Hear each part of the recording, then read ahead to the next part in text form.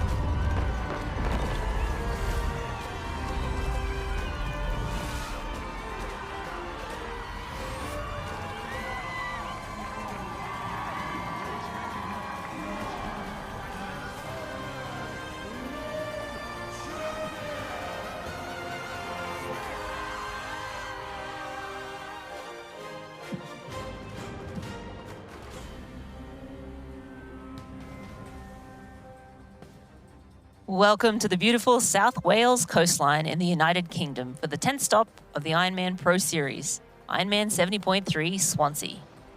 We are back in Swansea for the second year as part of the Experience Oman Ironman Pro Series and have more than 50 professional athletes set to take on this incredible course, with strong British representation across both the men's and women's fields. The Brits will be joined by a host of international athletes who have travelled from across Europe and beyond, creating a deep, competitive field for today's race. Up for grabs, $50,000 in prize money, 2,500 points to the winners, and 2 qualifying slots per gender to the 2027 Precision Fuel and Hydration Ironman 70.3 World Championship in Chattanooga, Tennessee. This is the second race in the new qualifying window. I'm Marina Carfrey, and I'm joined in commentary today by Tim Don. Tim, it's great to have you join. Take us through some of the race favourites for today. Oh wow, we've actually got a pretty domestic race when it comes to the women, the female side. We've got Lizzie Rayner, who she got really cold in Aix-en-Provence, and then she went out to Nice 70.3 and couldn't race. Rebecca Anderbury, second here last year with that absolutely monster bike leg. She only finished 23 seconds behind Kat Matthews, which is no mean feat. India Lee got that Kona slot in Hamburg's, had an up and down season by her standards. Meg McDonald as well. Yeah, I mean, the women's field is looking really sharp. We've got the defending champion, 2-time defending champion, Harry Palmer, Pierre Lecour, home Olympian from Paris, France, who had a breakout, first Ironman in New Zealand and hit that spot. I'm really interested to see Nick Canute as well, Rennie. This is his first 70.3 for a while. So, what are your thoughts on him and some of the other men who are going to be vying for that top spot on the podium? Yeah, I'd have to agree. Mick Canute is definitely an interesting one. His last Ironman was back in Ironman 70.3 was in 2024, and he won that. That was in Zelensee, I believe. And apparently, word has it that he was planning to do an Ironman this year and make his full distance debut, but has decided, I think he's had some niggles and so forth, but coming off a lot of success in T100, certainly last couple of years. And I'm very interested to see how he races. But let's take a look at today's coverage, which is made possible by Experience Oman, the naming partner of the 2026 Experience Oman Ironman Pro Series. We thank them for bringing us all the action from Swansea and all season long.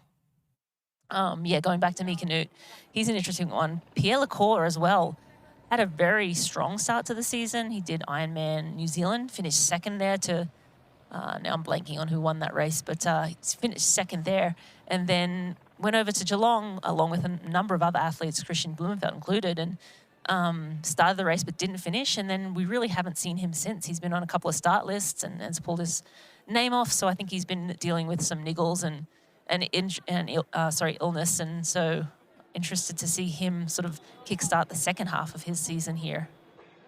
I did hear he felt really good. He thought he had recovered really well off Ironman New Zealand, and he went to Geelong Ironman Pro Series. and he thought, here we go, and it just totally wiped him out. He thought he was going to bounce back, but you know, doing any Ironman, it's a fine line bouncing back. But the word on the street is, I don't know if I can quote him on this, he is in the best shape he's been in for the last couple of years, and he has thrown down a few 69 runs off the bike. Yeah. I'll be fascinated. But yeah, so yeah, I think yeah, if he's turning up, he's going to race, and it's an easy travel for him. He's not going all the way down to NZ and Australia. But I think the swim's going to be important. There's some really top swimmers in this race, and I know. Yeah, well, we're going to see. There's Ollie Turner from Jersey. He's a really good swimmer as well. And then there's Andrew Horsfall Turner, who's actually he lives in Swansea. So I'm not sure if I would get in that dock all the time to swim. I'm sure the water's lovely, but yeah, he'll definitely have that advantage. Yeah, definitely a lot of great athletes and good swimmers. And then as we look at the pro women's race, as you said, Lizzie Rayner, F5, Rebecca Anderbury second here. And again, you said at 30 seconds off Kat Matthews last year, and Kat Matthews was on fire last year. You go down to Kaidi Kiviyoya, as well as India Lee, some other athletes that we will expect to see race well. India coming off of Ironman Hamburg, where she stamped her Kona ticket there. So looking for a great performance from her. Yeah, a solid field on women's side too. We did have Ironman world champ Solveig Loveseth on the start line, but she has since pulled her name off of this one. So yeah, it's going to be an incredible race with both the men and women today.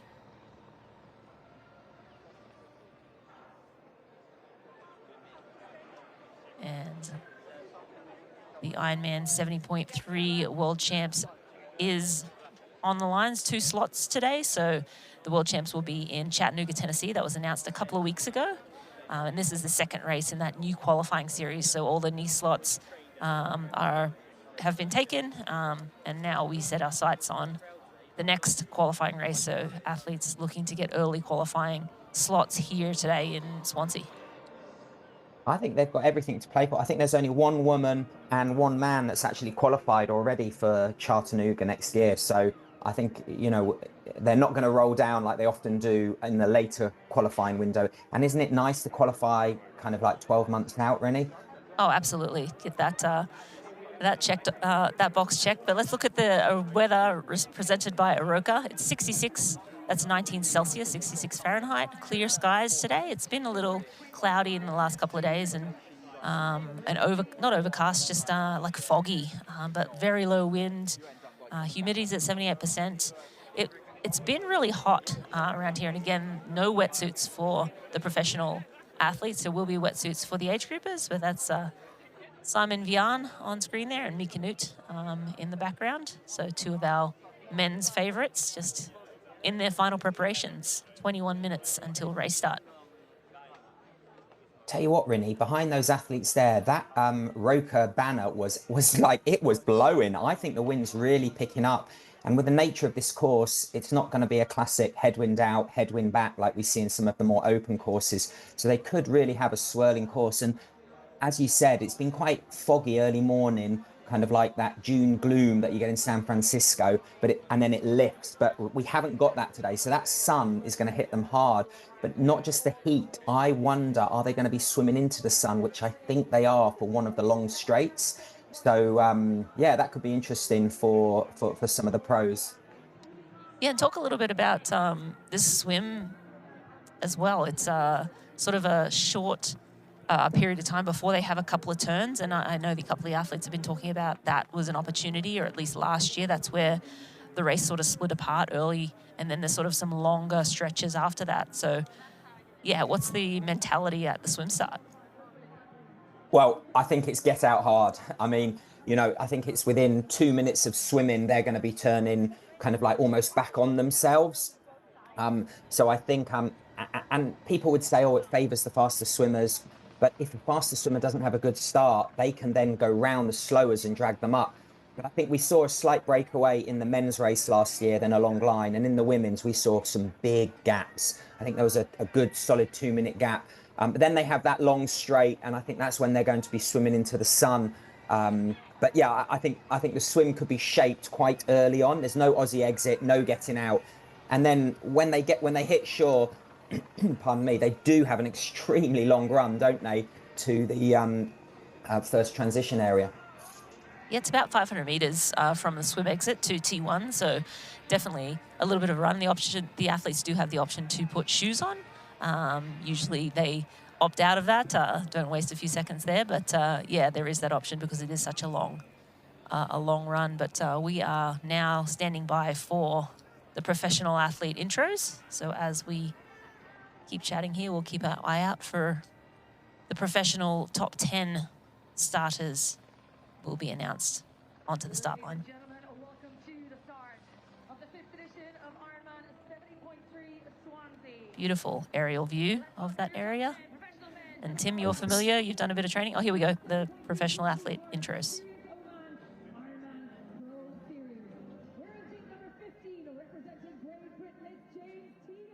Here we have number 15, James Teagle from Great Britain. He has actually raced 5 times in May. Let's hope he turns up fresh. He was 6th here last year, so he'll be looking to, get a top 5 slot. And also from Great Britain, M14, that's Matthew Collins. He was 3rd in Eagleman last year, and he biked with Sam Long, so has some good bike legs on him. Most recently was 14th at Elsinore 70.3. Number 9 here, we've got Ruben Zapunki. He was 20th in Hamburg, but he said he overheated on the bike. He is a strong rider. I'm expecting to see some good things on here on that punchy bike course. Yeah, punchy's definitely the word that's been described most for this bike course. And from Uruguay, we have M8, Federico Scarabino. He's got a short course background in racing Continental and World Cups. And in 2026, he was 1st in Punta del Este, probably said that wrong, and coming off a training camp at altitude in Fort Remo. Got number 7 here, Joran DAZN. He's coming to Swansea in some great form, and I would say fly under the radar, but not after I've said that. He's won 170.3 this year and finished on the podium, number 2nd, and he's a strong runner. Let's see around a 111 run split. Wow, yeah. And from Great Britain as well, M5, Kieran Linders. He was 3rd here last year. He was 9th in Frankfurt not too long ago and 9th in Ironman Texas. Very strong runner. He ran a 112 here last year. We've got here M4. We've got Simon Vian. He can run a sub 10. He's run it twice this year. 107 in Valencia, 109 in Elsinore. But he'll be running through the field because his biking isn't as strong as some of those strong bikers. And from Germany, M3, Mikanut. It's his first race back after dealing with a little bit of illness. He was planning to debut at Ironman Frankfurt, but decided to delay to today. We've got M2, Pierre Lecour from France. His first Ironman. He was 2nd in the Ironman Pro Series in New Zealand. He struggled in Geelong, but word on the street is he is absolutely in tip-top shape. Expect him to throw down a really fast run. Another athlete who can run sub 110. And from Great Britain, the 2-time defending champ, M1, Harry Palmer. He's coming off 3rd in the European champs last week. He lost a little time in T1, but 2nd faster run of the day there.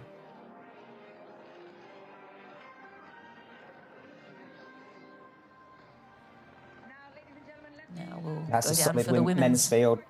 Yeah, strong men's field. As always in these Pro Series races, it's been pretty incredible to watch all year long.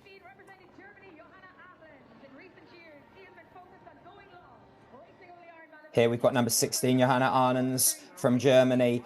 She was 13 in Ironman Texas and 14 in Ironman Hamburg. Wow, 2 Ironmans under her belt. Let's hope she's bringing some short course speed for this 70.3. Yeah, and from France, wearing 13, and Sophie Pierre had a really strong performance in Axe, coming forth ahead of several of the women racing here today in Swansea. Got F12, Megan McDonald. She was 2nd here in 2024, and she was 6th this year at the European Champs. So she's got some good shape, and she'll be looking to do well at a home race here in Wales. And from Estonia, wearing F11, that's Kaidi Kivioja, KK. She was 12th at Ironman Hamburg, and she got the last Kona spot there. 13th at 70.3 Valencia earlier this year. We've got F10 here, India Lee, former short course European champion. She missed that bike pack in Hamburg, but she still clocked that Kona slot. I think she'll be looking to start her build into championship season with a good race here in Swansea. Always smiling. I love it. She does have great energy. And F9, Kate Curran from Great Britain. She's ticked off 2 Ironman distance races already in the Pro Series, was 9th in Texas and 10th in Hamburg. So another one looking for some short course speed for today's race. We've got F8 here, Marta Wagovnik, 8th in Hamburg, 9th in Aix-en-Provence and 5th in Valencia. She's a strong runner. She should be looking, well, she hopefully is gonna be running around that 120 mark or quicker, but will a no wetsuit swim affect her? And another British athlete bringing the energy, F7, Nikki Bartlett. Look at that energy. She won in 2024 here, but she actually crashed a week ago in Shopping-Yong. Yong Shopping, sorry, I said that wrong. The European champs anyway, but one of the strongest runners in the field. Got F6 here, Rebecca Anderbury. She was 2nd here with a breakout Ironman Pro Series performance. She is an absolute weapon on the bike, and that swim and run just keep getting better. And another one from Britain, number 5, Lizzie Rayner. She was 8th in Aix-en-Provence. Swam in the front pack here last year and didn't have great bike legs on the day, but she will be looking for another sub 120 run. She has the legs for it. That concludes our top 10 intros for the professional men and professional women. Oh, we have one more. Oh, there you go. I'm no number there, but there was a nice wave, so always nice to get some airtime. Well, I love it. Take an opportunity to say hi to mum and dad. It's not choppy, but it's not flat. Was it there, Rinny, that water? Yeah, there's definitely some texture on the water, and while it looks flat-ish, when you're in that water, it certainly doesn't feel that way. Any chop on the water, you definitely feel when you're out there. Especially no wetsuit, you know. Absolutely. I always say when you swim, you want to do 2 things, stay buoyant and go forward. Well, one of those, you know, helpers, the wetsuit, has been taken away. Yep. Yeah, definitely was my preference. The wetsuit swims. I think you did all right in Kona, though, from recollection. Yeah, again, I needed the salty water, Tim. That also is something that helps with buoyancy. But let's look at the course maps here and the swim.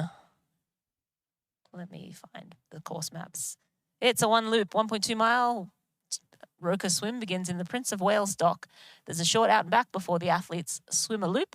These early turn buoys can break apart the field from the opening meters. After the swim exit, there's a 500-meter run to T1, and athletes have the option to put on their running shoes to make that journey across the bridge and into Ruby T1.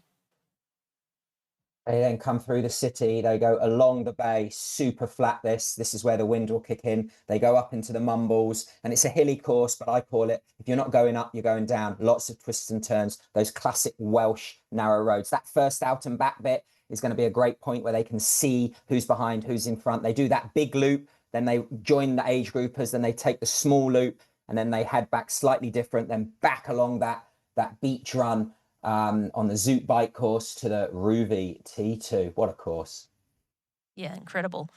And then on to the run course, a 13.1 mile, 21.1 Hoka run course, which takes them from the city centre out past the new eye-catching gold-coloured Swansea Arena and towards Mumbles before heading back for a second loop. After the second loop, they'll hug this beautiful coastline as they finish down at the marina.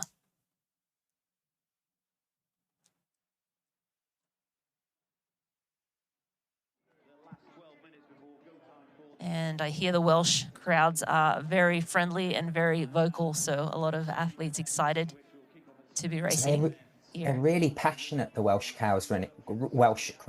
When we have the Ironman here in Pembroke Coast, there are some wrestlers, like Mexican-style wrestlers, that always go at the top of one of the crazy hills. I would love it, and hopefully we get to see them. Hopefully they've come further east to Swansea to be out there. We've got this countdown now to the start. Water won't be that cold because sometimes the athletes, when it's that borderline, when the air temperature is quite cold, they do more a land-based warm-up. But even the females here, they're looks like some of them are getting in for a warm-up. That is a great thing for them to be able to do, isn't it? Get a feel of the water. Yep, the Roka swim coming right up.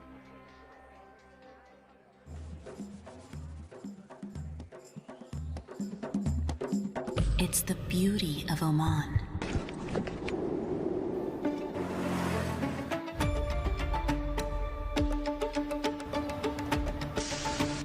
Our tradition, our hospitality, the sounds of limitless opportunities to explore. Listen, it's Oman.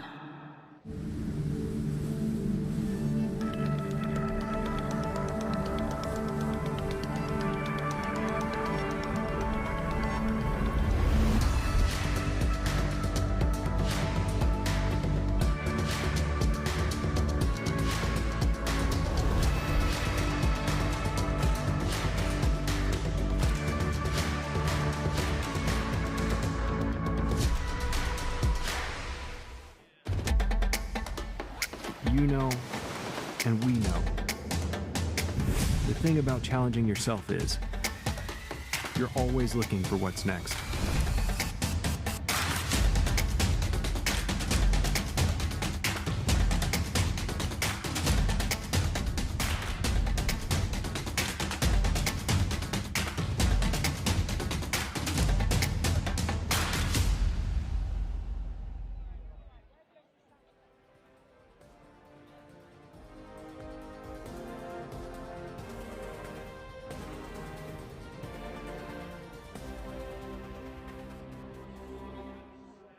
Ironman 70.3 Swansea is brought to you by Roka.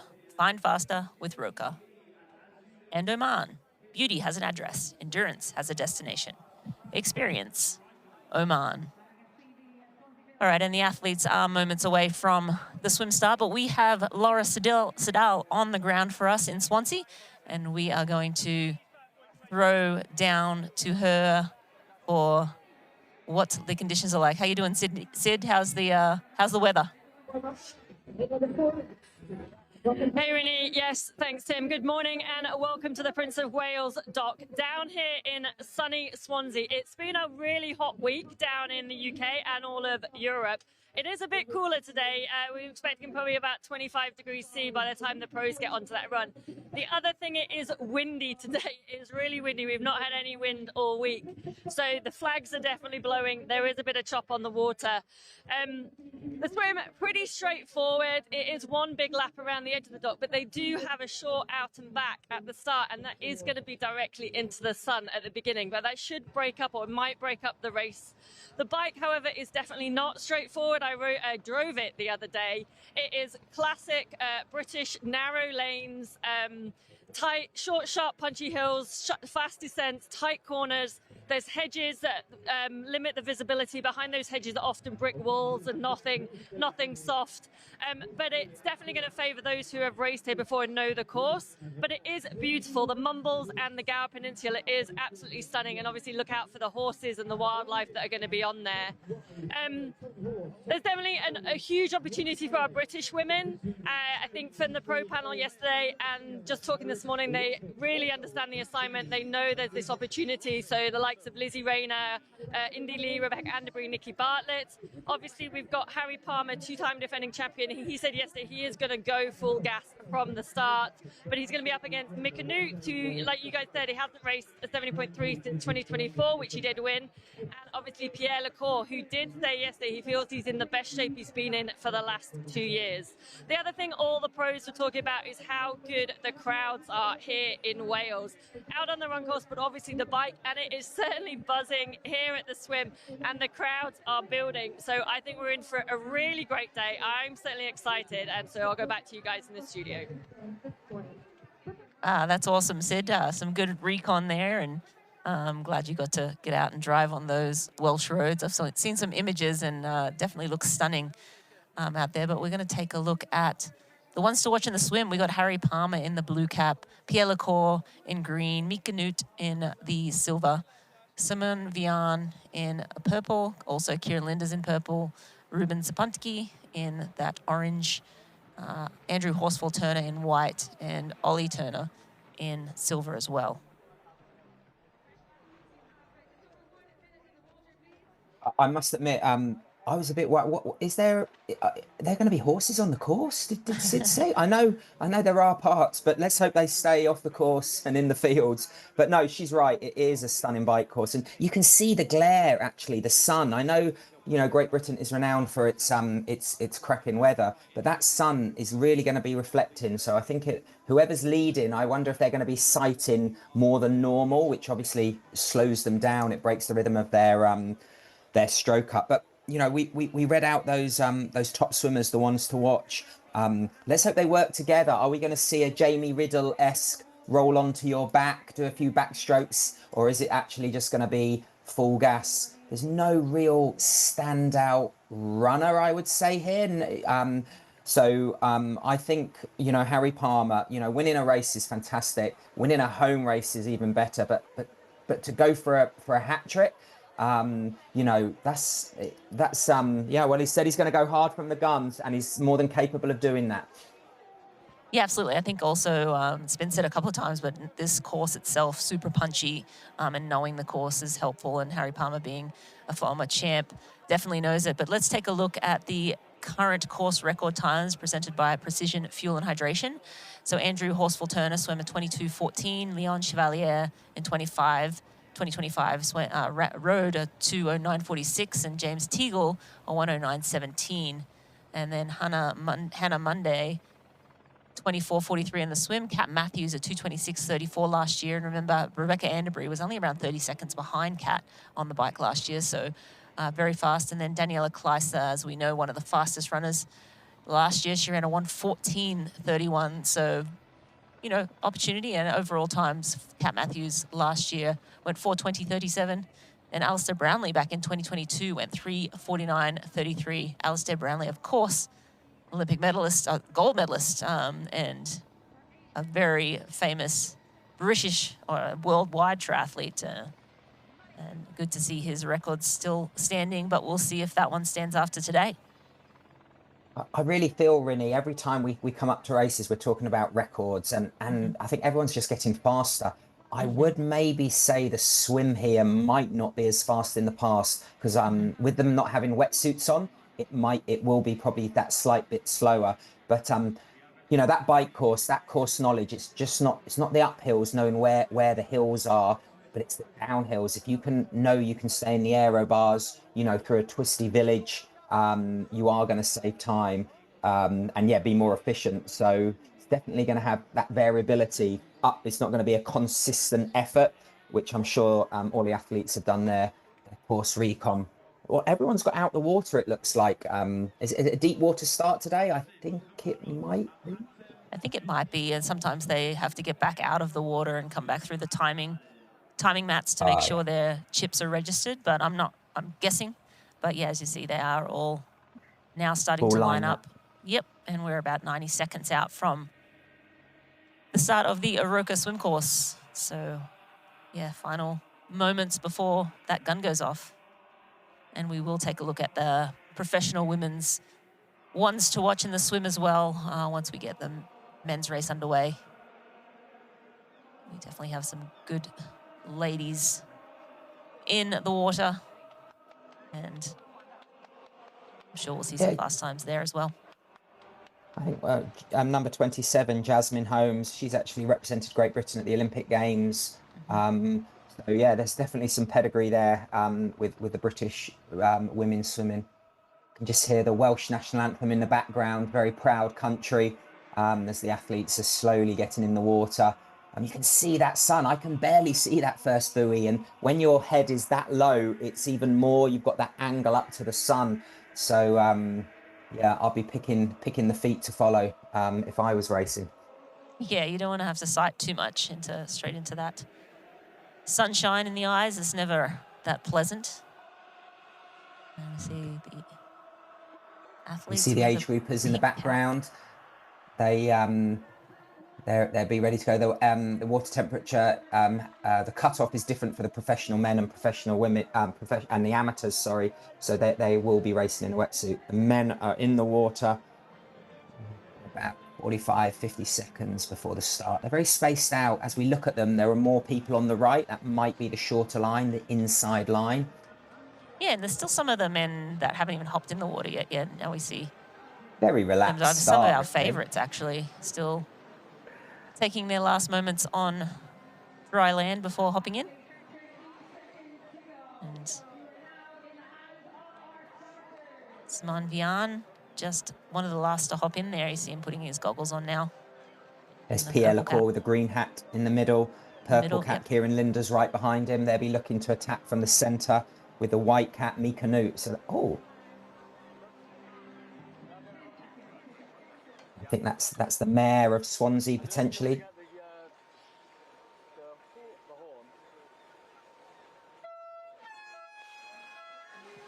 And the professional men's race is off. Ironman 70.3 Swansea. And it's fast and furious as we expected. A very short turnaround to that first buoy, just a few minutes. And they will have to turn around and come back on themselves. So definitely fast and furious. A lot of white water out there, Tim. There is, that hustle and bustle. You know, normally in the past with Ironman 70.3 racing, it was a lot more relaxed, but so Pierre Lecour in the middle there, green cap, right in centre. I think that's Pierre Lecour. And yeah, he definitely right in the middle there. It looks like he's on the front. And as usual, there are a couple of different leaders. And generally that all comes to a head, and it will very quickly here. We're on the Roca swim course. It's 1.9 kilometres. It's 1.2 miles. The athletes will be swimming in the harbour today. It'll take roughly, 22, 23 minutes. Oh, Pierre Lecour definitely in the middle with that green hat. There looks like a yellow hat behind him. Mika Newt in the yellow. Although, no, maybe he's in the white. My graphic is messed up. We actually will get some timing out here in the swim too, so we'll be able to let you know exactly who is in that front pack. I see a pink cap. It's sort of hard to tell with the sun. That looks like a silver cap. Ollie Turner, maybe? So there's the first turn, and I think they're heading to that in the second green buoy. God, they're quite spread out considering...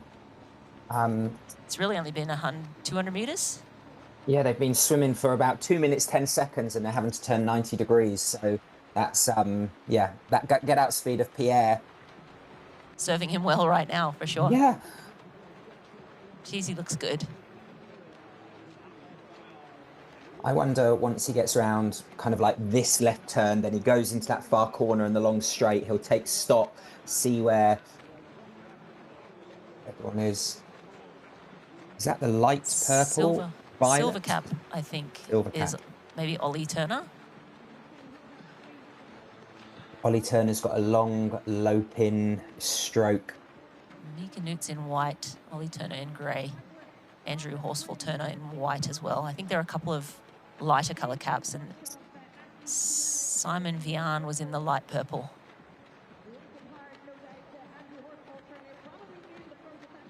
Gosh, they are so spread out considering they've been swimming for 3 minutes. Yeah, it's amazing.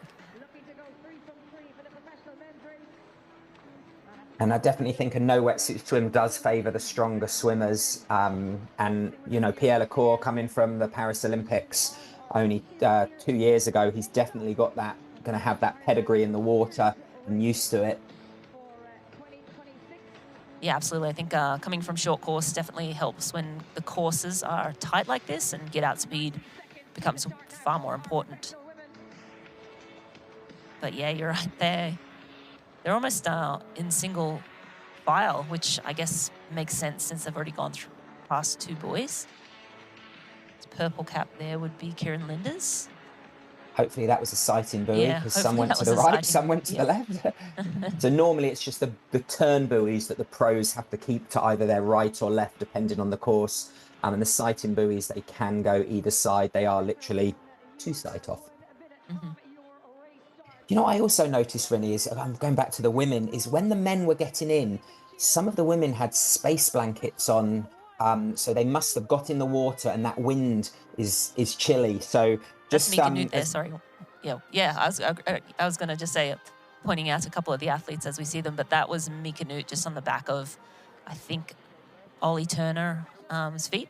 But I saw that too, Tim. The ladies with the wind, again, they're not in wetsuits, so they get in the water, and the water temperature, even though it's 23, that's pretty cold when you don't have a wetsuit on.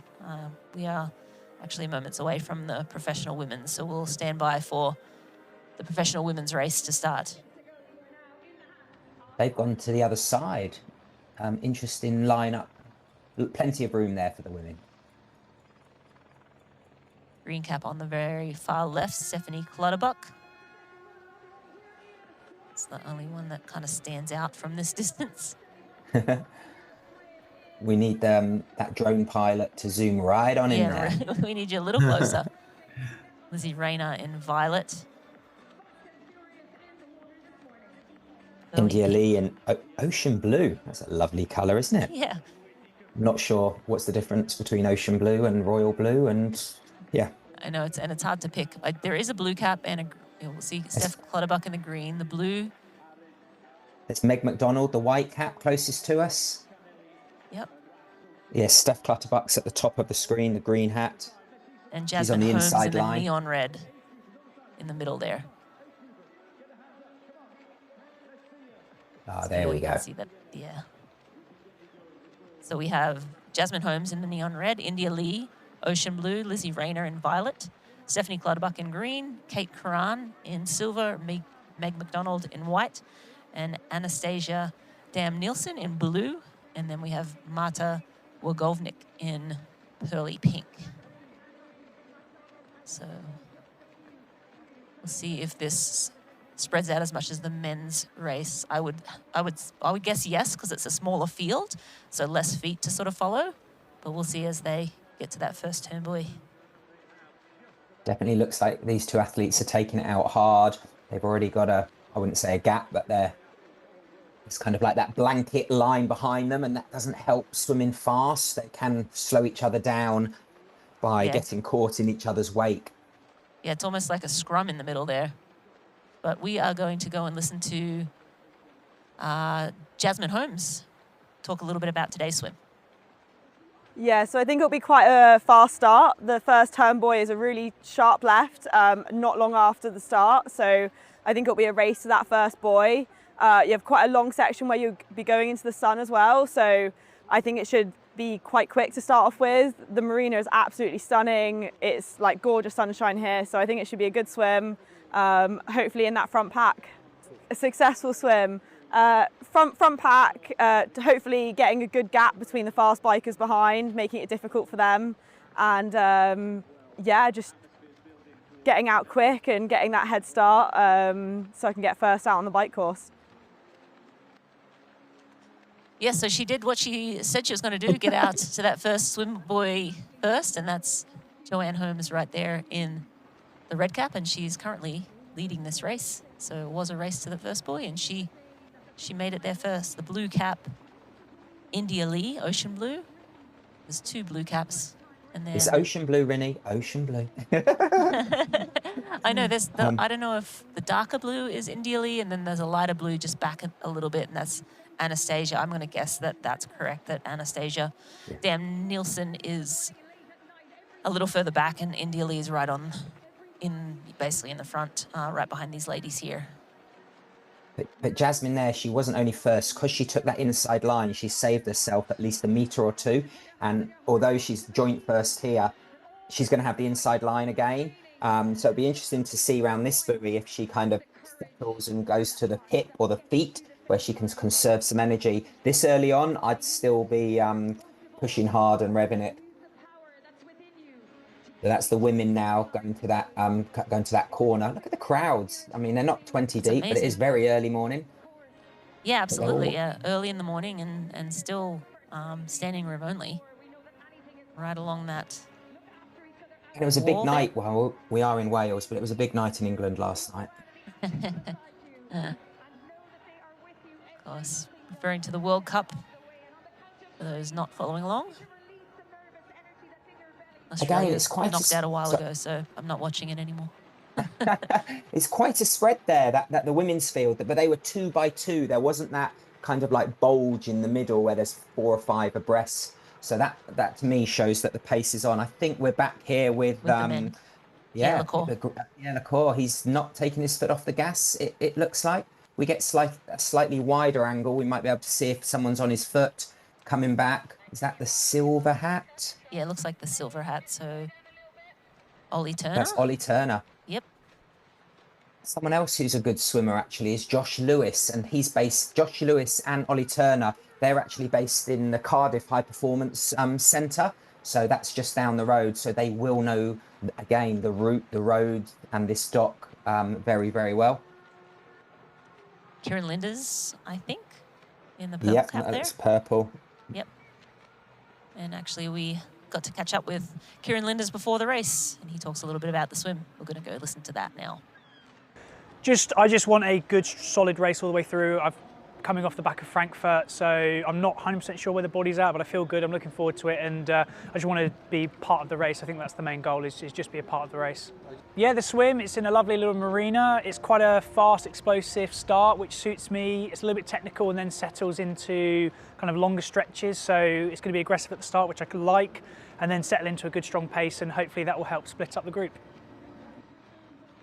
Looks like the six there. The group has split up. Yeah, just trying to count. I counted 6. Wow. And that's a significant gap now between the top 6 and that group. We believe Pierre Lacour, we saw Ollie Turner, Kieran Linders, Mika Newt was in the white cap. And Lewis as well. And then it seems like a break, but I think 1, 2, 3, 4, 5, 6. Yeah, 6. To me, that is the perfect group. They are not fighting each other. Someone is coming. The person on the inside is really swimming fast to overtake everyone, but they're kind of like they're just tapping each other's toes, working well. Yeah, that is a massive gap considering they've literally only been racing for 11 minutes. And you can see in the distance, I can see the second group. They're not as streamlined. They're wider, some more hustle and bustle, slowing each other down. But yeah, this is very impressive swimming. Pierre Lacour is a class swimmer, but I wouldn't put him down as someone who's gonna well, I'm gonna say it, rip the field apart in the swim early, which is what he's done here. Yeah, and as you said earlier, word on the street is that he's in some of the best shape he's been in the past couple of years. So that is dangerous as we move into championship season as well, because Pierre Lacour, great swimmer, front pack swimmer, very strong biker, but extremely good runner. We've seen him run 107s and around that area. So he's definitely a dangerous athlete, across all 3 sports. If he's feeling good, which it does look like he is feeling good today, then we'll see how this plays out. But we caught up with Pierre Lacour before the race as well. Let's hear what he had to say about the swim. I think I will try to swim consistent, I will say, solid. But I checked the bike course and it's really tough. So I'm sure I will need some energy for the bike course. So I won't push too hard on the swim, but probably it would help me to be in front and with no many guys, because it's going to be annoying if we are like a big group in the hills at the beginning. So yeah, I think it's important to push, but not too hard. Yeah, I would prefer non-wetsuits, probably, because of course it's better, you can make a bigger gap. But anyway, I will be all right with everything. Well, he is taking it out a little harder than maybe he was thinking he was going to. I guess he's just feeling good, and he's like, you know what? I feel good. I'm going to go for it, because he said he wanted to save some energy for this bike course, but he hasn't let anyone else come around him so far. So I'm going to just say he's feeling good today. What do you think, Tim?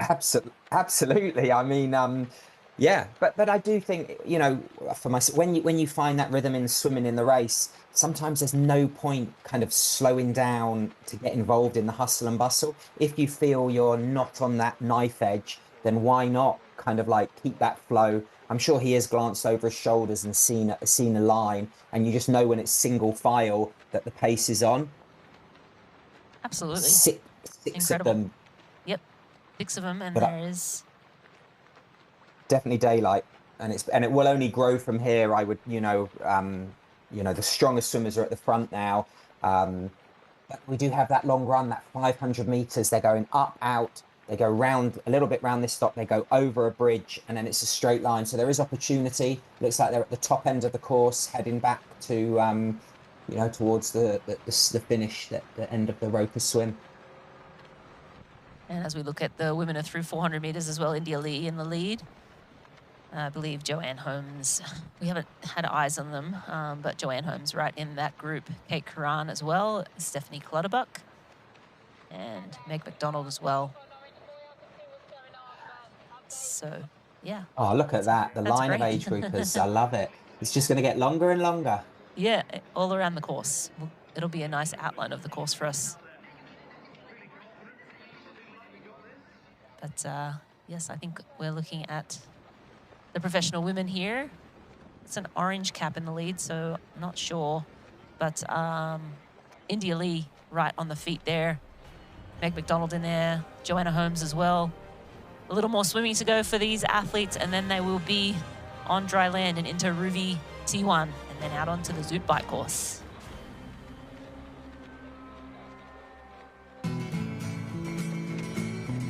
Try imagining a place where it's always safe and warm. Come in, she said, I'll give you shelter from the storm.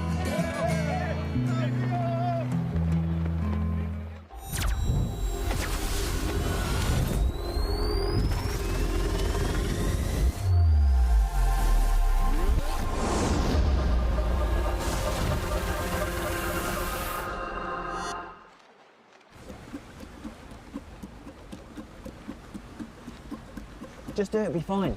It's breakfast with precision. It's breakfast with precision.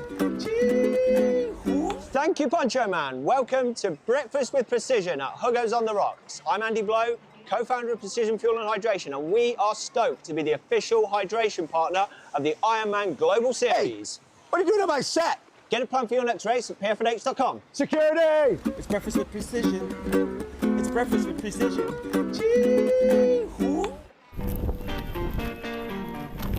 We're not here to sell you on this life. You already chose it. No shortcuts. No hype. Just work. Same as you. Built to outlast. Endure. 40 years in, and we're just getting warmed up. Welcome to the Ohana.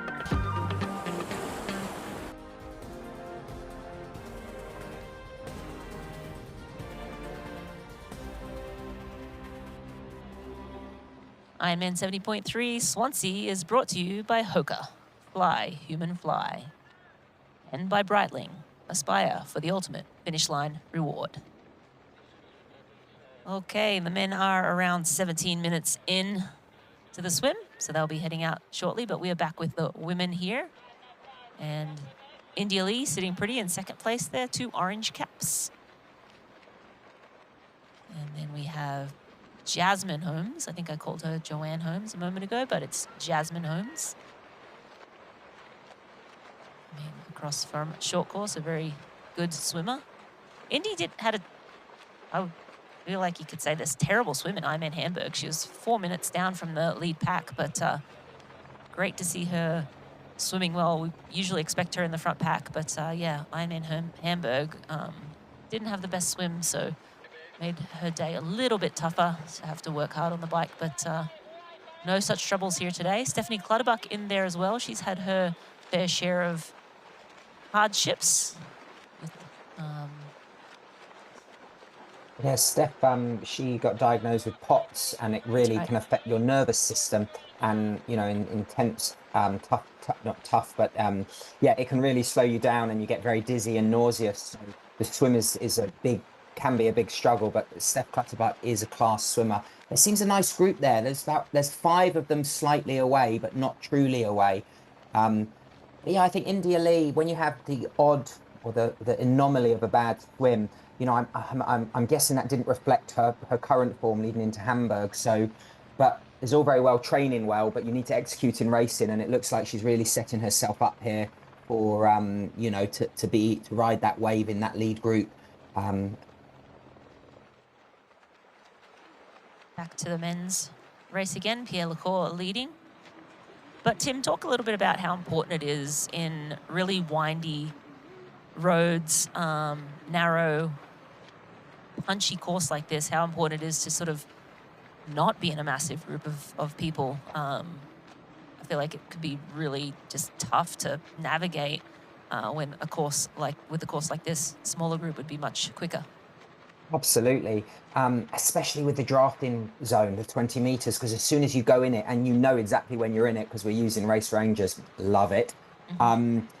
You're just going to be on the brakes and then accelerating harder. So you're going to be, I wouldn't say burning a full match, but you're going to be wasting energy by this big group dynamic. It's not like a Kona where you can see everyone and the road is rolling. This is definitely change gear, up we go. Oh, big down, left, right. So a small group, the dynamics are going to really flow nicely.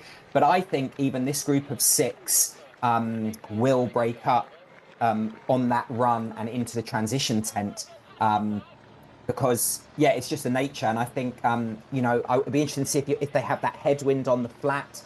I would want to be pushing extra hard to get to be first or second within that group. Because even if there's 6 people, that's still 120 meters from the front to the back if they're riding legally.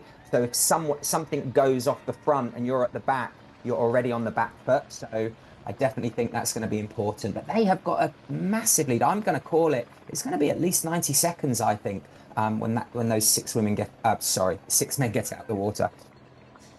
Yeah, it does look like that. It's hard to pan back, but I think it's at least up to 60. And they're still swimming, so that front group doing a really good job of separating themselves from the rest of the field. And I think we have Pierre Lecour, Linders, Lewis, Cashmore, Newt, and Turner in that front pack. So some very strong bikers in that group too. So they'll be doing their best to separate themselves and get some clear roads out on the run course. But this transition, 500 meters, so they'll have to hit the ground running. Transition is the 4th discipline. I don't know, is transition the 4th discipline, or is nutrition the 4th discipline? I'm going with nutrition. Yeah, I think so. Yeah, I'm going with nutrition, because if you get your transition wrong, you're okay. If you get your nutrition wrong, oh my golly gosh, you're in all sorts of Portaloo trouble. Portaloo, yeah, you don't want to be in any Portaloo trouble ever in your life. Especially with these tight one pieces with the zip on the back now to save some watts. Impossible. I think they're nearing the exit here. Yeah, and actually this looks like it's going to be a pretty quick swim. 23, not a course record, but 23 and change. We'll see exactly in a moment. But we'll have a look as they come out. Oh, Malachi's up there, number M30. What a cracking swim from Malachi Cashmore. Is he going to race in a bikini? Let's see. Oh, look at the crowds, Rennie. That's what you want. 22:29, so that swim time. The experienced Oman first out of the water, 22:29, Pierre Lecour. Is that a course record? Let's see. Well, it's interesting. With Ollie Turner and Josh Lewis, Rennie, in that group, they know the local knowledge. Kieran Linders having a little smile. He had that tape on, actually, in Frankfurt. I think because Frankfurt was shortened due to the insane heat, that would have saved his body for this race. So hopefully he's pulled up slightly better. Look at that. Looks like they're running down the middle of the road with no shoes on. And I just did check the course records. Andrew Horsfall Turner has the course record in 22:14, so not too far off that record, and that was in 2022. I'm going to guess that was probably a wetsuit swim. Don't quote me on that. Wow. But yeah, so full gas in the swim. So it looks like, I think Harry Palmer might be the first of the chasers, about 75 seconds down. Let's we'll confirm that. Oh, look at that bridge. See, look at this dock, Rennie. Look how smooth it is. Obviously the wind isn't hitting it, so the wind is definitely coming from strong direction. I think that looks like the big change tent, doesn't it? yeah, we're going to throw it down to Laura Sadal, who's down in the change tent, in the transition area. Yeah, thanks, Rini and Tim. Yeah, we're waiting for the pro men to come in now, as I hear they're running over the bridge. We're in the Ruby transition zone, so the guys are going to come in from behind me. Here we go, coming in now. So Kieran Linda's at the front. We've got Mika Newt in there. Malachi's had a fantastic swim as well. Yes, he is in a bikini. The guys are going to grab their bags. They've got to strip their swim skins. Pierre Lacour in there, Josh Lewis. So this front group of 6 have a minute or so gap. It's a little bit hectic, a little bit tight in here as their swim skins come off, helmets go on, and Malachi is straight out in that interesting tri-suit, let's say. Ollie Turner out, Kieran Linda's out, Josh Lewis out, Mika Newt out, and Pierre Lacour taking a little bit longer, but he is going to be out. And they've in that front group, like you said, there is a bunch with a lot of local knowledge on these courses, so that's going to be really valuable. I think what we're waiting for now is where Harry Palmer is. I think he was about 75 seconds out of the swim. The transition, as you said, it's that long run in, about 500 meters, so there is a chance to make up some good time. But as you can see, there's no one here at the moment. We'll wait a few bit longer. Also, the other person to note is Simon Vian and how far back he is out of the water. I think I can see some faces coming in now. So yeah, here we go, the next chase pack coming in. I can see Simon Vian in there and Harry Palmer. So they're about that minute or so back. A little bit more room, another group of 6 as they're going to strip again swim skins. Not seeing anybody put on socks this time, so quite classic of a 70.3. It is going to get busy in here as all the rest of the pro men are coming in. They are emptying bags, throwing helmets on the floor. I'm not sure I'd be that casual with just chucking my helmet on the floor, as a lot of that group are now running out and putting their helmets on as they run out to get to the bike. And let's head back to you guys in the studio and catch up on the race out on course. Yeah, thank you, Sid. Yeah, always fast and furious through transition. Top 6 men out onto the Zoot bike course. And Pierre Lacour taking a little bit longer than the others. He was first in to Ruby T1, but now last out onto the bike. Mika Newt on screen right now. But yeah, Harry Palmer and Simon Vian were the 2 we were waiting for, and about 75 seconds down, Tim. Yeah, that's pretty good. So I counted 6 in the lead group and 10 in the chase group. So that's very manageable numbers. It wasn't too big. And I think that just goes to show that even the second group didn't take their foot off the gas, you know, when it came to the swim. And although they didn't break the swim course record, the fact they had no wetsuits on, you know, that swim must be on. But Simon had a great swim. To be up there with Harry, yeah, it was great. Looks like these 2 women have just been like flogging it out. I'm sure if they separated, left a little bit of space between them, they would go a little bit quicker. But yeah, I think that the front of that women's swim pack is slowly thinning out. But India Lee, she has got the Queen's chair, as I call it. She's got 2 feet to sit on. Yes, the Queen's chairs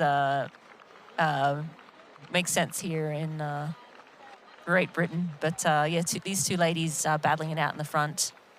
They look very good, but I agree, like, might be better to sit. I don't know, sometimes you get in the rhythm, you're with that other person. Probably better for one of them to drop back, but you can't chat about it and say, I'll take a pull, then you'll take a pull. At this point, they're just under the water and battling. But yeah, Indy Lee in prime position. But I don't know if Shiv would want to go, you know, from the gun. But then again, if she finds her rhythm, I think that's number 26, Ellie White from Great Britain, who's having a great swim right up there towards the Moisen front. as well. Mela Moisen, so they're the 2, and Ella White.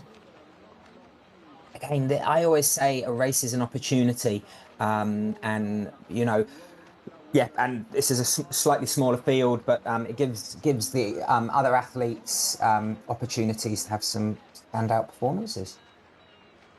Yeah, absolutely, and we have those ones to watch. But now we have some more ladies that will be ones to watch for the future. But let's take a look at the Ruby T1 times. Cashmore 3:05 through transition. Linda's was 3:14, and Lewis was 3:14 as well. So again, 500-meter run. You saw them go over the bridge. A significant distance between the exit of the Roka swim and the Ruby T1 zone. I mean, he was 10 seconds quicker. That is a lot in a transition, you know? But maybe he wanted to be first on the bike. I'm not sure where he's based in the United Kingdom, but I have seen a few athletes' Strava profiles over the last couple of weeks actually riding out this way. So maybe I should quickly check his to see if he's got some local course knowledge.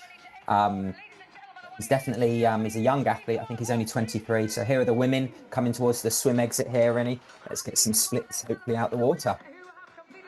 Yeah, let's see what the ladies are out of the water and what the course best. Anna Monday has the record at 24:43. Let's see, Jasmine Holmes hopping out of the water now. That was a red cap. Indy Lee again. 24:44 was the swim time, I think, for the fastest woman. So 1 second off. Yeah, 1 second off the course record there. So Mela Moisen, 24 from France, 24:44. Experienced Oman first out of the water for today's race. And again, Indy Lee rolls past those two ladies and very eager to get out on to the Zoot bike first. I do remember when India Lee did her first Ironman last year in France, she got out front and she just rode her race, her rhythm. And it looks like she's definitely wanting to do something like that here. There's definitely been some breaking up. Jasmine Holmes was 18 seconds down, and then there was a small group led by Steph Clutterbuck, Meg McDonald, Katie Curran, and Lizzie Rayner, 43 seconds. That's a great swim. But yeah, it's actually it's very close racing, I would say, for the women's race here. And it's very fast swim conditions because they get both the men and the women got that close to the course records with no wetsuit on. Yeah, fast conditions or just fast and furious racing. Yeah, or someone put the buoys a bit closer overnight. Maybe it was a few meters. Oh, we actually have Laura Siddall down in Ruby T1. We're going to throw it down to Sid in a moment. Actually, we'll just throw it down to Sid now. Sid, take it away. Thanks, Rini. Yeah, down waiting for the women to come through. The men left it in a bit of a state for the women to come through, so they're going to have to get over a few of the bags. I can hear the cheers from outside, so the women are obviously close. We had that front group of about 8, but it sounds like India Lee just ran straight past to the front. So just waiting any moment for them to come in. And again, like the men, they're going to grab their bags. Here we go. India Lee first into Ruby T1, followed by the rest of the women. So yeah, we had Ellie White had a great swim with Mila Moisen as well. So they are going to grab their bags. A little bit more calm than the men. This group of 3 obviously got away, have a little bit gap over the rest, so a little bit more time. Race belt going on, putting everything back in the bags, hanging it back on the hook, and really opportunity for Indy if she can get away on her own. She's got a real chance as she heads out of the transition tent to the bike. So Jasmine Holmes is now coming in. And again, Moisen and Ellie White, if they can get on the back of India Lee train, that'll be amazing for them. And a great swim here by Lizzie Rayner and Kate Curran coming in. So the Brits really leading the charge here. And again, local knowledge. Lizzie's raced every edition of this race, so knows the course well. Steph Clutterbuck's really good swim for her. I know she struggled in Elsinore. She was a little bit down in the swim and then struggled as she got out the water, but it looks like she's had a much better transition on that long run in. So there we go. Jasmine Holmes out. Kate Curran putting race belt on again. Oh, Kate's got socks on as well. The rest of them, I don't think I've seen anyone putting socks on. Lizzie Rayner, one of the favourites going out. Kate going out, and then we've got Megan McDonald and Steph Clutterbuck's the last of this first chase group of women. Putting a helmet needs to go on, not back in the bag. Bit of confusion there. But let's head back to you guys in the studio and catch up on that race out on the Zoot bike course. Thanks, Sid. Yeah, we have India Lee now hopping onto the bike course, and she has some company. We'll get some good images of the ladies. So Mila Moisen right behind her and Ella White as well. So those 3 ladies out of the swim together and out onto the bike. But let's see if India puts the pedals to the metal right away.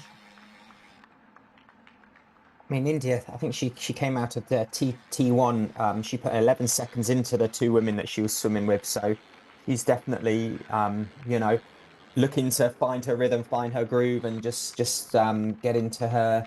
There's a few cobbles here. Don't want to lose any water bottles. I think that the athletes we'll be looking for now are Nikki Bartlett and Rebecca Anderbury, who was Rebecca Anderbury's 4:21 down out the swim. Do you know what? That is not a bad swim by her, considering they almost broke the course record. She'll be looking to ride through, and I think some of the maybe the Lizzie Rayners might be towards the end of the bike, looking for her to come through and take her to the front. But India Lee, she looks dialed. Look at that position. Love it. Yeah, she looks super dialed, and you just see her get straight into the aero bars, and she just looks as one with the bike. And when they're like that, that's a comfortable position for her, and she can just crank away. And as you said, it's a flat first section out here, and then you sort of turn into the countryside and the punchy hills into Moisen and White riding together. But we expect to see Lizzie Rayner, Kate Curran, and a couple of the other ladies moving through as well. And again, 45, 50 seconds to Lizzie Rayner. Kate Curran was 48 down out of T1. Jasmine Holmes, 47 down out of T1. Let's take a look at the Ruby transition 1 times.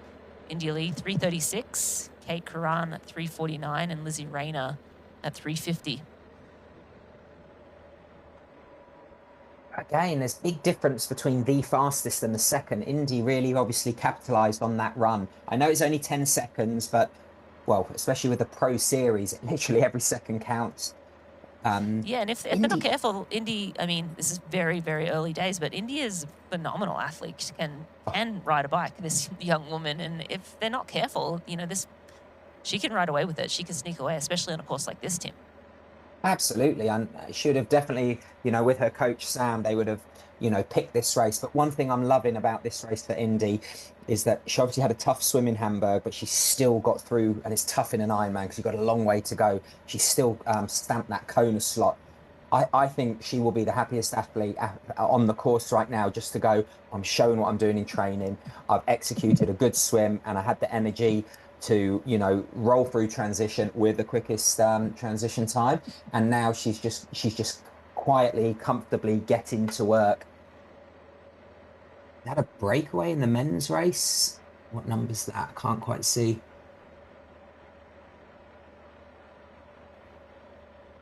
Lewis, M19. Oh, Josh can hold some phenomenal numbers. I was in Lanzarote earlier this year, and he was out there with his training group, and they were saying the numbers he was putting down. So he has got the power, and I'll be honest, he hasn't really showed it at this level. So this is the opportunity. The fact that the motorbike is also right behind him, I am hoping that there's a gap between the second place rider. So maybe he's got a little early cheeky breakaway here, Rinny. He might have, yeah. I was trying to look up the road, but it does look like this is our men's leader. I did see the moto up ahead, but beautiful coastline ride. I'm sure they're not taking in many of the views right now, but cheeky little getaway. Put the pedal to the metal, and then they start to hit these country roads and the hills. Looking forward to seeing what that gap is. You can see he's already out the saddle. We're not talking kind of like Nice-esque hills, but it is shorter, sharper. I'm sure some of the British athletes are going to have their coaches or friends giving them time in splits in the first 10 kilometers till they get to the out and back section where they can see everyone. Yeah, and so I'm looking at 9K into the bike. Mika Newt was 8 seconds back. Kieran Linda's 10. And Cashmore 13, and then Ollie Turner at 34. So yeah, a nice little gap for Josh Lewis here, and a surprise that Mika Newt has been dropped at that early section. But again, 8 seconds, he's still within an eye's view. So Nothing to write home about just yet, but we'll see. As you said, it's windy and he can get out of sight. And I would say that Mika Newt, as you said, in second, he would have definitely earmarked numbers. He'd be looking at Pierre Lecour, Kieran Linders, and Harry Palmer. And often it's like, I'm not sure who this athlete is. I haven't done my research on them. They might be, I can let them go. But on this course, the fact he's a local lad from Cardiff, just down the road, he might not be riding harder than the athletes behind him, but he's just able to take the corners. He knows the flow of it. But at very early days, God, Indy, she is just dialed. She's obviously on that coast road now. I think she's just gonna, she's going to be excited when she gets that U-turn to see if she's been able to put any damage into the rest of the chase field. Absolutely. Just looking down again, we had Harry Palmer at 1:22 back out of T1, but Pierre Lecour was at 53 seconds at 9 kilometers. So Pierre losing a bit of time. But we caught up with the lady on screen, India Lee, before the race for a fighting chance presented by Precision Fuel and Hydration. Ziggy is currently with my mum and dad. I'm going to try and negotiate with Ironman if I can collect her in T2, but I'm anticipating that might result in a disqualification, so I'll probably leave her till the end.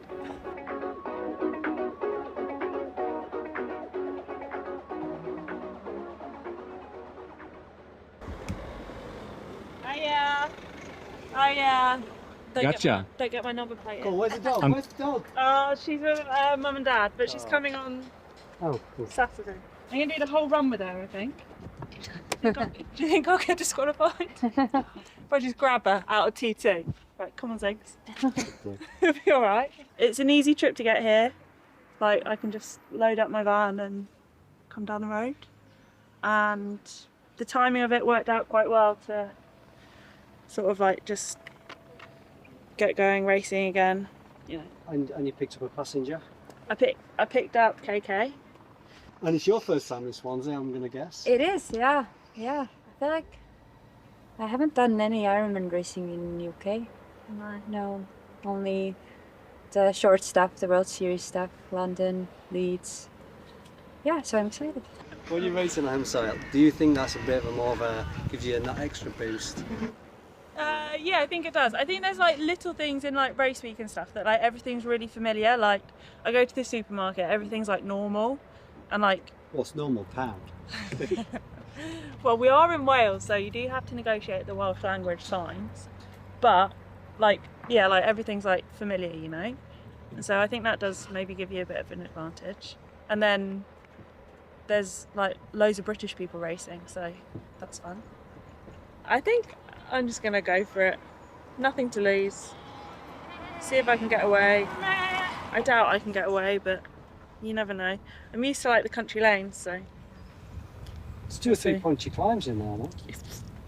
2 or 3? 22 or 23? Like at least 10. Yeah. Every time you go around a bend, you're like, oh, hill up again. Jeez. Well, good luck. Thank you. It was you. Nice catching up with you. Thanks for hanging out with us for a bit. Thank you. We'll see you around. Okay. Bye bye. Bye bye. That's a cheeky bye bye. You just have to smile when you listen to her. I love it. That was thanks to India Lee and a fighting chance presented by Precision Fuel and Hydration. For more, you can watch short AFC episodes on Instagram at Ironman Try and our Ironman Triathlon YouTube channel. But yeah, Indy, she's just she's a great character, right? She just brings great energy and always a smile. So an athlete that's easy to root for. I mean, they're all easy to root for, but she just seems like such a fun character. No, absolutely. But I do think behind that, there is that serious side. And, light-hearted, I sometimes think when you get nervous, you can kind of, tell people what you want to do without realizing you're telling it in a jokey way. And the fact that she said, oh, yeah, it'd be nice to go off the front, is executing. As I say, it's still a long way to go. But in terms of she needed to execute a great race. So it's so good to see that. And KK though, she was 6:52 out the swim, so she's really got some work to do on that bike course.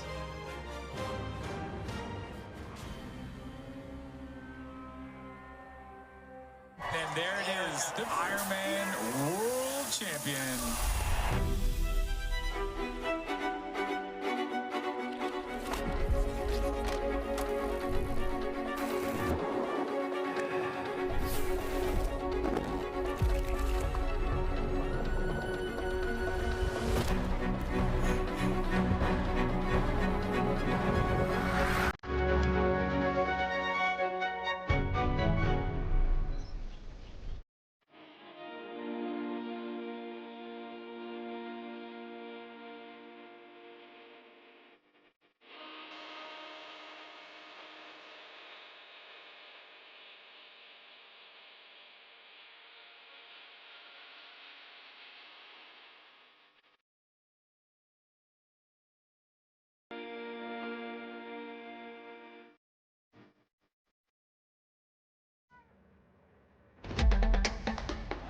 You know, and we know.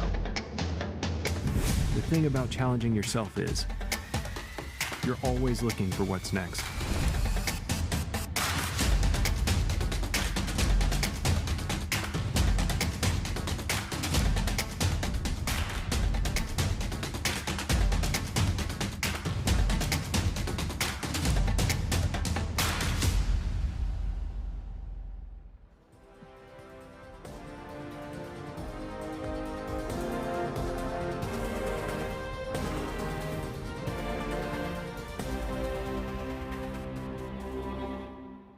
Today's live broadcast of Ironman 70.3 Swansea is brought to you by Oman. Beauty has an address, endurance has a destination. Experience Oman. And by Roka. Find faster with Roka. All right, and we are still with women's race leader India Lee. And at the 4K mark, she had a 30-second lead on Mela Moysen and Ellie White, who were her partners in the swim. And then Lizzie Rayner is at 48 seconds back, Kate Curran at 56, and Jasmine Holmes 104. And as we look down, Rebecca Anderbury still around 420 back, and Kaidi Kiviyoya 655 back. So a lot of work for Kaidi.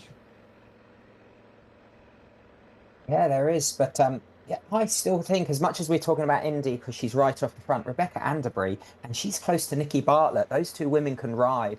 And Rebecca lives in a village just near where I live, and it's very similar. Well, not to this, we're not near the coast, but it is very twisty-turny. She's definitely an athlete that I would say the last 40 to 30K, she's kind of like, she just has this extra energy. She's really good, you know, at the back end of the bike. So I still think this race is, you can see how tight these corners are, just knowing a corner like that. Look, and we're right, got some cheeky potholes.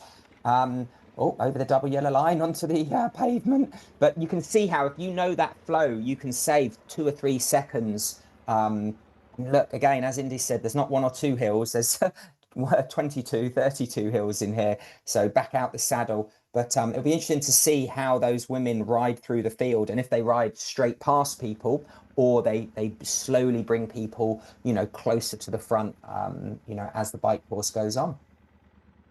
Yeah, absolutely. Rebecca Anderbury, again, was only 30 seconds behind Kat Matthews last year, and Kat set the course record here last year.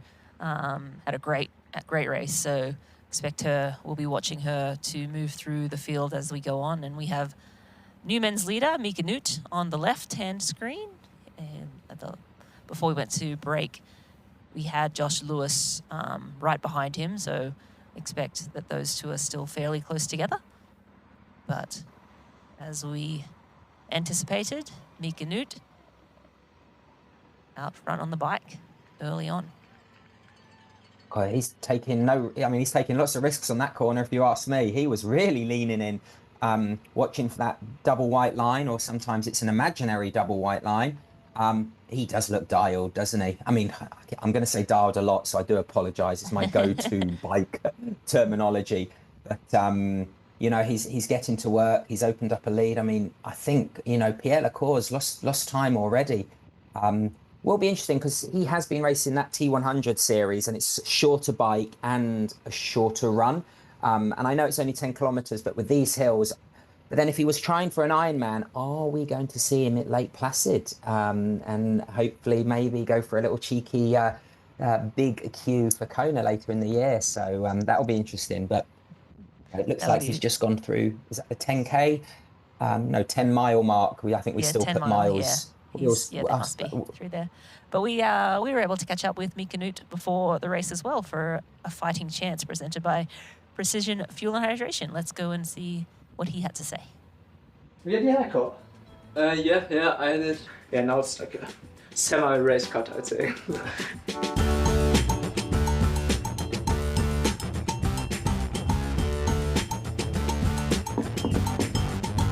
How are you? Yeah, I'm good. Just woke up from watching Tour de France, like proper afternoon nap, but yeah, now ready for a ride. It's my first time here in Wales, or like on the British countryside at all. I've just been to London, so yeah, nice to check it out and have like a high quality feel here. Yeah, trip was quite smooth, and like the drive itself was very easy. I definitely prefer driving whenever possible. Like we've got a big T7 bus. I got my original Frosties and stuff like that with me, so yeah, makes it a lot easier. The last time we saw you do a 70.3 was back in ZLMZ 2 years ago. You Yeah. took the win there. So what's brought this on to come over to Swansea and race this one? Also at the start of the year I didn't have Swansea on my list. I had still have a couple of 71.3s on my list, especially with the Pro Series. I feel like it's really elevated, and yeah, I've been following it quite closely. Yeah, and this year I want to slowly do like more 70.3s, also full distance sometime in the future. And yeah, that's why it's nice to be back on the Ironman circuit. Yeah, I'm really looking forward to that. I mean, I've been running along the promenade on the run course, and like a couple of guys already recognized me. So what do you think about the field here? We got Harry Palmer, 2-time champion. We got Pierre Lecour, Simon Vian. Yeah, I think it's strong for sure. And I mean, we got so many British guys, and seeing this course, I think it's a real advantage to know the course and to know like the routes in general, like the kind of roads you have around here, which are super different to I think everywhere else. Especially to like classic US roads where you got like huge highways and like huge shoulders, whereas here like the road is as big as a shoulder in the US. Yeah, very different, and that's why I think if you know the course, if you know the roads, and if you're willing to take risks, I think you can make up like huge time here. I should stay relaxed there, even though maybe someone passed me or gets a gap or something like this. And yeah, the two French guys for sure. I hope to have a gap on them starting to run, because yeah, I think they could be dangerous on the run course. All right, and thank you to Mika Nut and A Fighting Chance presented by Precision Fuel and Hydration. For more, you can watch short episodes on Instagram at Ironman Try and our Ironman Triathlon YouTube channel. And right now, he is slipping away ever so slightly. He's got about 11-second lead on Josh Lewis at last check, and 34 seconds on Cash Moore, as well as Kieran Linders is back at 37. But the two Frenchmen he was talking about, Pierre Lecour, 123 back, and Simon Vian is 145 back. So those gaps are starting to form. It's interesting. Simon and Harry Palmer look like they're riding together, and they are 145 back, but they were 115 back out the water, so they've only lost 30 seconds. So that it's not like he's absolutely destroying the field early on. One thing I noticed from that video is very nice homestay, very, very nice. But what I did notice was he had his road bike in the background, and that is probably the perfect bike to ride this course on, because you can lean into the corners a bit more. And when you can drive to a race, as he said, I'm sure he's got one of those gangster bike vans with all sorts of things in the back. But it's great to see people aren't just turning up to the race going, oh yeah, it's a hilly course, let's ride it. They are doing their due diligence. They're racing maybe slightly less, but when they are racing, they are leaving no stone unturned. Look at this countryside though, it's lovely, isn't it? And the sun's out. I think can't see any wind at the moment, but let's see these flags here on the right. It looks quite still. Yeah, a little bit of a breeze there on the Precision flag, but nothing like what we saw at the beginning of the race. And I mean, you've ridden on these roads. Does the fact that there's a lot of walls and so forth, stone walls surrounding, does that block some of the wind or not really? It can either block it or channel it. So at this stage, they've just gone through the out and back, so everyone would have seen everyone within the field, I think. But yeah, sometimes you kind of turn a corner and you go, I can't have a headwind because I'm going left, but then it's channeled down there. Yeah, no, I mean, it's more that vision that you can see there's a nice three athletes there riding legally. Mm-hmm. Yeah, it looks like Pierre Lecour at 18 kilometres has lost a little bit more time, but now he's with Simon Vian, and Simon's riding about even. He's at 141 back. This looks like a very quick section. Slight downhill. That's a really nice group, you know.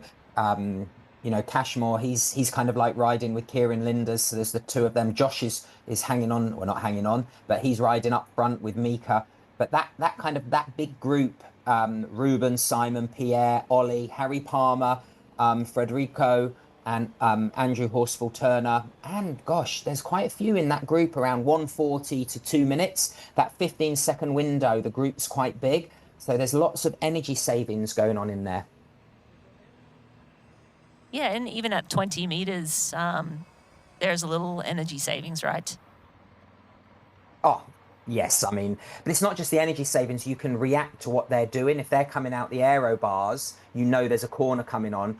And in this kind of race, you know, as we said, with the twists and turns and the ups and downs, so you can really, you know, anticipate how the road is going to change in front of you. You can see here, you can freewheel, and he's probably still going 45 kilometers an hour. Looks like someone's overtaking. Looks like everyone's overtaking everyone. That's this hill. Federico Scarabino, M8, who was just on screen a moment ago. He was one of our ones to watch. Mm-hmm. And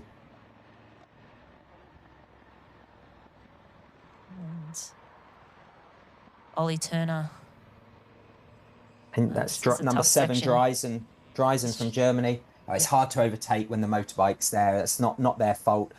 Going into corners. Look at that. It's left, it's right.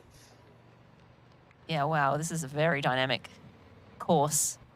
And they're not hanging around, are they? They're really pushing on. I think from the out and back, they realise... oh, man. You can see there, you can see the athletes coming back. So I was ahead of myself. But those 4 do need to separate now. Yes, absolutely. They are definitely within that 20 meters, but it's, yeah, I mean, just tough to ride legally when there's motos on course and bikes coming back. But oh, there's a cow. There you go. There's the wild animals. Sid was right. I love it. At least it was going, what the heck's going on? It's a Sunday morning. Absolutely. I guarantee every athlete would have taken a time when they get to their U-turn and seen when they cross the person behind them and doubled the time and roughly worked out in their head where they are. And I think this race, I mean, I think Mika Nut's in the driving seat early on, and he set himself up with a great swim. But, you know, Harry Palmer, I would say he's got a bit of work to do. And Pierre Lecour, I mean, he rides well as well. So to lose, I mean, he has lost 144, while those athletes he's riding with, they've only lost 30 seconds. So it'll be interesting if he stays with them as they ride through him. Mm-hmm. Yeah, some movement definitely at the front of the field. But if you're enjoying today's coverage and think, hey, I'd love to go and do an Ironman or a 70.3 one day, maybe check out Ironman Malaysia. It's one of the world's best Ironman swim courses. The tropical paradise of Langkawi in Malaysia provides an incredible racing experience, from the crystal clear waters of the swim to the bike course that takes in the incredible scenery of the island to a run that showcases the beauty of Malaysia. Once race day is done, relax in this tropical oasis and experience the warmth of the local hospitality. Learn more at ironman.com or scan the code on screen. Probably a very different course to this. Very different. It is. I was just about to say, I remember when Javi Gomez went out there and he came back and he said, there were monkeys on the course in Ironman Malaysia. It was blooming awesome. He said it was a tad hot and humid, but yes, great prep if you're thinking about Kona later in the year. Oh, look at all those cows. I'm glad none of them are on the road. Maybe they know not to go on the road. Yeah. Beautiful countryside, though.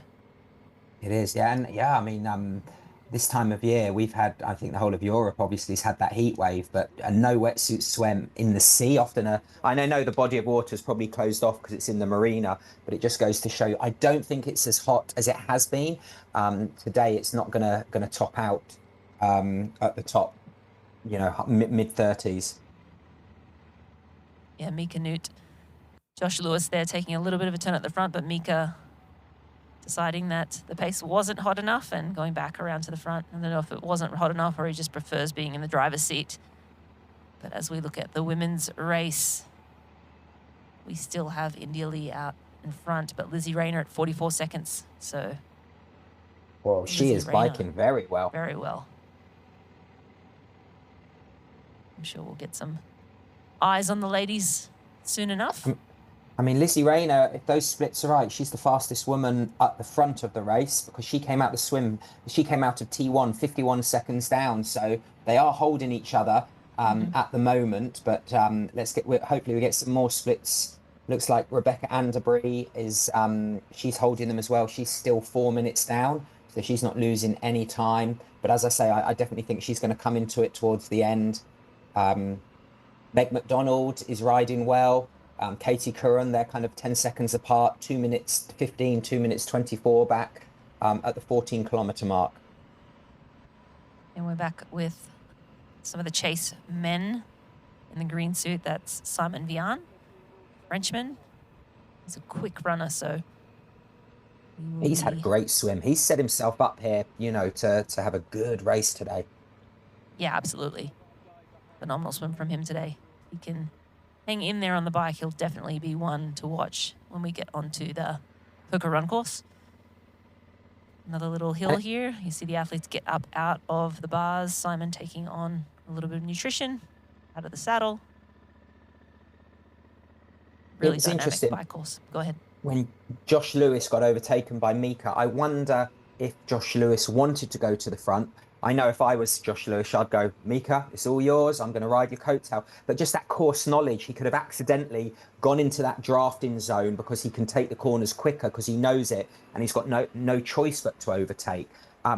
So, again, saving energy by doing things like that could really to his advantage. But, this is wild racing. Look how narrow and tight.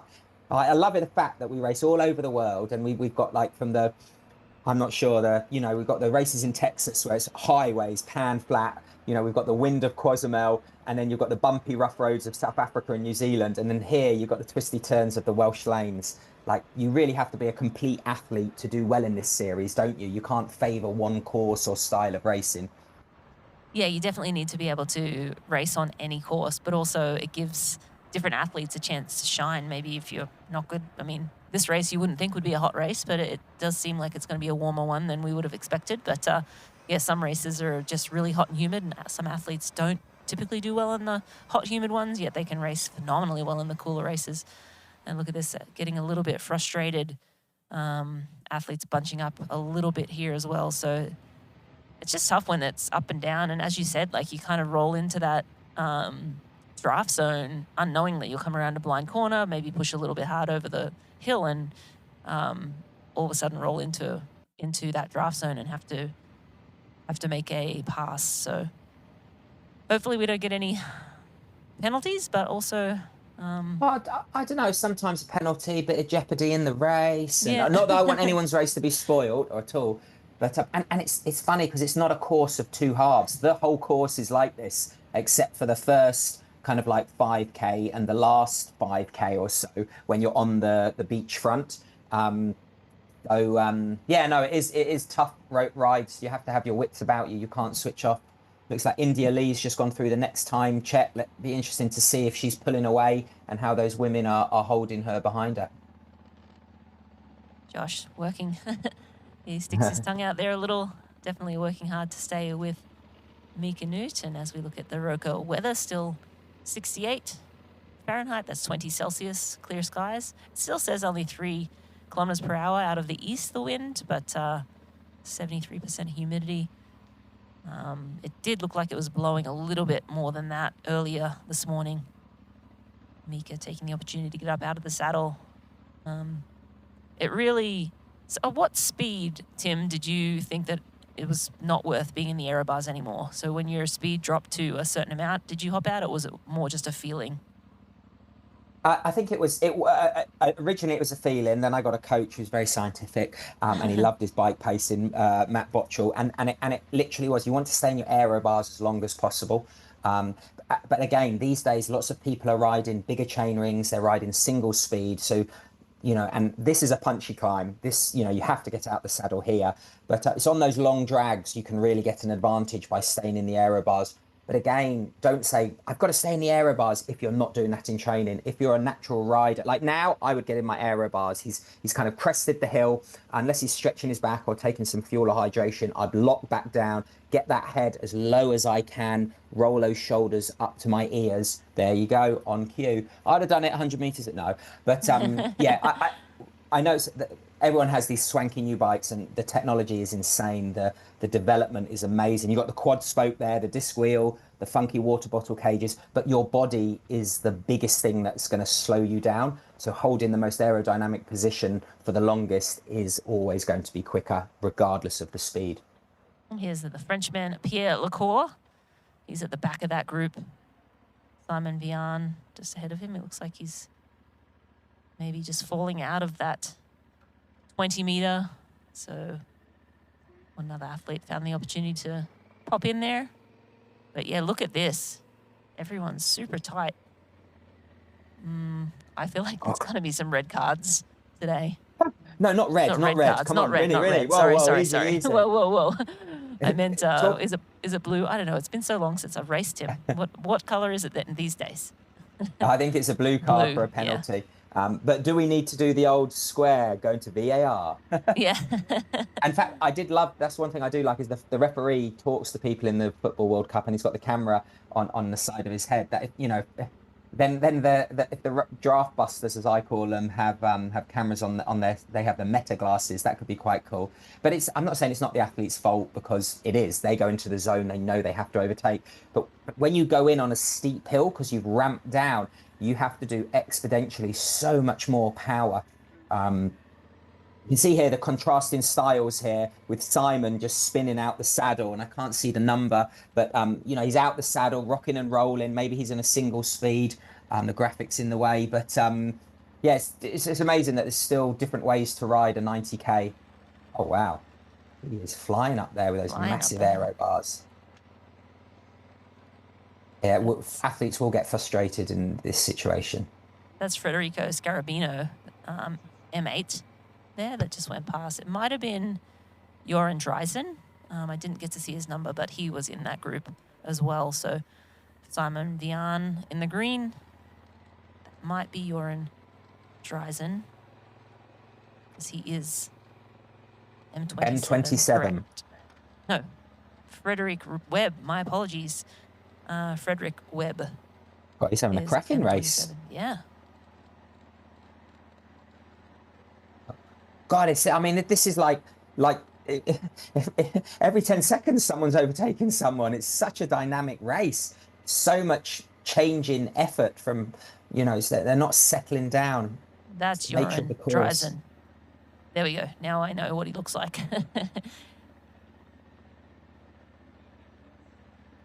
So he is. Going he has past to overtake everyone those at the two moment. athletes, because they were within that, danger zone. He wouldn't have been able to slot in between those two athletes, so he had to make the pass. Both of them? He's going straight to the front. Straight to the front, straight to Mikinu. Of this group, yeah. This group is, round 140 back, so they're kind of holding, they're around 150 now. So they're slipping back ever so slightly from Mikinu and Josh But that's Lewis. the dynamics, Rennie. But, the two at the front can just dial in. If they take a corner wrong, they can still correct themselves. Here, I'm in a nice zone. I think I'm riding well. Someone overtakes me and I've got to slow down. Then they get in front. As soon as they're 20 meters, they slow down. And I'm like going, blimey neck, I need to go round you again. But there's a corner coming up. So I think they might kind of been slowing themselves down by swapping and changing so much. Sometimes it's better to hold back and kind of say, do longer turns on the front and have more definite, but it is hard on the nature of this course. It's great viewing. Yeah, it is hard to find a good rhythm when you are in a group and you have people, rolling by you, and one person's feeling good and goes off the front, and then the whole pack, a whole group sort of, rides a little bit beyond their abilities maybe. But Joran DAZN here pushing the pace a little bit on this group. Looks like he's creating a little bit of separation between himself. Well, maybe not. See, as soon as I say that, I love it. I love it, really. Another one, next man up, Pierre Lecour.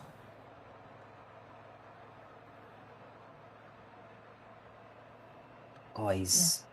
Now, is he leading the group? It's so hard to tell, but yeah, there needs to be some synergy between those athletes, I would say, some cohesion, but not for Mika. Now, the fact the bike's behind Mika Nut, does that mean he's actually got daylight between himself and Josh? Or is Josh ahead of him, maybe? Look how twisted. What a lovely road. I'm so glad it's closed roads as well, gosh. Yes.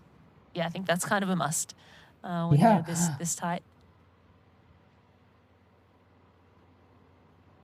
You can just, I know he's at a different part of the course from the group we've just seen, but you can just see he's in his aero bars. He's riding, I wouldn't say comfortably, but he's able to maintain his cadence. He doesn't have to mess around with his gears. He doesn't have a bottle in his rear cage. I'm hoping that's because he's used it as opposed to it's popped out. It doesn't look to be one of, now everyone has those special elastic bands that they put over the top of the bottle. So their bottles, you can see he's got one actually on the front. Maybe that was his early water bottle that he gets rid of first with his some nutrition in, and then he replaces it at an aid station later. He looks smooth, head's low, hand position's great. He's huffing and puffing there, but I mean, as to be expected at this stage, no, he does look good, Rinny, doesn't he? Oh, yeah, he looks dialed. Yes, he looks, thank absolutely. you. Yeah. No, it's the correct word for this. Oh, it looks like he's got a bit of a gap now. I can't see anyone behind him there, but he is working very hard. You could see it on his face, but I can't see. Josh Lewis might have been dropped now. At last check, it was around 20 seconds. So, yeah, Mika Nut now solo and in the lead. You can see Indy Lee there. She's still leading, but the big mover is Rebecca Anderbury. She's put a minute into Indy, but she's still 3:29 down with a long way to go. But again, I think that the women's field, they're broken up a little bit more, so the flow will be a lot better. But I've got no doubt that Indy would have come up, not just this week, 3 or 4 days ago to ride the course. I'm pretty sure she would have come up in the past. Oh, look at that. That was a glorious bottle grab. Yeah, it looked like she was going to drop it, but she caught it on her body and cools off. Those suits when they're wet, or when they're wet, they're also cooling. So you'll see the athletes spray themselves down a little bit, take a sip, spray the suit down, keep the body cool. Important. So you get that evaporation as the wind hits it, that cool on the upper back, the forearms and the quads. Lizzie now at 39 seconds back, so taking a second or two here and there. But yeah, Anderbury definitely the one who's moving through now. 18 kilometers into the bike, that was that last time split. So Indy's still in a great position and in the driver's seat of this race, but still a long way to go. This time of year, Rinny, I always find fascinating because most people have finished the early season block of racing, and some of them are either just after this weekend or a couple of weeks. They're taking a break before they have that build up to championship season. Some people do like to finish the first season on a block or start their their prep with a race. So everyone's at different stages here. They've laid their cards out at various races, but without a doubt, I'm sure the pros who aren't racing will be looking at signs of, especially someone like Mika Nut, who we have not seen on the circuit. We're so used to calling the Norwegians rowing everywhere, and Sam, Patrick, and yeah, this is an exciting thing that Mika Nut's racing so well here. Yeah, unfortunately, he doesn't have a spot for a 70.3 Worlds in Nice, but could snag a spot here for Chattanooga next year. But yeah, I think this is a pivotal stage in the year. As you said, some athletes peaked early in the year and they sort of took a little break and are building back up now. And I know for me, I felt like I actually started racing well around this time of year. And then, sort of tried to build from here into championship season. But again, it's different now because the Ironman Pro Series just means there's more opportunity to race and you have to race at the highest level. So you almost have to try and peak multiple times in a year to be successful in the Ironman Pro Series. And again, $200,000 up for grabs for the first in the men's and women's pro field. But we have Mika Nut in lead in the men's race and India Lee currently leading the women's race, coming up to halfway on the bike. Life is a road full of forks, hills, dips, and roundabouts. And while we don't always know where we're going, we'd like to think of our road as a pursuit of progress. And the further we go, the more we realize that a better tomorrow starts with a better today. Athletic Brewing Company, non-alcoholic beer that's fit for all times.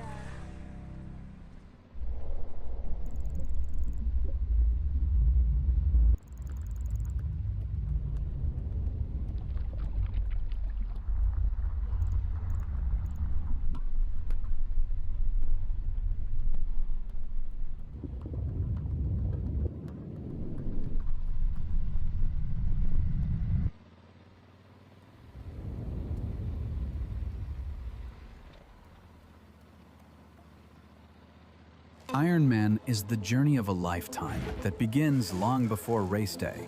Life is busy and time is precious, but we need to stay on course. We ride, we practice, we improve, then we do it again. So when the day arrives, we are ready, and every one of us crosses that finish line to hear the words, "You are an Ironman." Get race day ready with Ruvi and practice on your course in advance.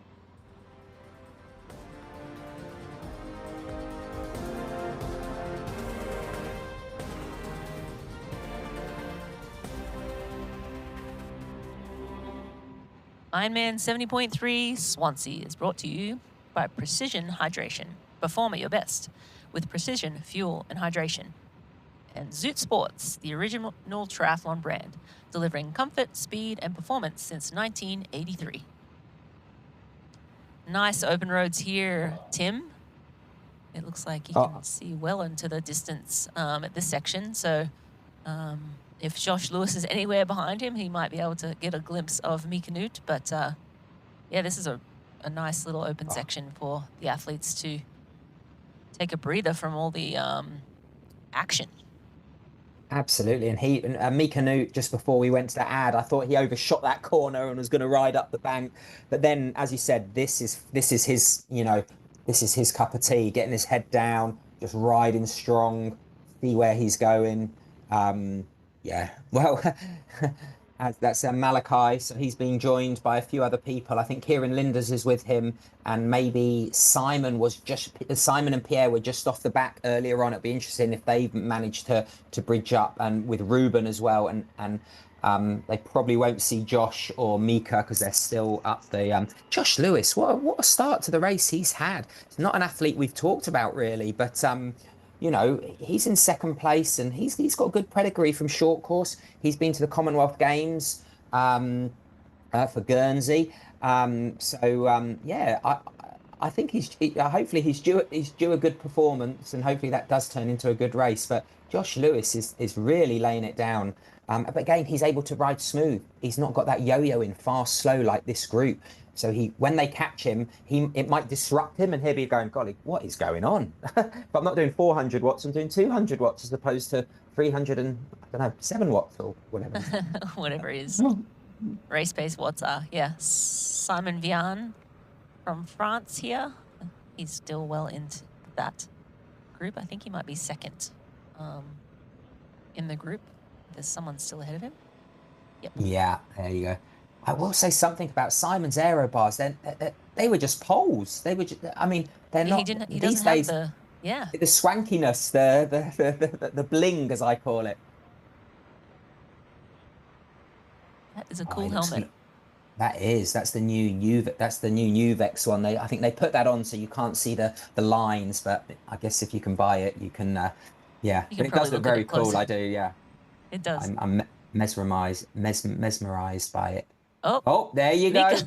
Don't Oh, separate no. a mother from Baby her cow. calf. Nope. I'm glad he went round it. I'm glad he went round it. Bless. Oh, goodness. Yeah. So this is interesting. And when the rest of the field comes through, a few extra obstacles.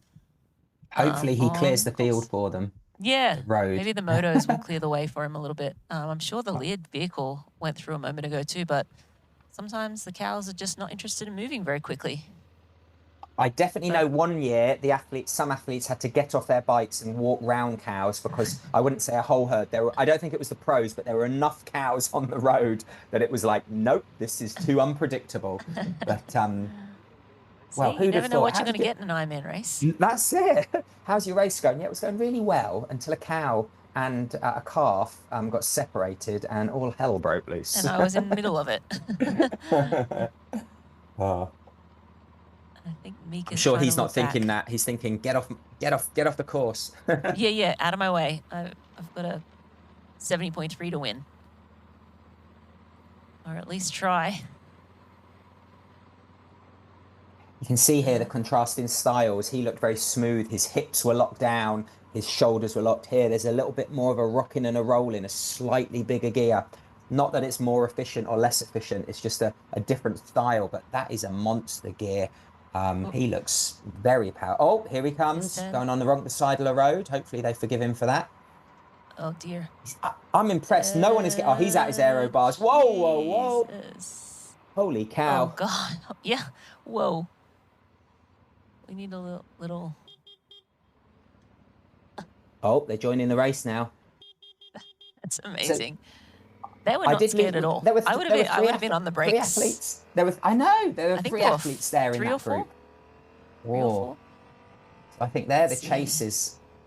I think that's Linda's Malachi. 4. You can't miss him with his mankini on. And Ruben as well. And Simon Beyond. There's 4 in that group. Back. So this is the turning point where lap 1 you go left, but on the second lap, so they're going to have to go through the cows again. Hopefully when the age groupers come through, the cows go, I've had enough of this, and they do move off course.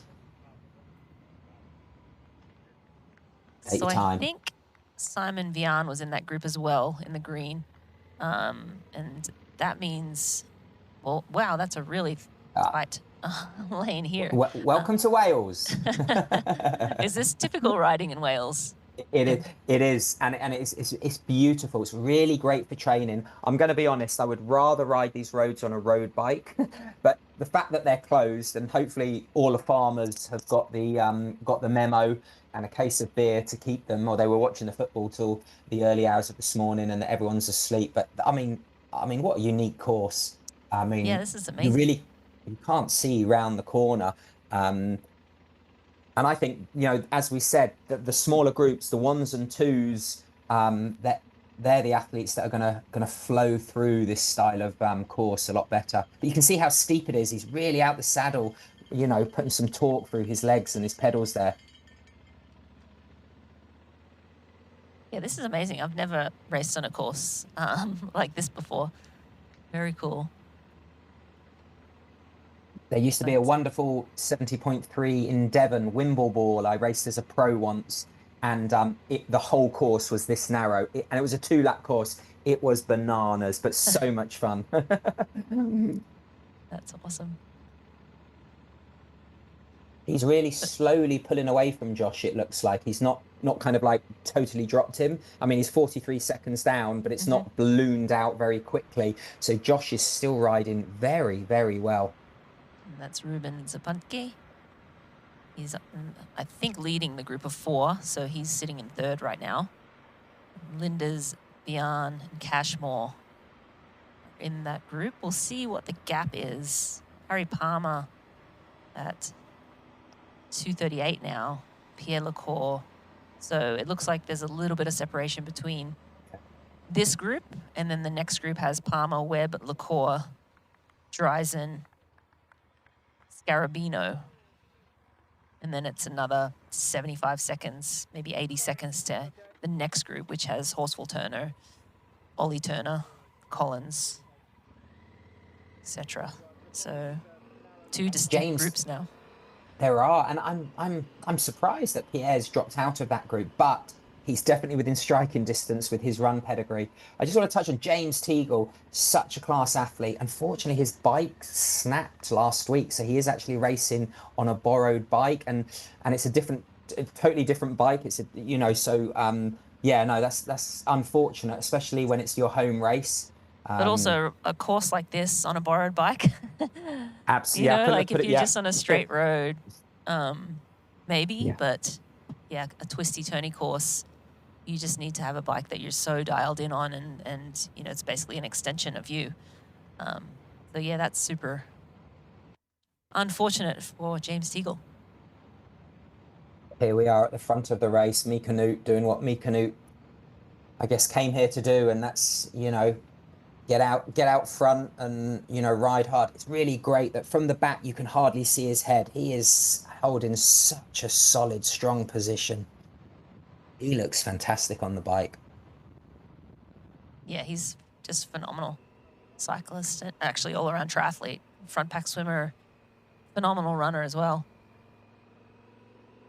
Second in the T100 just to Hayden Wild, who's one of the best middle distance races, you know, out there. Hayden's class. The one thing that cracks me up is when Mika Newt gets off the bike and he goes from that sleek aero helmet to this madman crazy hair and a bucket hat. Yeah. Everyone loves a trademark. Good lad. Yeah. Let me see the chase group of 4.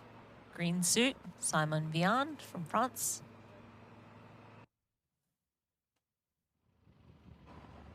And Mika Newt still out front. He has around 2 minutes on the main chase, but Josh Lewis still sitting at 43, so I'm wondering if Josh will get gobbled up by the group of 4 at some point. Probably not anytime soon. That gap is not moving quickly. 2 minutes to, I think, probably the best runner in that group would be Simon Vian. Would you agree? I would, absolutely. You know, I saw him race a couple of weeks ago, and yeah, he's in great run shape. I think we're back here with Indy at the front of the women's race. No change, very composed there. It looks, can you see her arms, the sleeves? They've got these funny lines on. Those are aerodynamic trip lines, so it's not a smooth material. So when the wind hits her, it basically cuts through the air quicker. So she is, believe it or not, a rough surface is quicker than a smooth surface. So the technology in these suits, in these bikes, is it's moving at light speed. Everything's dialed on Indy. You look at, even had a number belt. She has a wide band that's sort of holding the number belt down a little bit better than maybe we saw. I think an Ironman Hamburg, Laura Phillip had a real wide band, and it was almost in the middle of the number, and so the number didn't move at all. Wow. It was completely flat to her kit, where you see Indy's flapping around ever so slightly, but gone are the days where it was just a thin piece of elastic that you'd throw on and the number would flap around. You see, she has it in a... Oh, yeah. Yeah. An aero pouch, should we call it? Yeah, probably. Yeah. I love it. It sticks down and doesn't flap around so much in the wind.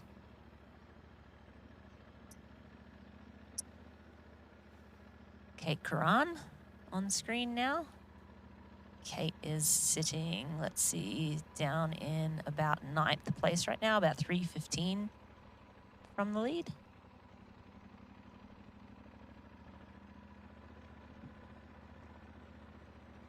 She's riding with Meg McDonald and Mela Moyson. They're kind of not really riding together. They're probably like 15, 20 seconds apart. You know, as sort of almost typical in women's racing, they spread out and they're not as tight as the men's races. Yeah, looks like there's 8 women between, with about a minute between them, between fourth and ninth, 4th and 10th. So, you know, they're close enough where they get glimpses of them. Maybe when we just saw Mika Newt on that fast rolling bit, they'll be able to see how close. And maybe they will have people giving them splits out here, but it's, as you saw the roads, it's not like you can jump on a motorway or, you know, bomb it to the far part of the course. So they'd have to have strategies in place. But there's a lot of fuel on that bottle. It looks like there's 1 bottle behind her, 2 between her arms, and 1 on her frame. I think she has 2 behind her, 1 on the frame and 2 in Oh front. my! Now, here's a thought: is it to fuel her, or is it aerodynamically quicker to have 2 bottles there? I wonder. We will never know. No. It's different for everyone, depending on how you sit on the bike. But we caught up with Kate Karan before the race, and here's what she had to say about this bike course. Yeah, I was here as an age grouper 4 years ago. It was one of my, I think it was my second 70.3. So it's great to come back and enjoy the hills here and the punchy course. It's going to be great. I mean, they say it's a rolling course, but I'd actually use the word punchy. Lots of decent hills, so gearing selection and pacing is going to be quite important. But yeah, I'm looking forward to it. All my races this year have been quite flat and time trial focused, whereas I think this, you have to be quite dynamic in how you ride it. So I'm really looking forward to the course.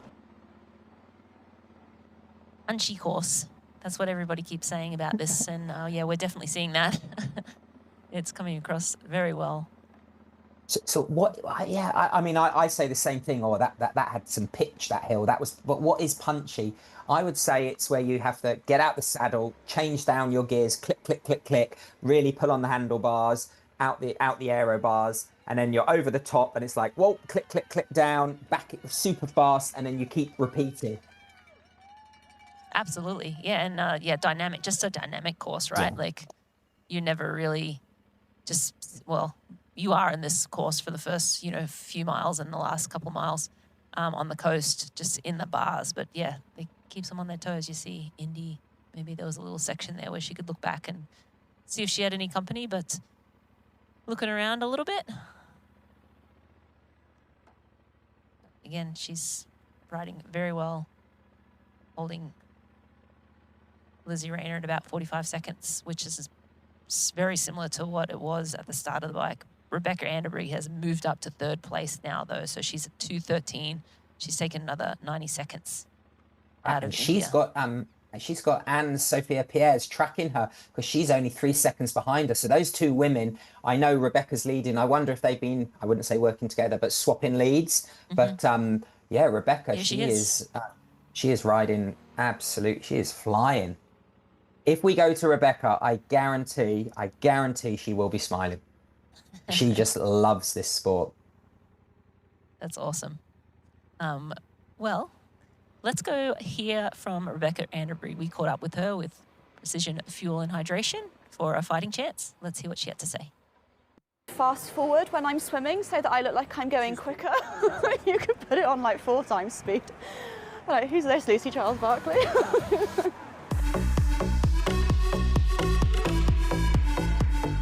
I think it's fair to say last year was a breakthrough year. I mean, if we look at Swansea, I think it's probably fair to say that nobody was expecting me to finish where I finished, including myself. I finished 2nd behind Kat Matthews. So I sort of ticked off everything that I thought I could possibly achieve in my pro career in 1 year. I mean, it would be great to take a professional win in a pro series race. Like, that's, you know, it'd be what I'm aiming for on Sunday. Whether it comes off or not, I don't know.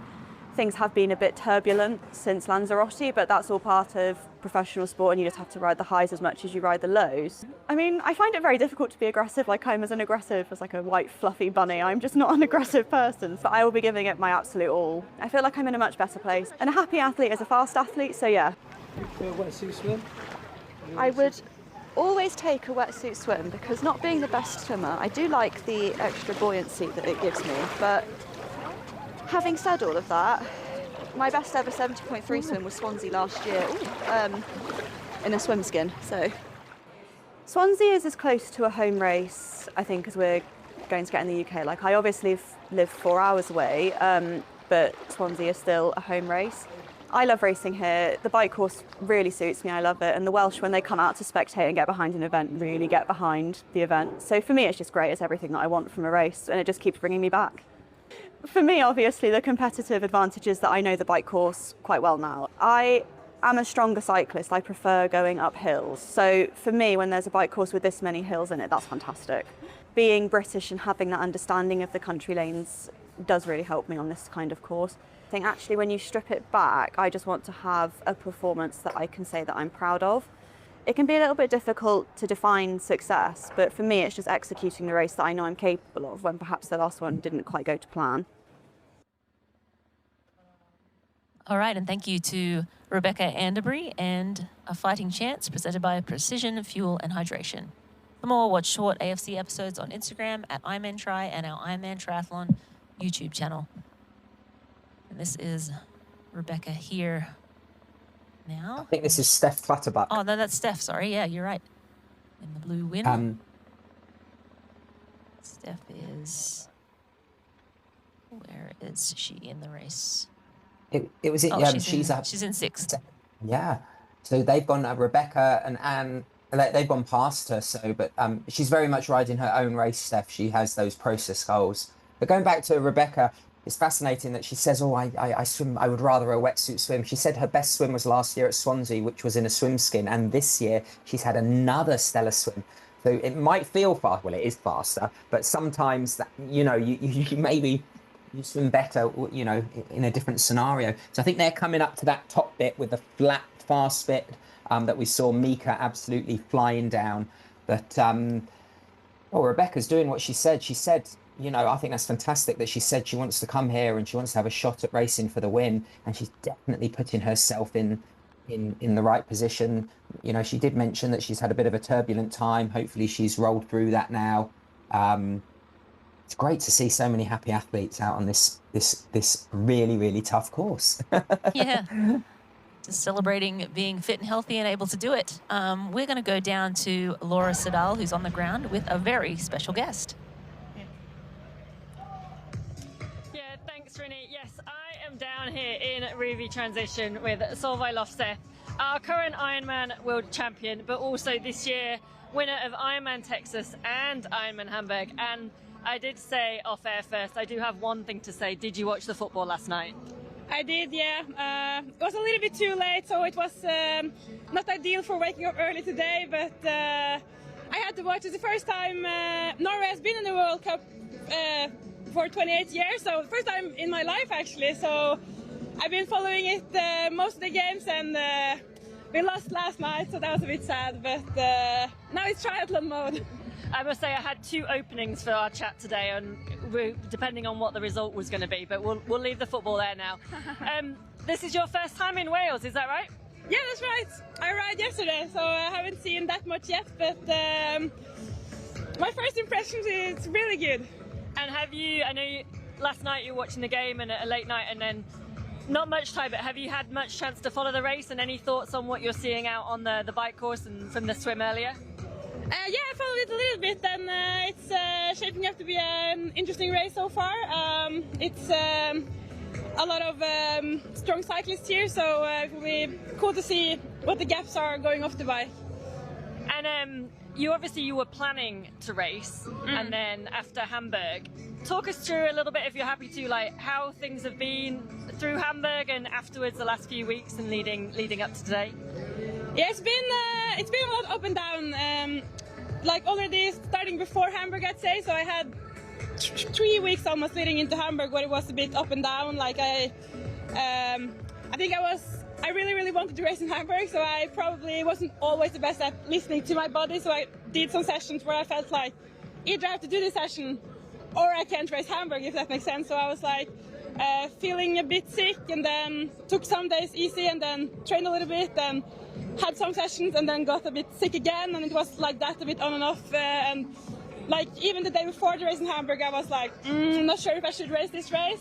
So I did like talk with my coach and be like, if it doesn't feel right, I just pull out. So I wasn't feeling 100%, but on race I actually felt great, or I felt great until at least this last hour or something, and then the wheels really fell off, and I've never had to dig that deep either. And I think when I wasn't feeling well going into the race, I think that just affected the body more than I thought it would. Like I feel like so far, of course haven't that much experience with Ironman, but the ones I've done, I feel like the recovery has been really nice. So, but after this one, it was just different. So I had like, first I had 1 week where it was just super tired, and then I got sick again, and then I had some days I felt good and got really hopeful, and then I felt worse again, and I was in altitude, so maybe not a smart decision, but I think it's that thing when I'm always thinking like, tomorrow I'm feeling better, so I don't bother going home today, and travel is also a bit like exhausting in itself, and it wasn't that high, and I was also actually talking to my doctor like, it's probably almost worse to go down because it's so warm everywhere else, so now we're at least a little bit cooler place, so overall I just had a lot of time to relax and starting to feel better this week, but just unfortunately not in time to race this weekend. And you said then that like Hamburg, you've never had to dig that hard in a race. And I also heard on a conversation recently, you also said that you were very driven to win, and that was the first time you've sort of had that real drive to go after that win. Is that something that's changed from last year to this year in racing? I know, like you said, you've not done that many long distance. Yeah, maybe a little bit. I think it maybe just comes from I had so many good experiences last year, and I think it's maybe hard to like find that drive to win if you haven't really won anything. Or at least for me, it's like I get more confidence from performances, and after Kona last year, I feel like now I know I can win big races because I won that race, and of course it's still not easy to win races, and you have to sort of have things go a little bit your way, maybe have some luck and also have a really good day.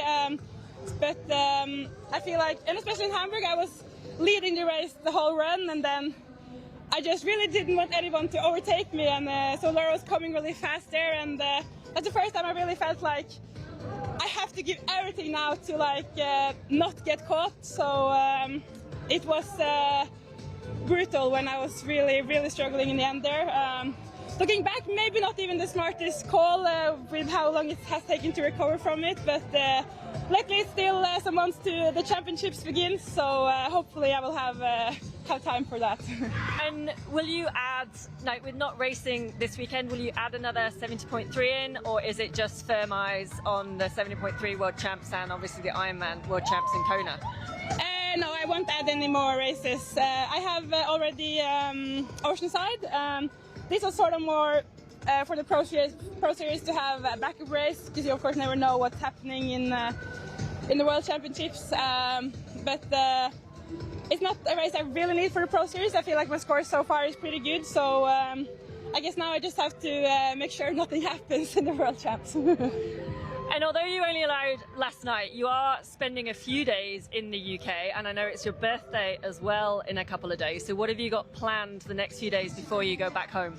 Yeah, a lot of exciting plans. I will go, today I'll go back to right outside of Bath, because I've been staying with Steph for some days, so that has been really good. It's really beautiful there. And then on Monday I'm going to Silverstone, and I'm going to use the whole Tuesday there to test a lot of different things, so I think that will be a really useful day. And that's also my birthday, as you said, so hopefully I get some air gains for my birthday. And then I go to visit Precision's headquarters the day after, so do like a little UK tour now. Hopefully some sightseeing on the way. I really want to see the Stonehenge, so that's on the way to Precision I've seen. So, and then I go home on Thursday, and then it's just hopefully back to full training. Brilliant. Well, we'll let you get back to watching the race and enjoying beautiful Swansea. There's some fantastic bakeries in town and some cafes. I have been trying those out the last few days. Thank you so much for taking the time to come and join us today in the race, and we can't wait to see you back on the start line and for that World Championship season. Thank you, Solveig. Back to you guys in the studio. Yeah, thanks, Sid. That was super insightful hearing from our defending Ironman world champ.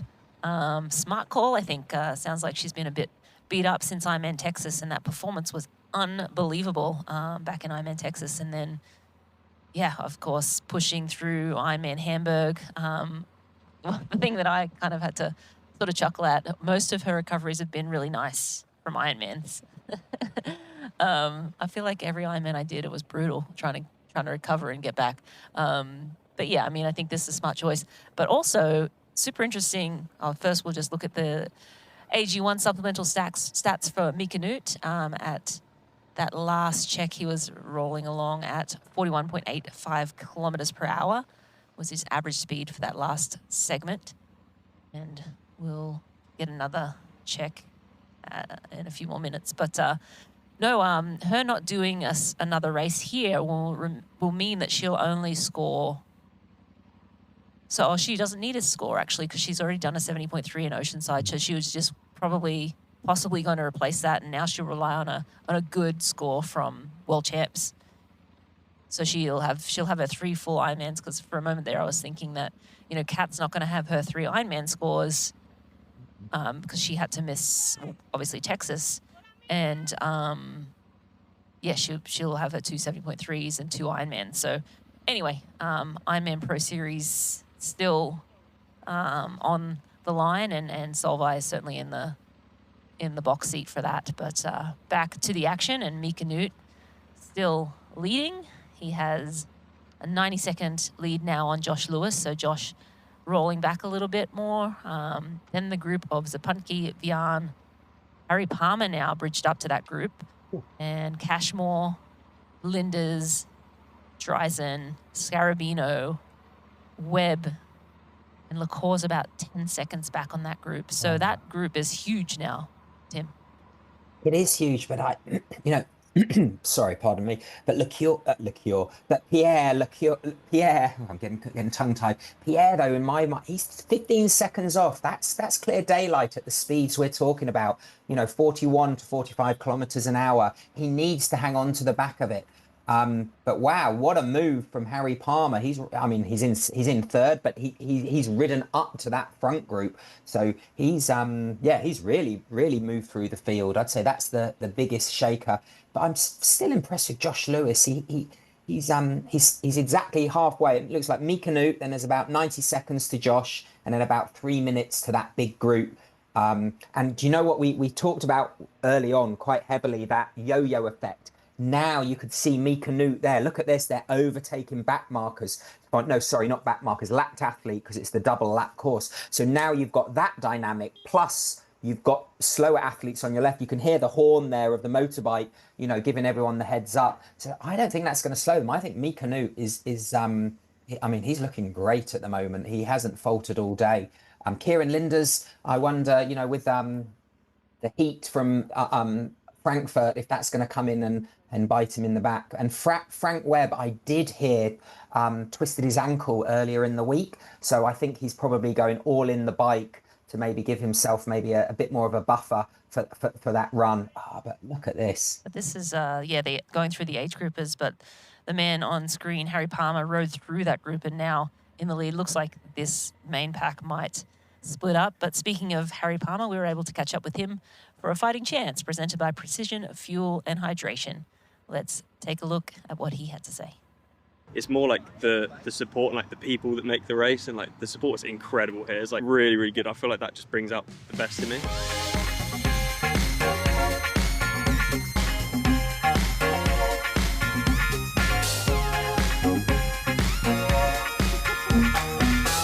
There we go. We got 10 minutes. We got 10 minutes to do registration. We got loads of time. Yeah, I'm pretty warm, not gonna lie. But it's pretty hot. It's good. Yeah, I'm looking forward to it. So how are we feeling being back in Swansea? Two-time champion. Two-time champion. Going for the third. I'm definitely going for the third, but I feel like this year is going to be harder than all of them. So yeah, tough competition, tough conditions. Obviously the same race, so I know the course really well, which is going to be a bit of an advantage here, but there are great guys, Mika Nut, Pierre Lecourt, there you go. I think there's some other French guy. Handful of other guys. Let's say a handful of lots of other guys that are really, really good, going to be competitive. It's just going to be a hard day of racing. So I'm not thinking much about success that I've had before, because ultimately it means nothing. Yes, I've got a good idea of what the course is like, but there's that saying, if you sleep on a win, you wake up with the loss. So you've got to be open to opportunities, things that happen on the day, different things, different scenarios, and just take the race as it comes. So that's my idea. I'm not really thinking about the past. I'm just thinking about being very present on this race. People think that Swansea is an easy race to do well at, because I think they've seen maybe, like, I don't think I'm a massive name. I don't think I'm a big name. So I think people see that I've won it 2 times before and they're like, oh, it must be an easy race. So I wonder why maybe that this year it's a bit more stacked, but I think people will realise that the race is very tough. And yeah, for some reason I go well here, and so that's why I'm back, and yeah, I look forward to it. Yeah, thanks to Harry Palmer and A Fighting Chance, presented by Precision Fuel and Hydration. For more Watch Short AFC episodes on Instagram at Ironman Try and our Ironman Triathlon YouTube channel. And we're going to go and see a replay here. You see Harry Palmer's now checking to get his water bottle and realizing it bounced out. And I think while you were chatting before, Tim, and he was going through those age groupers, it did bounce out. So he doesn't look happy about that. I bet it had some good fuel in there, so we'll have to troubleshoot that. But let's also have a look at the Morton Momentum Index and who the biggest movers in the field have been since the start of the bike. So DAZN is up 6 places, Harry Palmer up 5, and Frank Webb up 4 spots. So it's always good to, I like that Momentum Index, because it just shows who, like, the movers and shakers are in the field. Harry Palmer, clearly a big one, and 2-time defending champ of this race.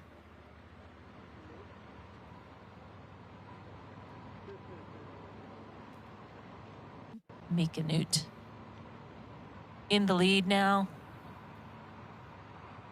and riding very well. 90 seconds to Josh Lewis, and as we said, 3 minutes to Harry Palmer and Ruben Zapunki, Kieran Linders, and then it looks like Pierre Lecour's at about 3:50 back, so he's around 30 seconds off the back of that group. So again, as Tim said earlier, daylight between him on a twisty course like this and that pack. So, but he's still hanging in there. I mean, he's 100% still in this race because he's such a good runner, but not ideal that he's dangling off the back. We have Mika Newt in the lead of the men's race. The women's race, India Lee leads Lizzie Rayner, Rebecca Anderbury on the move, with Sophie Pierre chasing.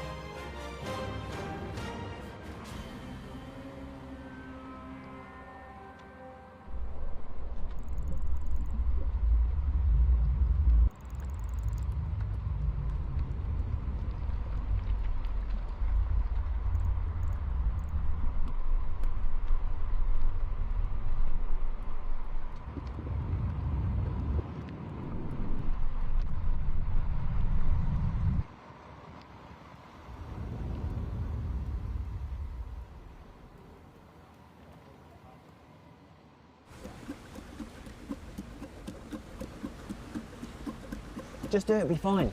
It's breakfast with precision. It's breakfast with precision. Thank you, Poncho Man. Welcome to Breakfast with Precision at Hugo's on the Rocks. I'm Andy Blow, co-founder of Precision Fuel and Hydration, and we are stoked to be the official hydration partner of the Ironman Global Series. Hey, what are you doing on my set? Get a plan for your next race at pfnh.com. Security! It's breakfast with precision. It's breakfast with precision.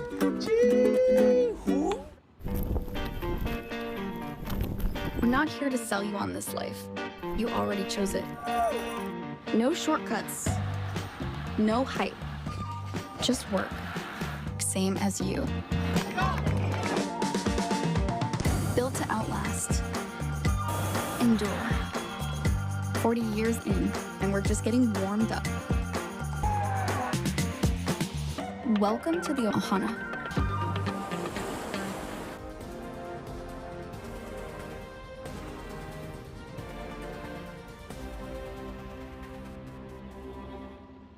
Today's live coverage of Ironman 70.3 Swansea is brought to you by Oman. Beauty has an address. Endurance has a destination. Experience Oman. And by Athletic Brewing. Brew without compromise. And here we have a race leader who has been the leader for basically the entirety of this bike course, Mika Newt.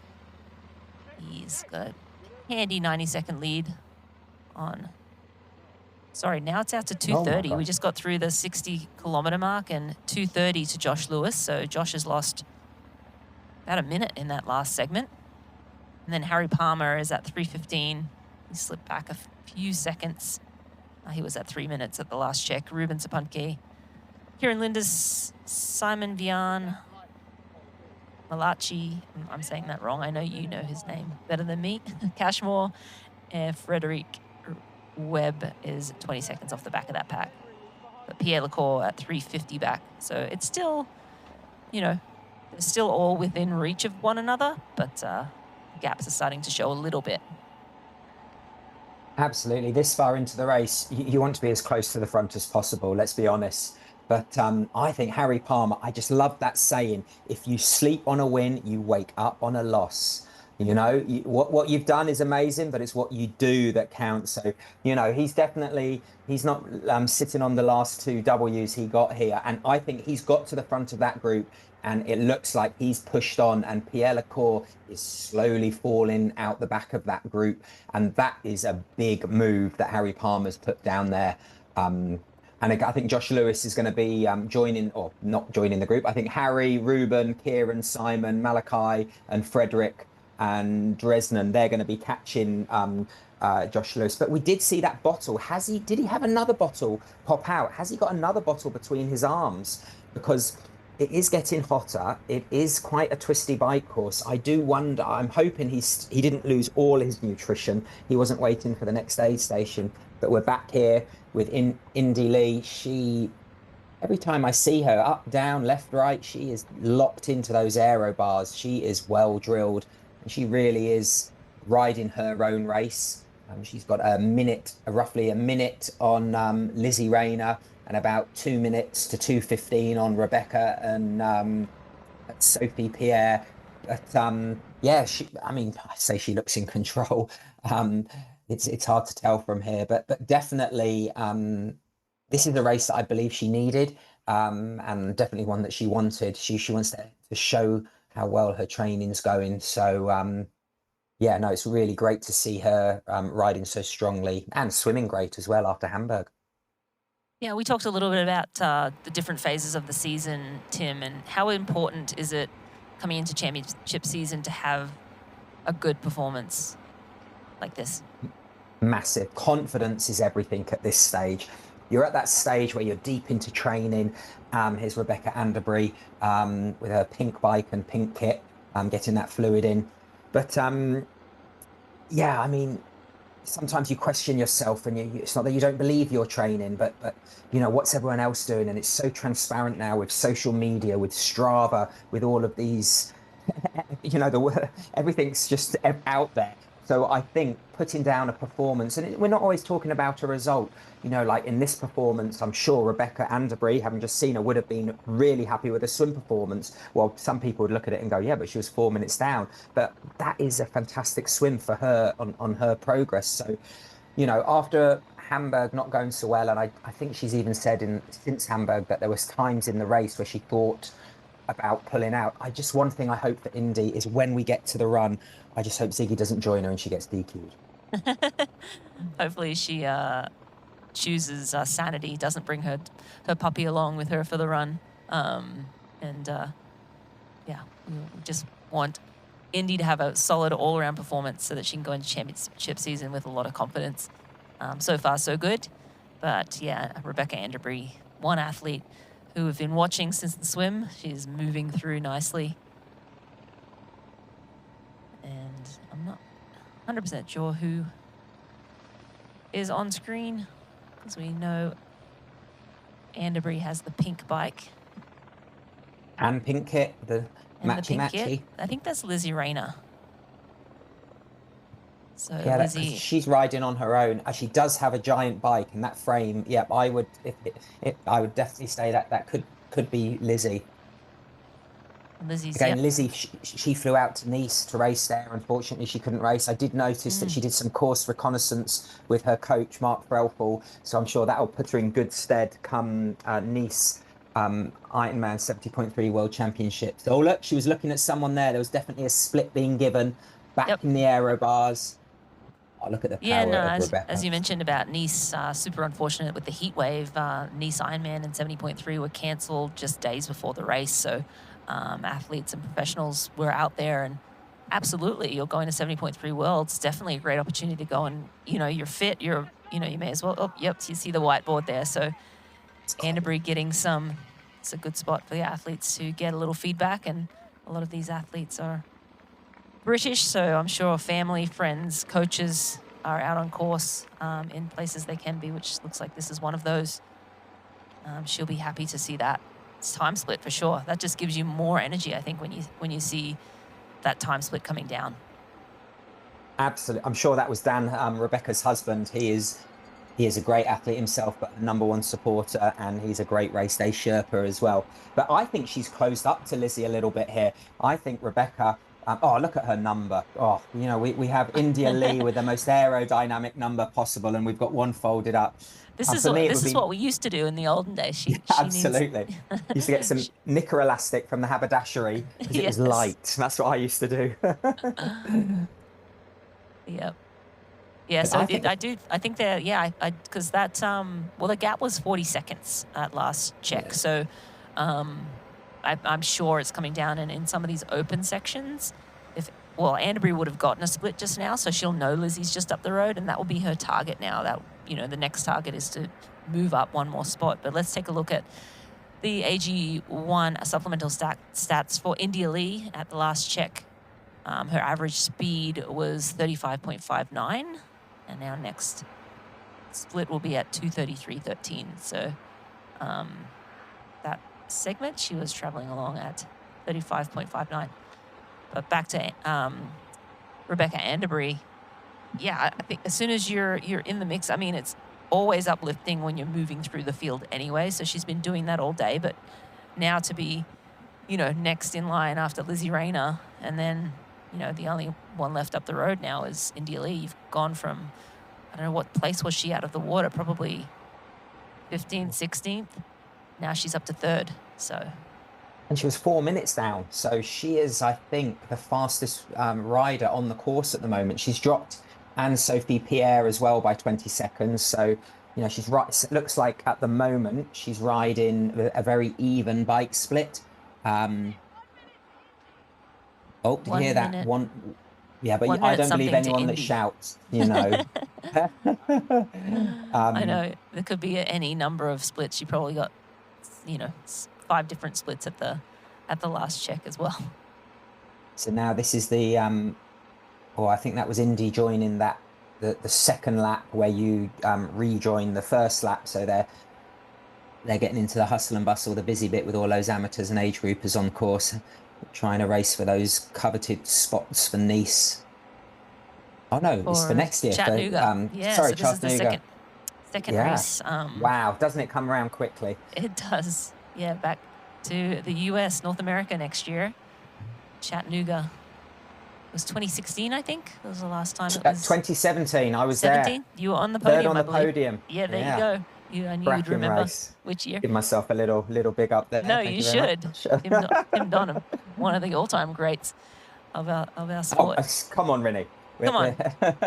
You had the fastest time ever in Brazil. Yeah, but times, Yeah, I mean, it's still, you had You can only do what you can do on race day, I always say. So. That's right. All right, well, if you are liking what you're seeing here, racing in Great Britain, maybe discover the meaning of Northern Grit in a city steeped in triathlon history. The Yorkshire city of Leeds is home to England's only Ironman race, Ironman Leeds.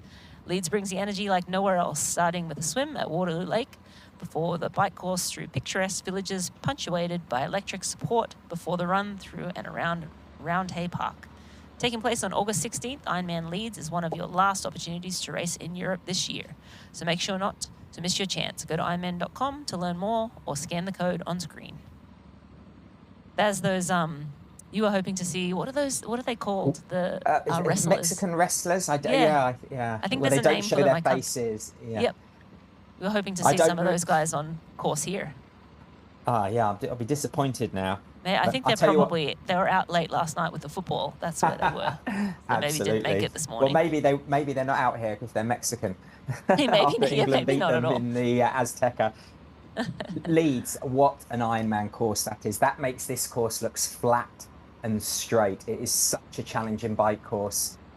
It really takes in the best around Leeds up into the Yorkshire moors. They've put a great race up there, and there's such heritage. Leeds is one of the training centres for the professionals in the UK, so it's always a very, very popular race. But don't expect any world record times there, please. Absolutely, yeah. Tougher than this and more windy than this. And that's double for an Ironman. Yeah. Well, if you want a challenging race, that's your race. Ironman Leeds. Well, they're definitely on the faster section here, aren't they? You can see they're spinning out. You can see Mikanut's got what we call a one by, so he's just got one big chainring on the front. Maybe that's why up some of the steeper climbs he was more out the saddle, because he doesn't have that range of gears. More aerodynamic, lighter, just simpler to use a one by, and someone of his caliber can take that up the steep hills. Look at those shoulders are down as much as he can. He gets that head down, just those marginal gains he's looking for. Just keep on hopefully the numbers pulling flapping away. around though, Tim. That's how fast he's going. It won't stay flat. He's pushing time. I mean, he's really gone. If these splits are correct, he's nearly up to 4-minute lead. He's really paced it. I always say power's nothing without control. You need to know the course, when to kind of like push, and then, but always, I'm not saying save something, but in an Ironman more so, but even in these days in the 70.3, you can lose or push on that last 15 to 20 kilometers, and that is exactly, it looks like what Mika Nut's doing here.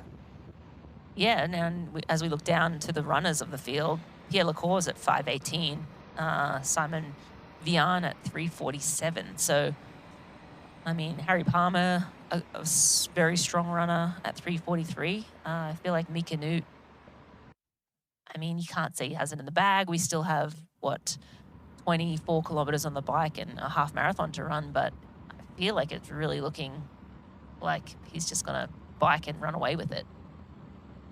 He's definitely in that driving seat, I would say. Every time we come to him, he looks dialed. No, he's got all his water bottles. Is that Harry Palmer? That's Harry Palmer. So he has a water bottle but between his arms. So at least he still has hydration and fluid, and hopefully some carbs in there as well. But yeah, it's interesting. Mika Nut, I think, I wouldn't say expected, but I think his ideal goal plan would have been to come off the bike, riding solo off the front. And I'm sure he would have been, looking around that 3-minute mark, and, anything above that, I would say for him, at this rate, he's probably going to have done at least 1 kilometer before anyone else hits the run course. And if I was racing someone over a half marathon, I do not want to give anyone a 1 kilometer head start. Absolutely not. Yeah, he has that speed too. He's been going head to head with some of the best runners in our sport, and doing extremely well against them. So, the man can run.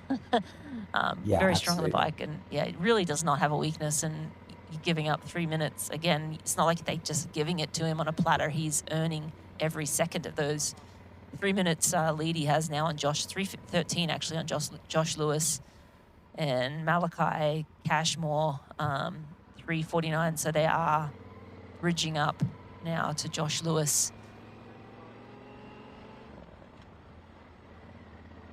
It's Kieran Linders in the back here, and we caught up with Kieran for the race. Let's hear what he had to say about the race.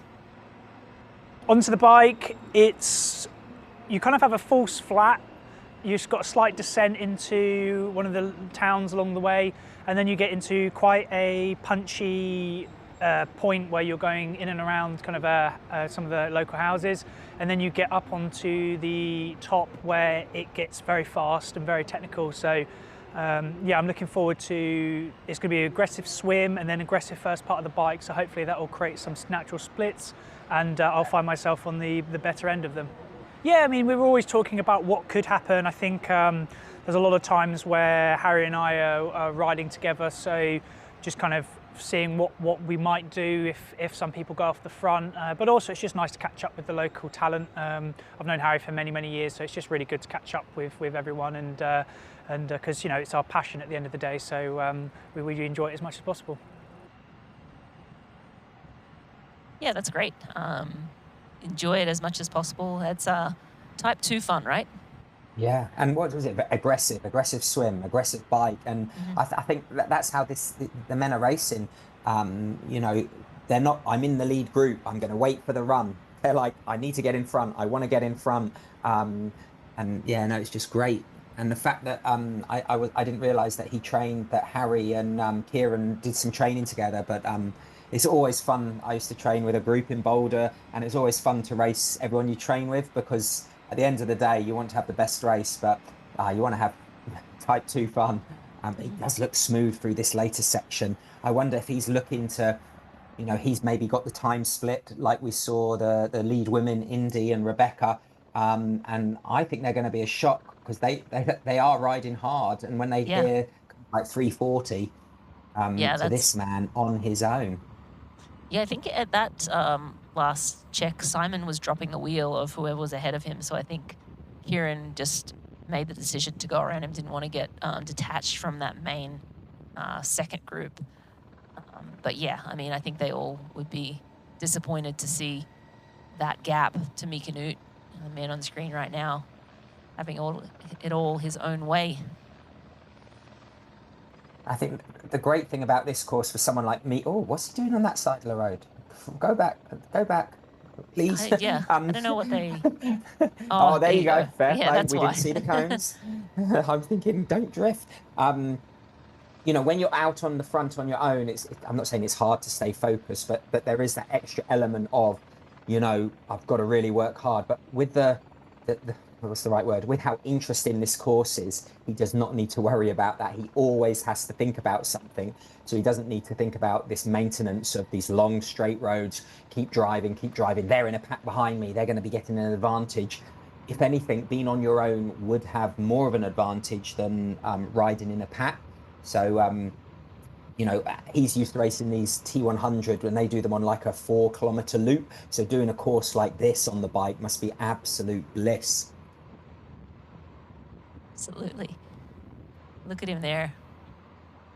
Just tucked in and pushing. And I think sometimes when you're in the lead, you're kind of riding scared a little bit. You're not scared, but you're putting in as much effort as you can to create as much gap as you can. I mean, I don't know if he would have, maybe he's get some splits here. I'm not sure if he has anyone traveling with him.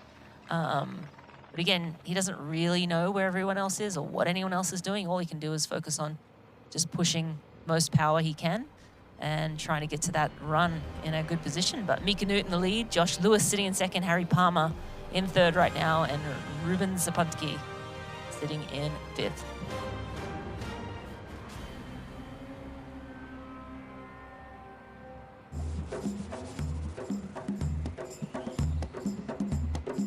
It's the beauty of Oman.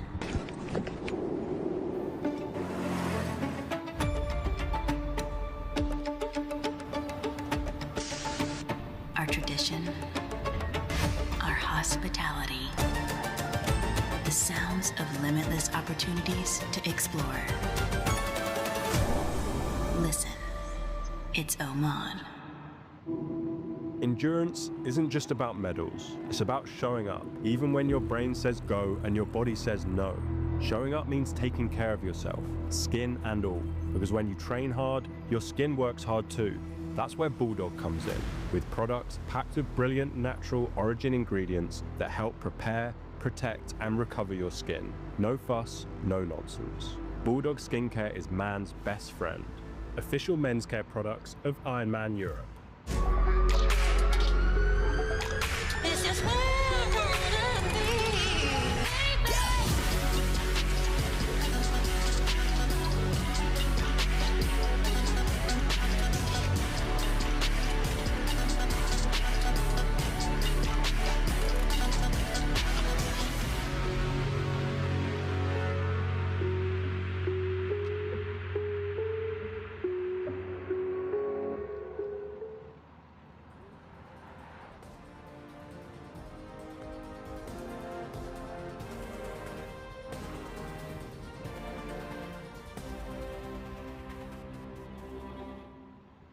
Ironman 70.3 Swansea is brought to you by Morton.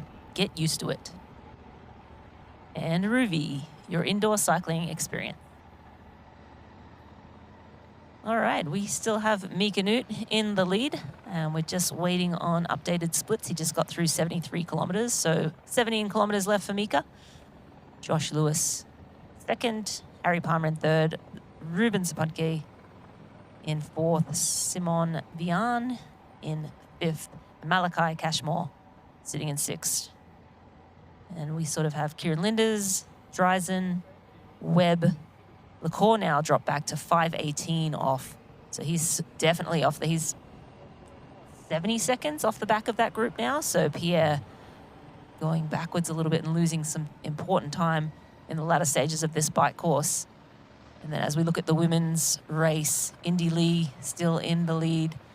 Lizzie Rayner at 55 seconds now. Rebecca Anderbury down at 1:35. And this is the ladies through 60 kilometers of the course. And Sophie Pierre, she's at 2:45 back in fourth. And Jenny Yenderstrik is 4:03 back in fifth place. Harry Palmer, I believe. And he is actually now the next on course. He's leading the chase. So Josh Lewis has now been swallowed up by that main group of men. Harry Palmer at the helm. But they're almost 4 minutes back, Tim. Wow. I think Harry Palmer's got to the front of that group and he's just really, I wouldn't say put the hammer down, but he's really trying to limit his losses. As you said, 73 kilometers, that's a big lead. That's a fantastic ride from Mika Newt. And, you know, we talked about riding scared, but it's kind of like most athletes know the kind of how much energy to use, what their average heart rate should be for the bike course, what the average power should be. This course, though, is going to have such variability that your average power is going to be distorted by that variability of those. You know, if you want to average, say, 300, but you're going so much higher for so long and so much lower, and it's that balance of how much it absolutely takes out of you. But I think Harry Palmer, along with Kieran Linders, and Simon's actually been dropped, hasn't he? Gosh, yeah, he's about 30 seconds off those those lead 5. So yeah, the last 17k or so is where it's all happening. Oh. Yeah, it tends to happen in, you know, not as much in 70.3s as it does in Ironman, but still in the 70.3 races, I feel like in the last 20 kilometers, things really start to shake up. And I think at that point, generally, athletes from behind that may have been down at the swim, had a bad swim, are coming through now, and that pace that they may have been holding before rises. And so then it almost shatters the packs because some athletes have the legs to go with and have the fuel on board that they can have a little bit left to up their pace, and then other athletes just cannot, or they've just been hanging on. But yeah, let's take a look at this beautiful 4-box on screen. Look at this action. We have the men's race, first and second in the top 2 screens, and we have first and second, first on the left, second on the right for the women's race as well. So nice to get a view of all of the angles of today's pro race. You see the age groupers as well out there, the pros going past. I don't know where to start. I'll start with Lizzie. I love the fact that Lizzie lives near Bath, and round Bath, I think out of Bath, there's a hill called the Bathwick Beast. I actually was driving through Bath a couple of weeks ago and I bumped into her riding, and it is all very much similar to this. And she's such a great climber in terms of those punchy climbs, because even on an easy ride, she can, you know, she's so used to riding it. You can see now there's lapped athletes. She's going on athletes are behind her, and then that looked like an age group man go past her in the, for me, the bottom right hand screen. But yeah, she's really holding steadfast. And she through the last timing check at 60 kilometers, she was the fastest woman on the course, averaging 37 kilometers an hour. India Lee was 35.9 and Rebecca Anderbury 36.7. So she's still got some, you know, she's still riding very, very well. Yeah, to have the legs at that point of the race to, you know, up your pace or speed, or, you know, we don't know that. Maybe the other ladies were having like a momentary blip in their efforts. But yes, Lizzie Rayner riding phenomenally well. Looks really good. But let's have a look at the Morton Momentum Index for the women. Anderbury, I believe, will be on top of that one. Yep, 9 spots she has taken. Nikki Bartlett as well. We haven't talked about Nikki Bartlett much, but she's actually at 5:18 down, and she's sitting in 8th place. She's up 8 positions, and Pierre as well up 8 positions. So lots of movement in the ladies' race. And Nikki Bartlett, I mean, they're all very good athletes, but she's a very good runner. I mean, she's an athlete that can potentially run sub 120 on this course. So, yeah, she may be 5 minutes down, but there's still a lot of road ahead of them on the bike and the run. And the class of the field in the run, Tim, who are you looking at? I mean, Nikki Bartlett, phenomenal runner. Anderbury, what sort of run could she put down here today?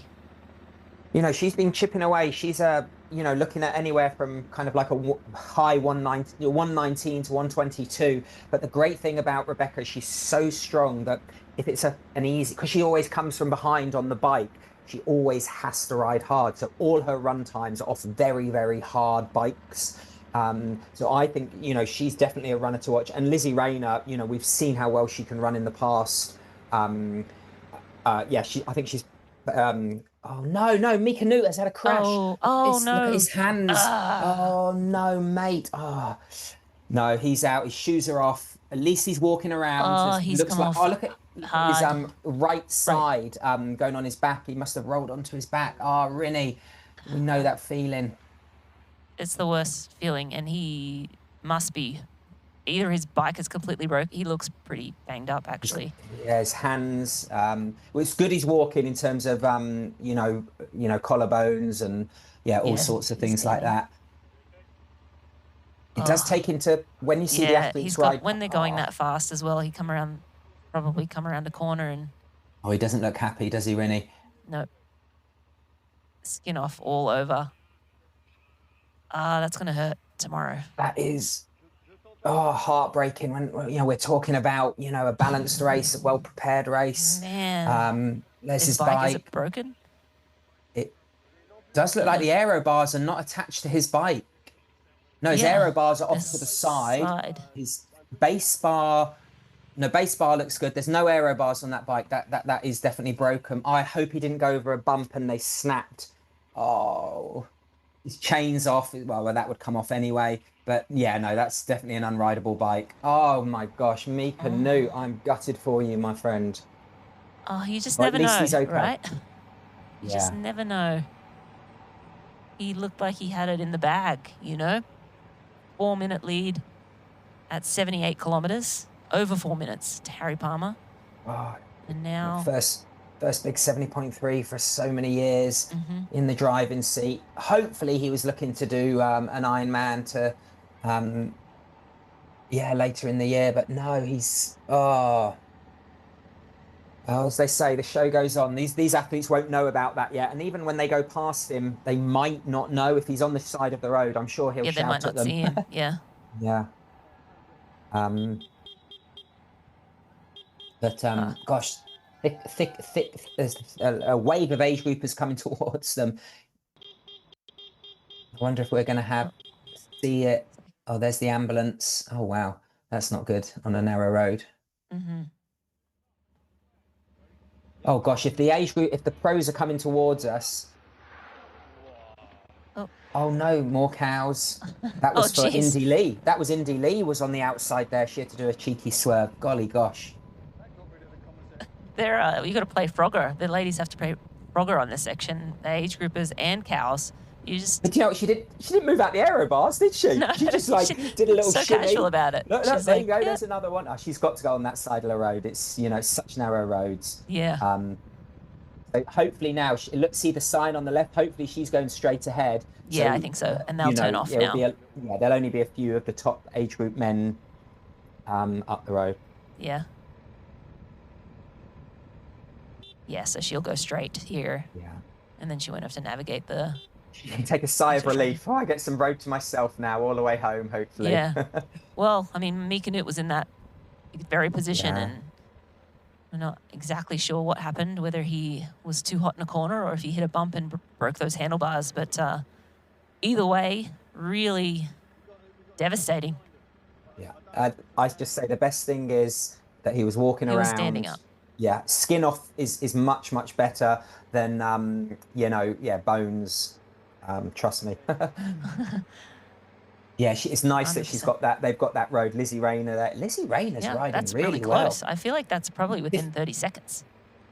Wow, she is having a stellar. But then again, maybe we didn't see. Maybe there are a few more cow incidences for Indy.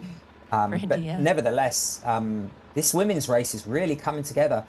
I mean, 90 seconds between the top three, and I would say those were the three women, along with maybe Nikki Bartlett, that we were looking. Maybe Katie Curran and Meg McDonald. Yeah, I think definitely towards the end of the bike, the stronger bikers or the more, really, coming to the Coming front through, of the yeah. race. Yeah, I mean, I'd say India leads one of the stronger bikers, but yeah, just saw the last time split, and it's 40 seconds between India and Lizzie Rayner, and 1:35 to Rebecca Anderbury now, so it is kind of closing up at the end of this bike. Oh, Lizzie looks very focused there, doesn't she? You can see between her shoulder blades when she's in the aero position, her helmet's tucked in nicely.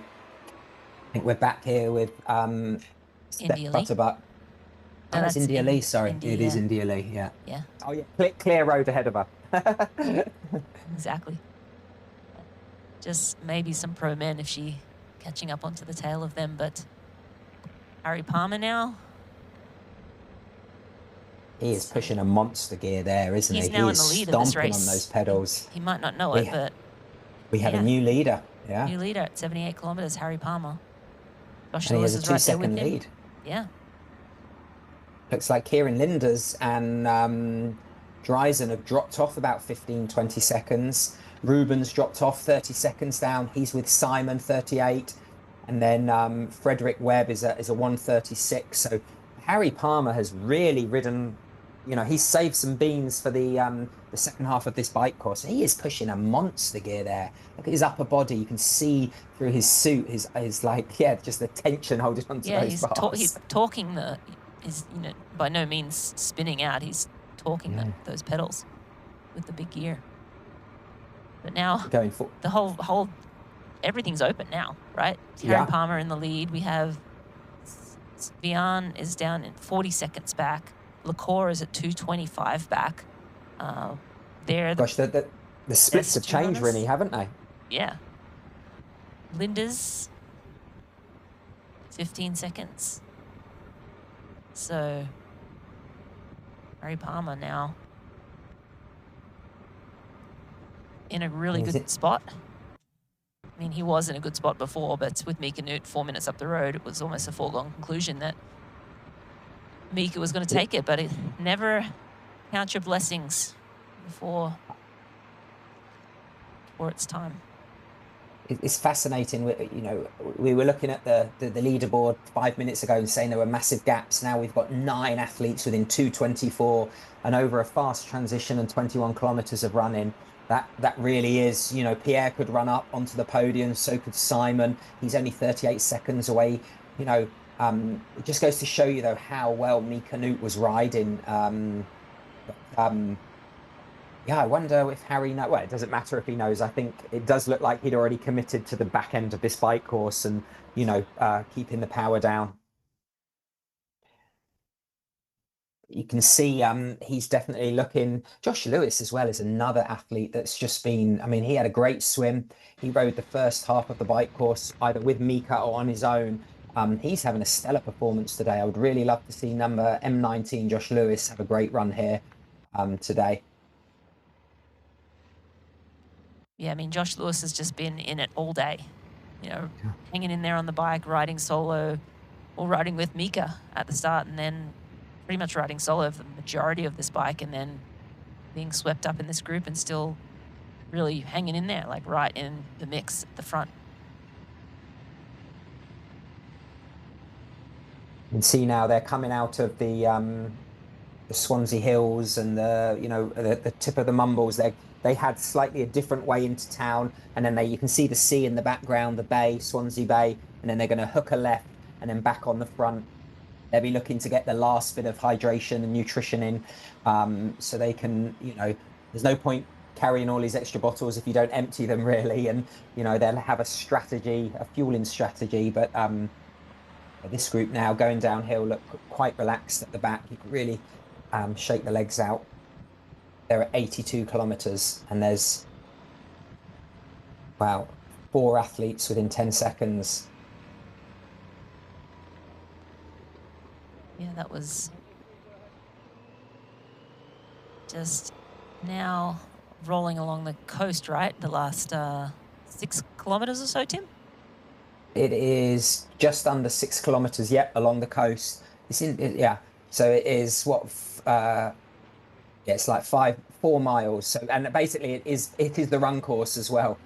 So they would have potentially seen Mika coming out, but not anymore. Nope.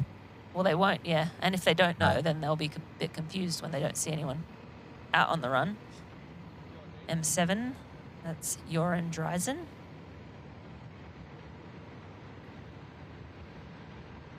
It was interesting early on when we watched the swim start, we could see all the wind, blowing quite strongly. But to be honest, even on that open plain, we didn't see anyone have any issues with it. So maybe it was just channeled around the marina and all those penthouse apartment blocks that they have down on such a development. And again, I know it's warm. Everyone's got shorts and t-shirts when it goes above 15 in the UK. But I think this is the coolest day Wales, the UK have had for a few days. So I really don't think heat is going to be a massive issue. But then again, it was Harry Palmer that we saw lose a bottle. Hopefully it was more. Hopefully it was half full or half empty. Yeah. But yeah. Non-essential bottle. Yeah. Again, there's obviously there's still nutrition on course. It's just a matter of when you lose a bottle, if it's one of your key bottles, then you have to do the math and figure out how to replace it. And again, as you mentioned earlier, the swim nutrition is such a crucial part of piece of the puzzle. You got to get that right. You got to fuel well. You got to get enough calories, process those calories, so that you continue to to sit at this level of effort. And then on the run, if you haven't fueled well on the bike, it's going to come and bite you in the butt on the run. So yeah, definitely don't want to mess around with missing out on nutrition or calories. Absolutely. I always used to think I may be fine now, but how am I going to be in 10, 15, 20 kilometer time on the bike? That's the mentality. It's like when you feel like you're thirsty, it's too late. When you feel like you're hot, it's too late. You always need to have that anticipation of what's to come. And yeah, these guys are professionals. They don't need me to tell them that. But yeah, for me, that's how I used to try and break it down, because you can get carried away in the moment and think, do you know what? I don't need this gel right now. I'll wait another 10, 15 minutes. I feel good and whatnot. Looks like we're seeing the dismount into the Ironman Pro Series transition, Ruby transition area. Then they're going to run all the way through here. Someone left their bike in there. Wow, this is a long run into the tents that have taken their helmets off. Oh, they go right into that tent. That's amazing. Grab their bags and all the way out the other end. God, that is another like 400 or 500 meters before they hit the run. So I don't think this group of 4 will be trying to get any gains there, but they still want, what is it? Smooth is fast. But it's not a quickly simple drop your bike and run. You've got to run barefoot, carrying your helmet for quite a while through that transition. And then socks on, shoes on, and out onto the run. And who has the legs? As we mentioned, who's fueled well, who's paced well, and who just has the pedigree to get to the front of this race. I think Harry Palmer's still, or Josh Lewis might be in the front there, but it's going to be a good little group of 5, into T2.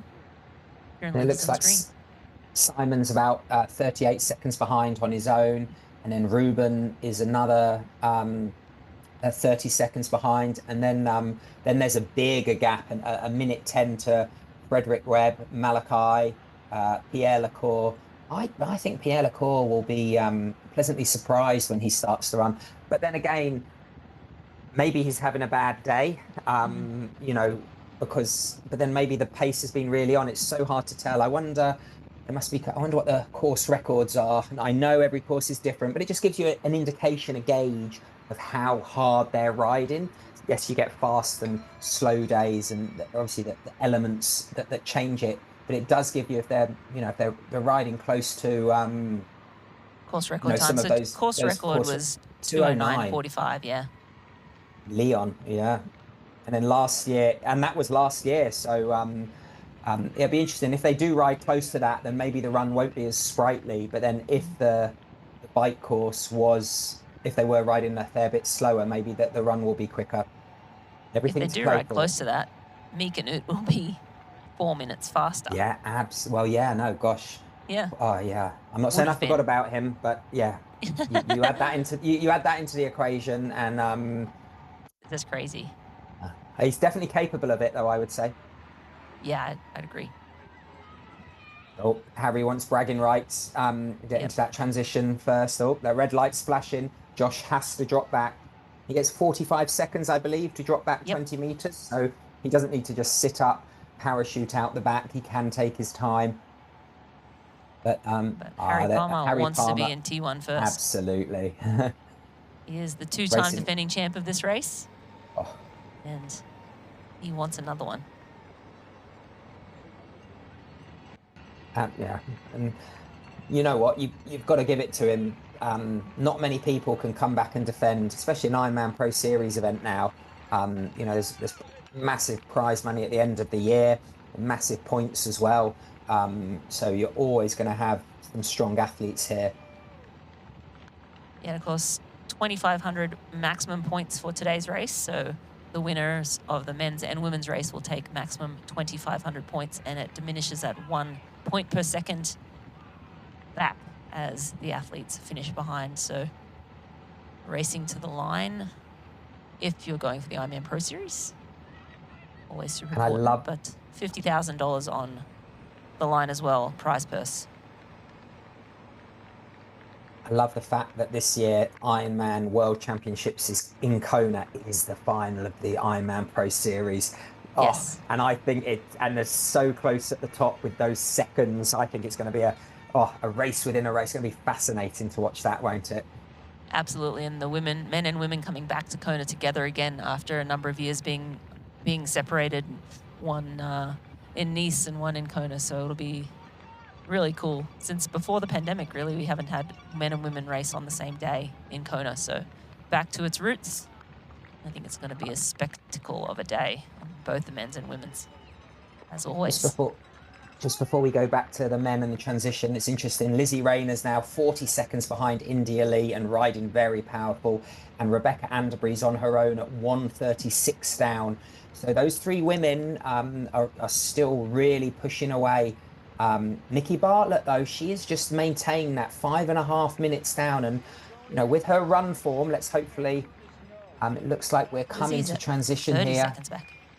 Yeah, we're going now. They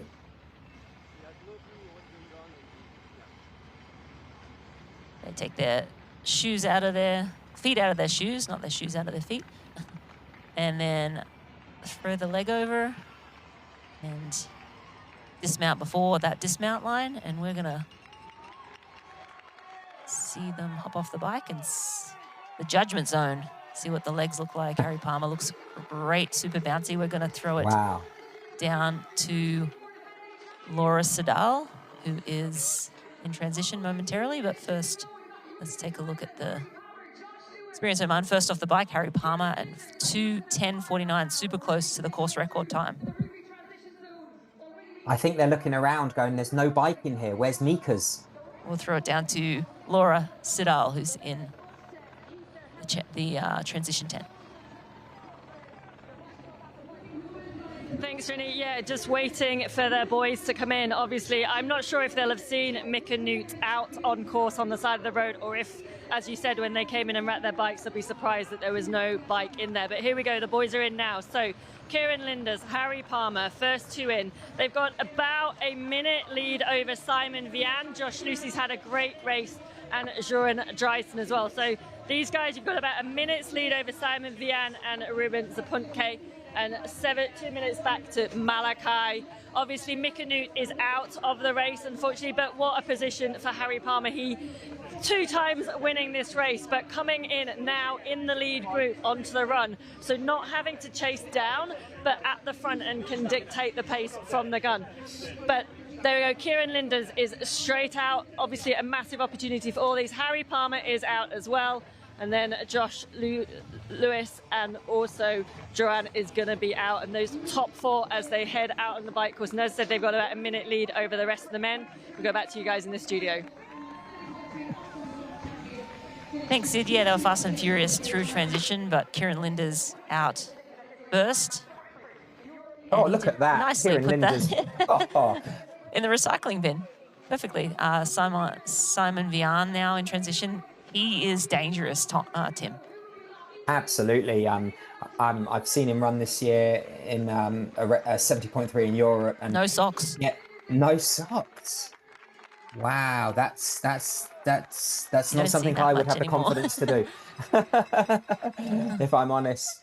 Now this is it, because Kieran was in Frankfurt and it was ever so hot here, and I'm sure his training's been going great. He's on the start line, but it's kind of like, I would say the last 10K, that energy, recovery process. But I think these guys, they have to run fast from the gun, with the likes of Simon chasing them, who's only a minute down, and Pierre Lecour, he's 3 minutes down, and he can run a 67. He has run multiple 67s off the bike. So these athletes can't look at each other, because they know the running firepower will be coming from behind them, and it is close. Yeah, really close out there. And let's take a look. Yes, I thought so. Transition times. Ruby transition 2 times. Kieran Linders is 1:34 out. Simon Vian 1:35 out. Harry Palmer 1:42. And I think Simon Vian, no socks. I wonder if Kieran Linders put socks on. But I think that might have been the difference. Ruben Zapuntke heading out of Ruby T2 now. But Kieran Linders in the lead. And let's see. Yeah, you see right behind him. So the first Harry Palmer. Is that Harry Palmer behind him, or can't quite? Someone in white. I can't quite see. So you can see it's quite busy here. There's lots of lefts and turns. So for the first, just over a mile, so the first 1,800 meters, they're going around the marina. They kind of loop back. Then they hit that long kind of beach road. So here you can see it's can be quite distracting, but if you've had a good transition, you can get into your flow and feel really, really smooth early on. But I think once they get out on that open road, they'll be having their support team out there giving them some splits. They'll be able to hear the cheering. I used to do that. If I was leading and I can go, how long to a cheer? Oh, no, tell someone, count the seconds. I did the same thing. Joran Dreisen is the guy in second place right now. So Joran Dreisen in second. Harry Palmer, I think, is just behind him as well. So still very close racing at the front. But Simon Vian, he was about a minute back out of transition. So 57 seconds early in the run. It's interesting with Ruben. He raced Ironman Frankfurt and he finished 20th, but he said he really overheated on the bike. So he's obviously a very strong, competent biker, but with these cooler temperatures, and obviously it's a 21K and only a 90K, it'll be interesting to see if he can execute a good run, because I'm guessing what he ran in Frankfurt wouldn't have been kind of like his, it was just, I was in Frankfurt, it was stifling. Oh my gosh, it was so hot, really. Yeah, and of course, Ironman Frankfurt was shortened this year to 93 point something miles. The bike was around 120 kilometers and the run was a half marathon. I mean, a lot of other races on that same weekend were cancelled. It was pretty cool that they were able to still have a race. But yeah, when it's that hot, it's just, it'd be detrimental. It could be, you know, medical emergencies can happen when athletes push too hard in weather that hot. So unfortunate that they had to shorten it, but maybe fortunate now that some of these athletes are able to bounce back maybe a little bit quicker than if they had raced in slightly cooler temperatures in a full Ironman in Frankfurt. Absolutely. You can see India Lee now. She's coming into towards the other end of the bay, and it's, you know, that predominantly downhill, and then she's going to hit that coast road. Now she is looking behind her because Lizzie Rayner at the last time check was closing in. She was 30 seconds, so we should get a time check in the next minute, and it'll be interesting if Lizzie has caught her. Yeah, I think that's a fantastic ride from Lizzie and Rebecca as well, because I think Rebecca, you know, she came out the swim, what, 4 minutes and 4 seconds down. So for her to ride right up and only be 1:20 behind India at the moment is great. Yeah, we should get another split update. Yeah, 37 seconds. So she hasn't taken any more time back from Indy in that last little segment. And then in the next probably 40 seconds, we'll get another split to Rebecca Anderbury and see if she's bridging up to Lizzie Rayner. But again, a great ride from Lizzie Rayner. You know, hasn't taken a ton out of India Lee. They're riding fairly close or on par with one another. Anderbury's the one really who was rocketed through this field. And let's see if she's gotten any closer. There's still 12 kilometers to go. But we have our top two women on course. India Lee on the left and Lizzie Rayner on the right. Still waiting for that split to come through from Anderbury. Marta Legolnik is also now up to 5th place at 5:23 back. 126.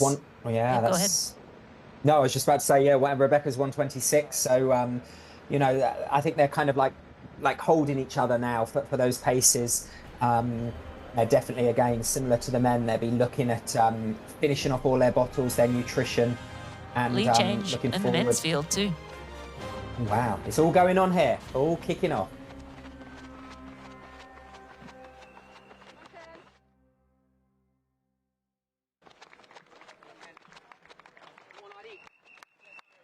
And there it is, the Ironman World Champion.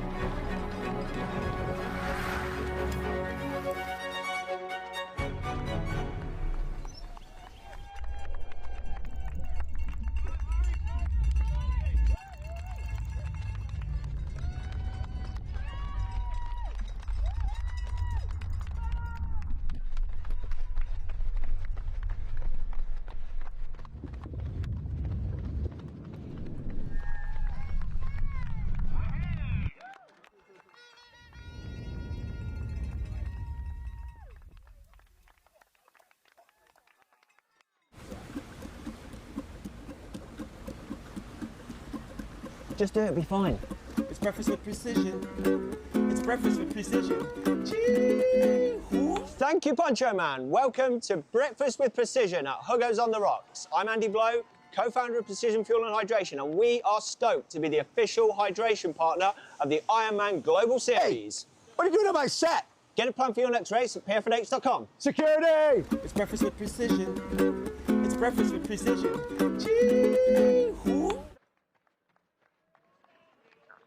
Ironman 70.3 Swansea is brought to you by Bulldog, man's best friend, and Oman.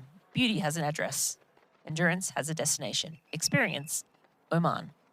I'm Marina Carfra, and I'm joined by Tim and Don in studio today for our live commentary. We have Harry Palmer and Kieran Linders in the lead of the men's race. Of course, Mika Newt, if you're just wondering, catching up now and wondering what happened to him, he was around 4 minutes ahead and unfortunately crashed his bike. So race-ending crash for him. He broke his bike.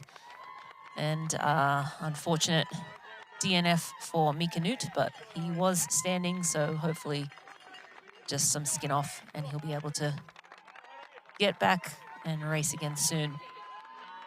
So Harry Palmer is in second, Kira Linders is in first, Joran Dreisen sitting in third, and Simon Vian making a little bit of inroads now. He's taken about 10 seconds out in the last 2 kilometres, so moving certainly faster than the top 4 men. Josh Lewis sitting in 5th place right now. And on the women's side, we have India Lee on the left-hand side. Look at this great quad box. And Lizzie Rayner on the right-hand side of the screen now.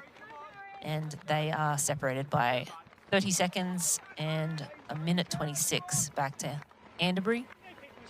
And Anne-Sophie Pierre is at 3:16 back, and Marta Wagovnik is at 5:23 back. The ladies Did you hear that, in Renee? the closing stages of the bike. Say that again. The boys were just having a chat then. They were full on like a Sunday run, having a chat, saying, what happened there? Where did he go? Oh, that's fantastic. Sorry to interrupt you, but I was just like... that's great. What? I heard that off the camera on the course. That is mad. Yeah. Yeah, so think- as we wondered, Mika came off the bike late in the bike, and they would have received splits and had known that he was up the road. But they mustn't have seen him on the side of the road when they came by. And so coming into transition 2, a little bit of confusion. Where is Mika Newt and what happened to him? So here we see on the top right, that's Simon Vian. He's moving up into 3rd place, just about to make that pass on Joran Dresden. He is moving like a train. Oh, he looks great. I mean, he's almost half that distance. I mean, already, I would say. He's within 40 odd seconds of the lead after 2.8 kilometers. That's great running from him. Pierre Lecour, the other one to watch on the run, in this top few men, is at 2:47 back. He lost a little bit of time in the back, sort of 40 kilometers of the bike. He was just hanging in there most of the way and then started to lose some time. But Simon Vian was hanging in there all day long. But Harry Palmer, top left, in the lead. Simon Vian moving through the field. Wow, I think Pierre Lecour, I think when he gets the splits, it'll be Simon here be wanting to see, that's his gauge. I think Simon just looks full of running here at the moment. I mean, we are only 3 kilometers in, but with his experience and his form in the last month, 6 weeks of executing, fast runs, I think, he's definitely the fastest man on the course. He is actually moving quicker than Pierre Lecour, it looks like. But he is not leading, and he is not on the podium just yet, so still a long way to go. But that side-on shot, you can see, nice high arm carriage. Looks like he's got some sort of gel in his right hand. It's got one of those funky 3D headbands that has these cooling properties when it's wet. He is shifting, actually. Got his heart rate monitor on. I'm sure he'll be not just recording the data, but maybe using it. Oh, no, India Lee's down. Oh, gosh. She looks good. Her bike looks good. The chain off. Always check your chain. Oh, no. That's okay. Oh, okay. She just slid into the... But then she got straight back on her bike, and then you've always got to check your train. Oh, I think that was a slow speed. Oh, gosh. No. I'm not sure if this is live or we're still watching the replay, but it looked like she jumped on her bike and her chain wasn't on when she clipped in. Let's hope Lizzie Rayner can navigate that corner slightly smoother. Yeah, just a little too hot into the corner there, and you saw her rear wheel, she locked up, and the rear wheel drifted and, wasn't able to wash off enough speed before she hit that curb and just went over. Damn, the curse of leading the race, both I know. Mika Newt and so close to the finish. Indy looks okay, though, just, a slower speed turn, but sometimes they can be more dangerous, right? Like, absolutely. They can mean broken bones, but no, doesn't look like that's the case for India. She just came off, and hopefully just a few bumps and scratches for her and a little bit of adrenaline rush before the run. Yeah, well, yeah, it could be, and yeah, I mean, she got straight back on. The most important thing is her bike's still working, and she is within 8 kilometers of the finish. So, what? No, yeah, oh, there's a bike. Oh, I'm not sure that of must be a that support part. that's picked No, up it had athletes. bike. No, it had. Oh, yeah, maybe, but it did look SAG. like it was the wrong side of the course. The broom wagon. But no, she's all going. I don't think she hit the ground, thank goodness. But No. Everybody just needs to rubber side down, ladies. Let's get to T2 in one piece. so that's Lizzie Rayner is on the beach road. Did the last shot of Indy was she on the beach road or with the seater, or was she still coming down the hill? I think she. I don't know. I She think was on the she's beach. still in the lead, but I mean, she would have lost a bit of time with that small crowd, right? Like, I mean, there was only 23 seconds. Sorry, 28 seconds between them. So maybe Lizzie may be in the lead. I'm not sure. At least they should be pretty close together. Yes. Yeah. We just need you to pan. Like, I think actually, there's a site, but it could be a pro man. Yeah. She's catching, or an age grouper that's caught her, depending on the gap between the women's age start groupers and the and age group professional start. women, yeah. I think they're both definitely on the beach road, but it would have definitely closed from 28 seconds for sure. Oh, yeah. No, she looks. Look, she's got away with that one, I think. Yeah. I mean, I don't know as if you she's said, got her fingers. She's like kind of like holding her hand kind of gingerly. I think Lizzie is in the lead. I'm pretty sure Lizzie went past her, so Indy's chasing her on the course. Yeah, I mean, at the last check at 28 seconds, I feel like crashing, getting back on, having to fix your chain, that 20 seconds gets eaten up pretty quick. But yeah, can't tell who that is from this angle. Regardless, I mean, I think they're going to be in transition basically together, and then it'll just be a matter of who has the run legs. Hopefully, hopefully no. Oh my gosh, real there's someone damage. crossing the road with their bicycle. Chaos at the end of this race. Yeah, I know it is. Yeah, If you're getting, everyone's. If you're getting bored, there's always something going on. I'm glad to see though that Indy, obviously she jumped back on her bike, but I guess though sometimes when you get on your bike and that adrenaline, as you said, kicks in, you're like, I'm ready, I'm here, let's go. It's not till you start running and you feel, oh, my left hip, or my pelvis, or my knee, or but so far, considering she did hit the deck and then her chain came off, there's definitely it's good to see her back riding full power. Yeah, Lizzie Rayner is in the lead. They flipped. India Lee at 86k is 31 seconds behind Lizzie Rayner. They've been riding. I wonder how close. Well, not how close. I wonder if they are going to touch the course record on the bike. Last year, Kat Matthews rode a 2:26, which actually is the course record.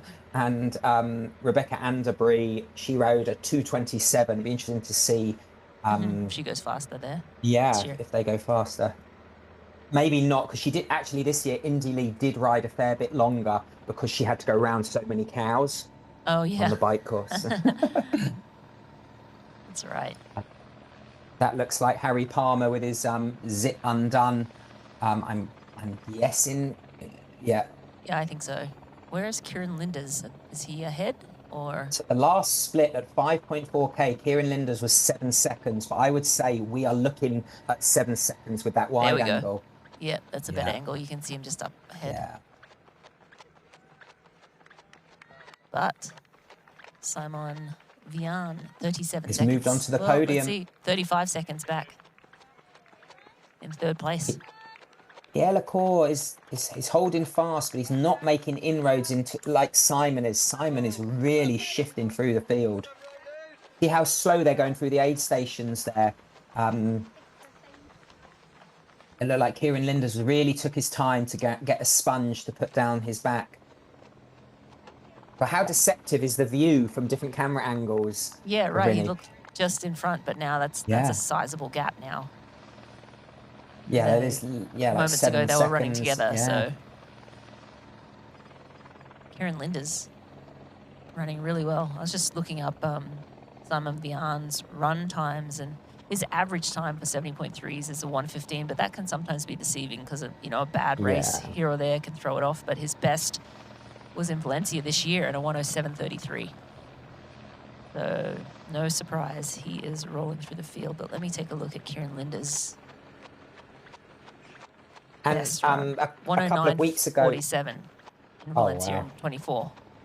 So Simon a couple of weeks ago in Elsinore 70.3, the other pro series, he ran a 69, and I was there. That course was so twisty and turny, and the changing of the under the feet, and it was a proper flat bike course, but they had to pedal. There was no slowing down. If they stopped pedaling, they would bleed speed. So he's definitely coming into some rich form, and being a specialist 70.3 racer.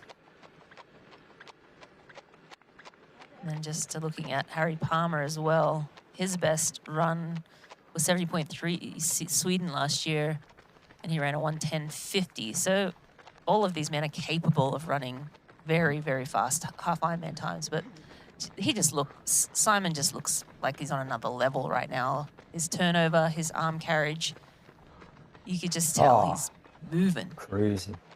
I think the women should be nearing T2 now, so it'll be interesting to see. I'm sure Indy will have a little chat to the camera. Maybe Sid can grab something off her, not interview her, but just get a vibe of how she's feeling and what happened. And then Rebecca Anderbury, she's 120, so it looks like they're back together. Oh no, they're not back together, I apologise. But Rebecca Anderbury as well, she's rode such a... I'm pretty sure she will have the fastest bike time of the day. So that's fantastic, for her confidence going on to the run to try and get on the podium again. Yeah, Simon looks like he's really flowing a lot quicker. This is where they'll really see Simon coming through the field. It probably won't be far. Yeah, there he is. Yeah. Wow. Throw a blanket over them. Gosh, but there is a long gap to the 4th place man. Joran Dreisen is in 4th. Joran. Yeah, Pierre Lecour not making inroads on the lead, actually, 2:42. Josh Lewis sitting in 5th at 2:07 down. Look at that view. What a day. What a day to have a race around Swansea. Weather. I didn't think I'd ever be saying that, but what a cracking day we have in Wales, weather-wise. So the women must be coming near T2 now, so it'd be interesting to see how they flow off the run, and hit that bike.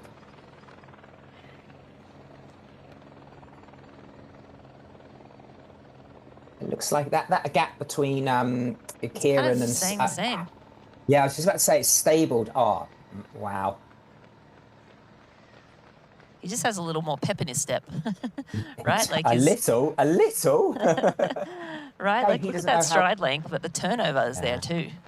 Oh, yeah, he's popping. And he'll be looking for Pierre Lecour because, everyone knows his pedigree. And I think he'll be pleasantly surprised. You get a feel of how someone's moving and feeling, don't you?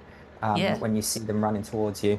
Yeah, I always like the out and back sections where you could get a good look at your competition and also get your own split and sort of know exactly where you stand with the rest of the field. But we're back with India Lee, who had a little tumble at the end of the bike course.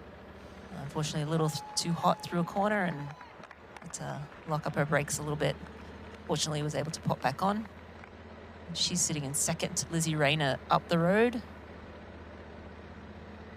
Went past her during that segment, about 28 seconds ahead.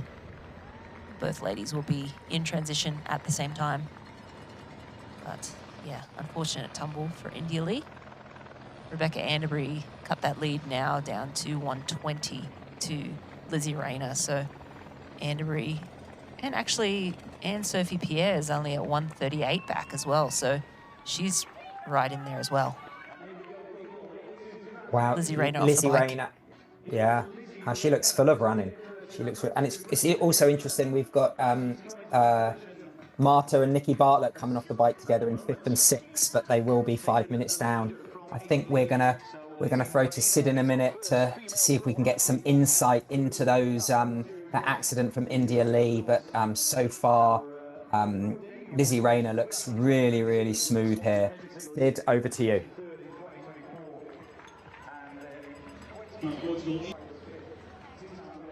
For Lizzie at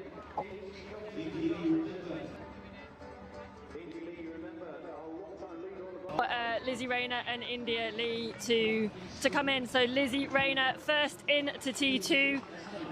Obviously Lizzie's raced every race of Swansea, but hasn't actually ever got the win. And I know talking to her before race, she was really the bike.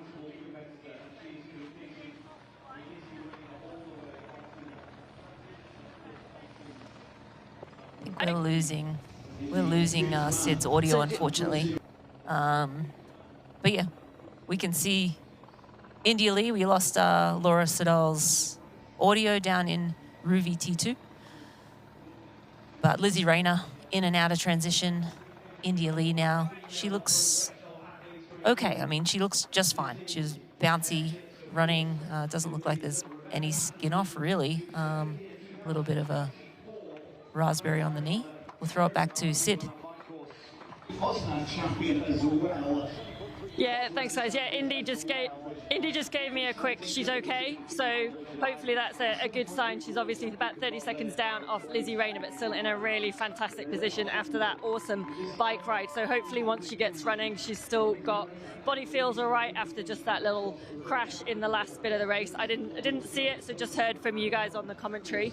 But she's just getting her nutrition in, sorting herself out, just taking a little bit of time as she heads out to follow Lizzie Rayner. So I think whether you heard, because I know I cut out, Lizzie Rayner has raced every race of this race in Swansea, but has never taken the win. As we see Rebecca Anderbury coming in, she's 90 seconds down off Lizzie, and what an amazing bike ride Rebecca Anderbury has had, once again absolutely destroying these hills. She said before she likes a bike course with hills, so was looking forward to riding it. So I hope she had fun as well out there riding.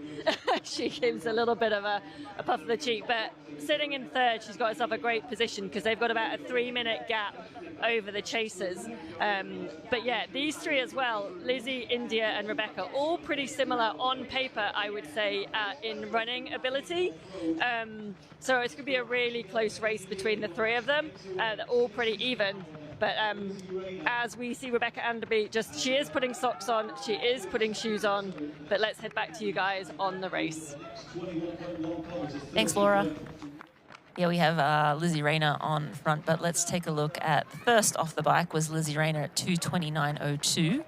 But let's take a look at what Rebecca Anderbury, I'm wondering. 2:26.48. She was about 10 seconds off the course record. That is so consistent. That's class. And all these women are capable of running a sub 120 on this course. So, you know, whoever has their day, I think that first U-turn out and back is going to be quite decisive. Hopefully we get those pan shots that we got for the men. But I think India Lee will be, I'm not saying running angry or cross, but she'll be like, right, you know, I should be in the lead at this stage. You know, it was my own fault. You know, it did look like there was no, you know, she did take it a little bit hot, that corner. But without a doubt, once she's found her rhythm, you know, I think she's a confidence athlete as the race goes on. And, you know, as we saw, you know, she needed a good swim after Hamburg. And then she rode so convincingly at the front, leading the way, with Lizzie and Rebecca, you know, chipping in, slowly catch it. Lizzie looks a bit, her knee lift, it's quite tight through the front of her hips, the hip flexors. I haven't seen her run that often, so I'm not sure if that's her natural style. But once we get out on that open road and that Bay Rinny, we'll be able to get some more clarity of how these women are going. Yeah, and fourth out of transition, and Sophie Pierre. But yeah, I haven't seen a lot of running from Lizzie Rayner. She looks good, she looks solid, but the knee lift is not quite there. But again, everybody's technique can be a little bit different and still can be efficient for that athlete. We'll take a look at the Ruvi T2 fastest times. Pierre was at 1:45, Raina 1:58, and Lee 2:02. So yeah, it did seem like Anderbury was fussing around in T2 a little long. Seemed like she put a shoe on and took it off. Maybe her sock was wrinkled under her foot, and then put it back on. But yeah, lost a few precious seconds in Ruvi T2, which may or may not mean something at the end of this race. Well, it will. I mean, I mean, every second is a second lost is a second loss. But I think in the moment right now, she'll be more than content knowing she's already moving onto the podium. And I would definitely, once Rebecca Anderbury hits dry land, that's when her strengths excel. And as she says, she loves a hilly bike course. She knows she can run well off them. Here with India Lee, who I believe is about 35 seconds. So although they were in transition together, they were definitely at different stages, Lizzie and Indy. So, you know, they seem to be running, matching each other pace for pace at the moment.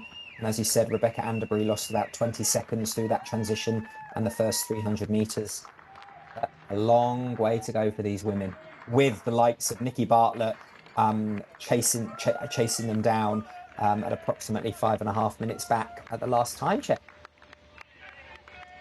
Yeah, I was just doing a little bit of research on fastest 70.3 run times, and India Lee has the upper hand, actually. She's running 1:18.12. She did that in Valencia last year. So Indy, the other two ladies' fastest is a 1:19. So, you know, on the day, right? Like if you have the legs or if you have your day, there's Nikki Bartlett heading out now. She'll be one to watch on the run. She's always phenomenal and also Marta Wagovnik, phenomenal runner. She has the ability to run sub 120 as well. So a lot of ladies right around that same time.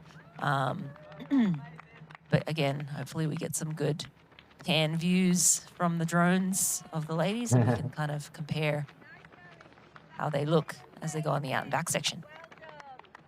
So last year, it was a 1:21.02 was Kat Matthews' run time to win the race, and Rebecca Anderbury ran a 1:22 flat. But the course record, and again, that was from last year as well. That was Daniela Kleisner, 1:14.31. She was flying. Oh, there you can see the rerun of the crash. It's that putting the chain on. It's when you jump back on your bike, you lose extra time. There's Lizzie Rayner. It looked like just went past her.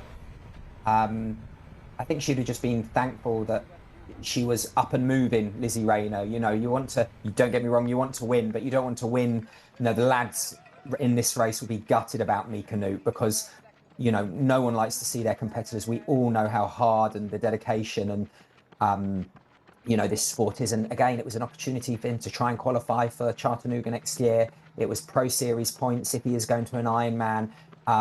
You know, you want to win, but you want your competitors to have the best day as well and beat them when they're at their best. I used to really thrive and revel in that, as I'm sure you did, Rinny, as well. Yeah, and with around a 5-minute lead at 85 kilometers on the bike. Again, just really a bummer. Well, form is temporary, class is permanent, and he's definitely a classy athlete. Kieran Linders looks like he's still in the lead of the men's race. He is there. They've kind of stabilised, I would say, at about 9K. Simon's holding 23 seconds back, and then Harry Palmer's 5-6 seconds back. So interesting. Simon had that real big push. I think that looks closer than 6 seconds personally. It does, but hard with this angle. But yeah, it doesn't look too far behind, and we'll see. Harry Palmer, of course, a 2-time defending champ. Loves to race here in Swansea. And who wouldn't if you won the race twice? Absolutely. Magic place. Simon Beyond there, you can see he has him in there. He has him in his sights, but as you said, 23 seconds at last check. But yeah, once you have your eyes on the competition, it's almost a foregone conclusion sometimes, unless he went out real hot. So we'll see if he just rolls right by them or if he stabilizes here. Well, you can see, look, he's gone on the pavement deliberately there to run through the shower, the hose pipe. That's how hot it is. Well, I say how hot it is. You know, it's not as hot as it has been, but you can even see the spectators there. They're under the trees, or sat at the bus stop as we run past them. But he still looks Anywhere good. there's shade. Yeah. He's still got an eye on his watch. He's probably looking at his pace. I just undo my zip. I saved the sponsors for the finish shoot, but he still looks good. Absolutely. And we got to catch up with Simon before the race. Let's see what he had to say about this run course. Yeah, I'd run this morning on the course. It's going to be really warm, I think. It's a really fast course, but after a really hard bike, so it may be a bit, I don't know, tricky. There's a nice start list, a few good names to battle with, so it's going to be interesting. But what would be good to qualify for next year already. But also I want to do another good big race, and then I will start to get ready for the World Championship in Nice. So that's kind of the last big race of this part of the year. So his last big race for this part of the year, and it'd be, I'm sure, great for him to make it a win. But right now he's sitting at around 20 seconds back from Kieran Linders, and Harry Palmer right with Kieran Linders 4 seconds behind. So top 3 men within 20 seconds of one another. Wow, that's close racing this, this far into the race. It looks like Lizzie Rayner at 2 kilometers is holding a 36-second lead. It looks like Harry Palmer's up onto Kieran Linders' shoulder again. So these 2 men were running neck and neck in the opening couple of kilometers, and then a little bit of a gap opened up, but now Harry feeling good, taking his turn at the front, probably because he knows Simon Bjorn is breathing down their neck. So if he wants another victory here, he's going to have to up the pace. I think in some ways, with Kieran and Harry running together, it's given them, as opposed to the bike where they were maybe slow, I wouldn't say they were slowing each other down, but there was that yo-yo in, up and down, and I think here they are working off each other. As I said, they were talking earlier on the run. They do some training together. They know Simon's coming hard, and at that U-turn, they probably thought he's going to catch us by the time we get to town. Oh, look at that. Mexican wave from the Yellow Budgie Smuggler Brigade. So that's through 1 lap, and they are 1 second apart with Simon closing in. But I think they can work together, especially if there's a headwind one way or a tailwind or crosswind. There's definitely strength here, considering that I think they're friends. Look at this Welsh crowd coming out for support now. I mean, they've been there all day. We saw them lined up all along the docks. I think they've come straight from the pubs, from the England game. Well, they wouldn't watch the England game, actually, so what am I on about? Simon does look good. Yeah, I don't know that he's let's see. No, I think he's holding He's lost time. He's lost time, actually. He's 30 seconds back now. He was at 20 about a kilometre ago, and now he's lost 9 seconds. So, wow. Harry Palmer has put the hammer down. Now, I mean, Simon looks phenomenal, but Harry is not going to let this victory go easily. Kieran hanging in there too. It looks like at 3 kilometres, Lizzie Rayner's pulled out another 10 seconds, so she's 43 seconds ahead of India Lee, with Rebecca Anderbury holding firm at 1:47 down. Be interesting, after about 5-6K, we see the likes of Nikki Bartlett and Martha coming through to see if they've made any inroads, but that'll take a couple of K for the splits to come through. Gosh, these boys they're running together. I'm leading, now you're leading. They really are yo-yoing, having good patches and average bad patches, aren't they? Yeah, and it's like that. So your nutrition plan, it's not always linear, especially the longer the race goes on. Sometimes you're feeling on top of the world and you're like, I can smash the rest of this run, and then a kilometre or 2 kilometres later, all of a sudden, you're seeing stars because maybe you didn't fuel well enough. So, yeah, it is a little bit of a give and take. Rarely do you feel super strong throughout a whole run, but it does seem like, yep, and again, as you said, Harry, the athletes taking their time through transition, really slowing down, getting in the fluids, making sure they're cooling the jets. That was smart, that. Don't just grab a cup. He really took time to get 2 cups double-handed off the amazing volunteers that we have here, well, at all races. All right, and we're going to take a look at the Athletic Brewing podium prediction for the pro men. See what it comes up with. Harry Palmer, it says, right now. Wow. And Kieran Linda second, Simon Vian. I think that would have probably been taken from that last split where these two men were pulling away again. But again, you know, they're at past halfway and 30-second gap. So we'll see in the next time split if it keeps going out. But, I mean, Simon still looks great. Yeah. You can see he's got that bulge in the bottom of his back. That will definitely be some nutrition for him. He keeps on looking at his watch. I would say he'd be looking at his pace, but the fact that you could see his heart rate monitor on, maybe he knows the more I go above a certain heart rate, the more I'm eating into, you know, bringing my core temperature up, going into fatigue. So maybe he kind of went out hard, now he's settling. But I do think these two are unintentionally helping each other stay away from Simon. Harry does, I mean, he looks great. He's at the front of the race, leading a Ironman Pro Series, having won it for the last 2 years. But he's definitely I would say, a confidence athlete here, and he's in a great place to feed off that confidence. Yeah, and let's have another look at some more stats. The Precision Fuel and Hydration course record pacing. So record times, Alistair Brownlee and Kat Matthews. So 3:49:33 and 22 for Alistair. And Harry is on pace for 3. That can't be right. 3:21:37? No. I'm going to have to say that might not be right. Hey, Rennie. The women's one might be right, but I doubt it. Maybe somebody put the wrong numbers in there for the men, for sure. But you know what? I'd take that time. I'm quite happy. All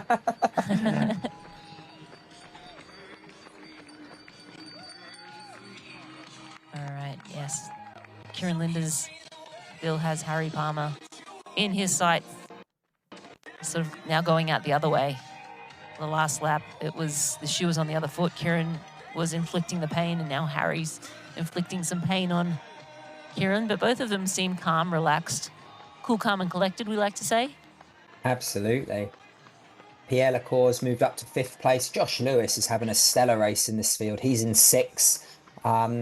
You know, it looks like he's struggling a little bit now on the run. But, you know, Pierre Lacour, he's got a chance to run up into a top 4, you know, top 3 if he's even paced this run split.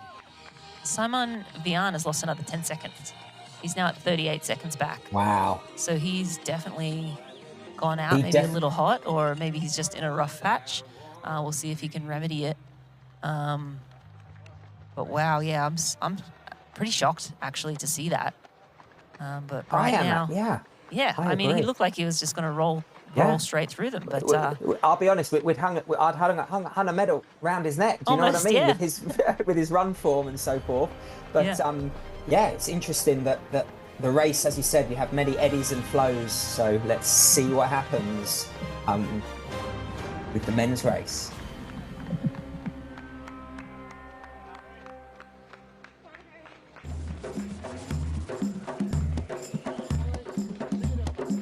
It's the beauty of Oman.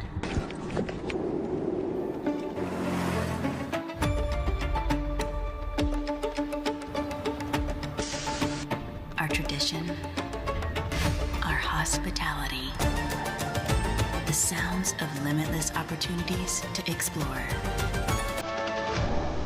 Listen, it's Oman.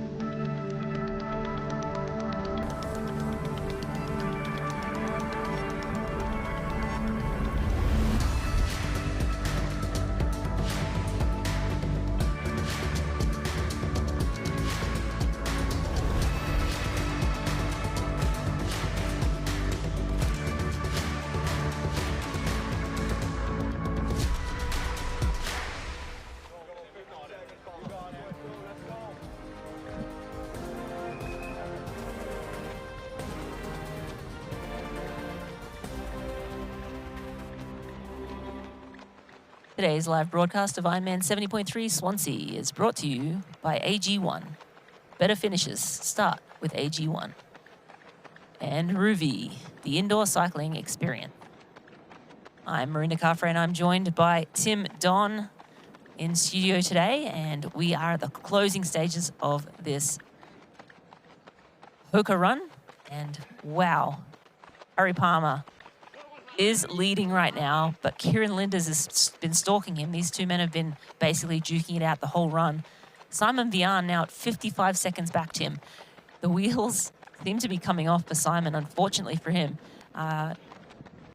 Joran DAZN is sitting in fourth at 1:45, and Pierre Lecour still sitting at around 2:49, so hasn't really made inroads on the top two men. But this man, Harry Palmer, has won this race 2 times, trying to go for a third. Lizzie Rayner on the right there, leading the women's race right now.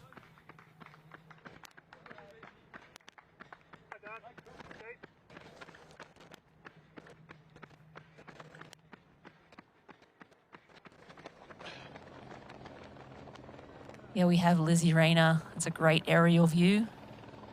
She's 50 seconds up on India Lee, so running a little quicker than India Lee. And then we have Rebecca Anderbury starting to pull back a little bit of time on Lizzie Rayner. I think she was at 1:49, but not too much. So she's around 50 seconds back of India Lee. So it's 50 seconds and 50 seconds between the top 3 women. Wow, and I think Lizzie now, she's, opened up. It's a real flow run, this course, long, straight. You can really, dial in that rhythm, very metronomic, as opposed to a turny, twisty run. Some athletes prefer that, but Lizzie is really looking good and pulling away from her competitors at the moment. And we got to catch up with Lizzie Rayner before the race. Let's see what she had to say about the run. Yeah, I actually think it's a really tricky run course. It's obviously pan flat, but I think that makes it harder. It's basically 5K out, 5K back twice. Normally have a headwind one way, tailwind the other. You can basically see one end to the other, so mentally it makes it quite a challenge. There's hardly any shade, so you're quite exposed, especially in this weather. So I think it makes for a really tough race. I think also the bike course being so hard means that you come off the bike you're not as fresh as other races. So I'm going to try and ride maybe a bit more conservatively than last year, be a bit more patient, and hopefully I'll have a better run. A run I know I can do. Well, whether she rode conservatively or not, I think she paced it very well. She's running very well off that bike, and again, she ended up hitting the lead on the bike. She kind of held even with India Lee pretty much the whole bike ride, and then started to make some inroads towards the end, and then India, of course, little quick, little hot through one of the corners and came off her bike, and that's where Lizzie rolled by her and took the lead. It was only a 20, 25, 30-second lead into Ruvi T2, but now that lead is extended to almost a minute, so might be Lizzie Rayner's day. We've still got a lot of running to go, but definitely at the moment she's looking in control. It's interesting, Nikki Bartlett is also running just as quick as Lizzie Rayner, but she is 5 minutes behind her. So it just goes to show that swim, the swim and the bike are so important. But back to the men's race, we haven't touched on DAZN from Belgium. He won Alghero 70.3 earlier this year, and he was seconding Kratchkow as well. And in his last 2 races, he's actually finished with very competent, strong runs around 71 minutes. So, as we said, he's moving very, very. He's been under the radar, I think, for definitely for me today. So it's really good to see him now. I mean, he is shifting on that run course. I can see him getting onto the podium, Rinny. Yeah, I'd have to agree. Simon really seems to be going backwards now, and again, he looked like the race was his on that first lap, and now things are not going as well as he would have hoped. He's around 40 seconds. Joran DAZN is 40 seconds back from Simon. So if Simon doesn't pull it together in the next 5 kilometers, then yeah, I mean, he could find himself, DAZN can find himself right on that podium.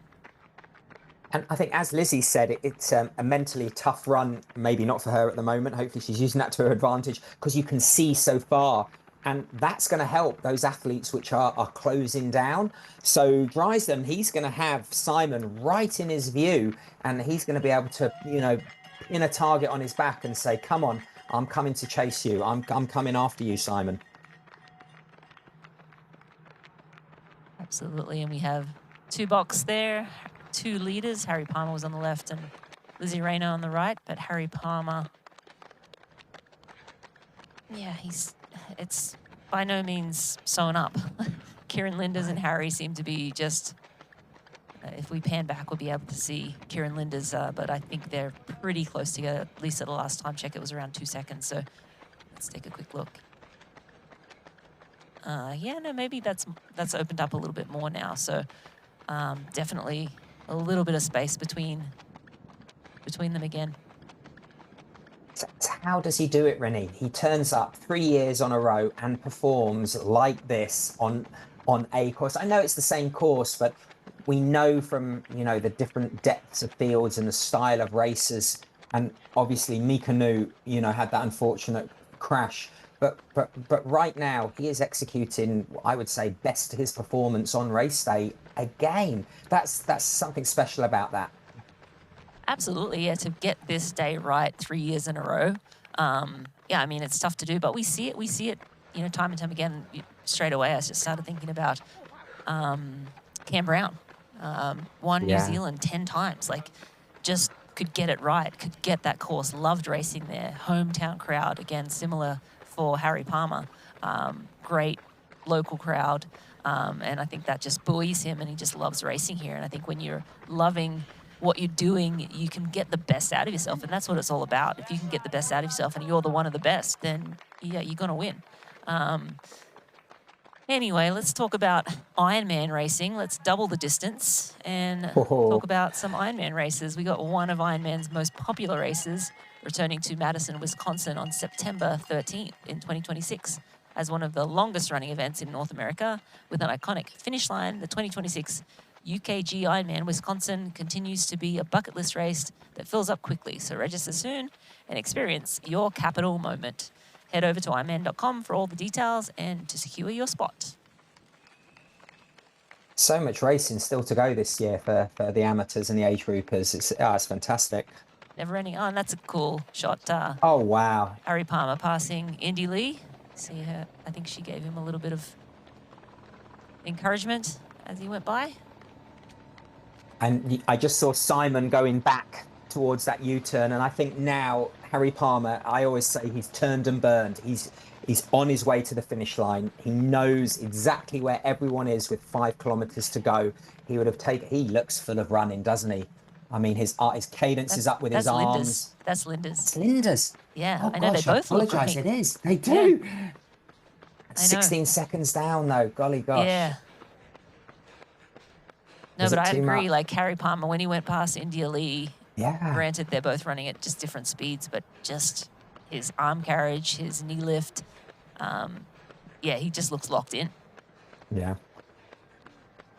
And now in his mind, he will be saying, "This is my race. This is," in a surreal way, saying, "This is what I came to do." And he wasn't shy in saying that. And I like that controlled confidence, not that arrogant confidence. And tip of the hat to him. He's come here and he's raced the course. He's raced his competitors, and with about 5 kilometers to go, he is looking like the man to beat. It looks like Simon and DAZN are within seconds of each other at that far turn. So it'll be interesting to see how that dynamic changes as well for the last spot on the podium.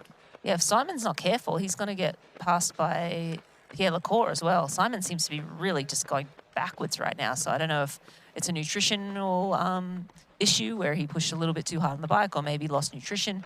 Kieran Linders now moving past India Lee. India on her first lap. Kieran on his way to the finish line. But yeah, I just wonder, it must be, I'm going to say it's nutritional. You don't have athletes of this caliber just miss pacing that badly. I think probably a nutritional issue and just run out of fuel. But yeah, back. And definitely he comes out, he knows what he's capable of running, those super fast run times, and that's what he sets to do. But maybe he's underestimated how the leg sappiness of the bike, you know, those surges constantly, whether you're overtaking people, going into the red zone, blue zone, whether it's up the hill, downhill, and you have to stay supremely focused with, can't believe I'm going to say this, with the cows on the course, with the age groupers on lap 1. So yeah, I mean, but he looks very much not like an athlete that is going to capable right now today of running a 67, 68. And that's testament to Harry Palmer and Kieran Linders, you know, making it look very smooth. And I wouldn't say easy, but they are looking very, very smooth. India Lee here, though, you know, she is tracking. They've kind of like stabilized Lizzie taking on some nutrition there. Lizzie and India kind of locked out at about 60 seconds between them. And still with 14 kilometers to go, it's definitely, it's not over. That's for sure. Yeah, the battle for second and third, even for Anderbury and Indy. Yes. Oh, wow. Yeah, I actually just saw the next split. Indy's at 120 back at 7 kilometers. wow. So we'll see what Anderbury is. So that, I think second and third, definitely still to play for here. Anderbury and Rain are really running the same pace. Wow. I do know that Rebecca really, I wouldn't say struggles, but in the past, heat has really got to her. But I know with her coaching team, they've been to Loughborough University in the heat chamber at various times to really focus on that and work on her hydration strategies. So I think she'll be thankful it wasn't as hot as it was the last couple of days. But definitely the back end of the run is an area that I know, I'm sure Rebecca's, you know, worked on hard. So hopefully she can keep this pace up and, you know, challenge Indy. And they actually live maybe, I don't know, 10 kilometers, 6 miles away from each other. So I think they've actually got the same coach as well, Sam. Oh, they do. Yeah. So you know, there'd be lots of splits going there for team Anderbury Lee. And I do have to mention, Lizzie Rain has actually finished third, fourth, fifth, and sixth here. In that order, going the wrong way. I know. I don't know. What. I think she was third last year, so probably not going that way. But just like she has all of those. She has the third, the fourth. She has all of. She doesn't need any of those. She's got all of those positions in this race. Well, we know what she needs. So she skipped over second. That's possibly. fine. That's fine. Yeah. But definitely moving the right direction. So, yeah, very cool. She's a very focused, dedicated athlete, training-wise, and you know, she likes to execute. She doesn't race that often. In Aix-en-Provence, the Ironman Pro Series race earlier in the year, she was absolutely shivering in T2.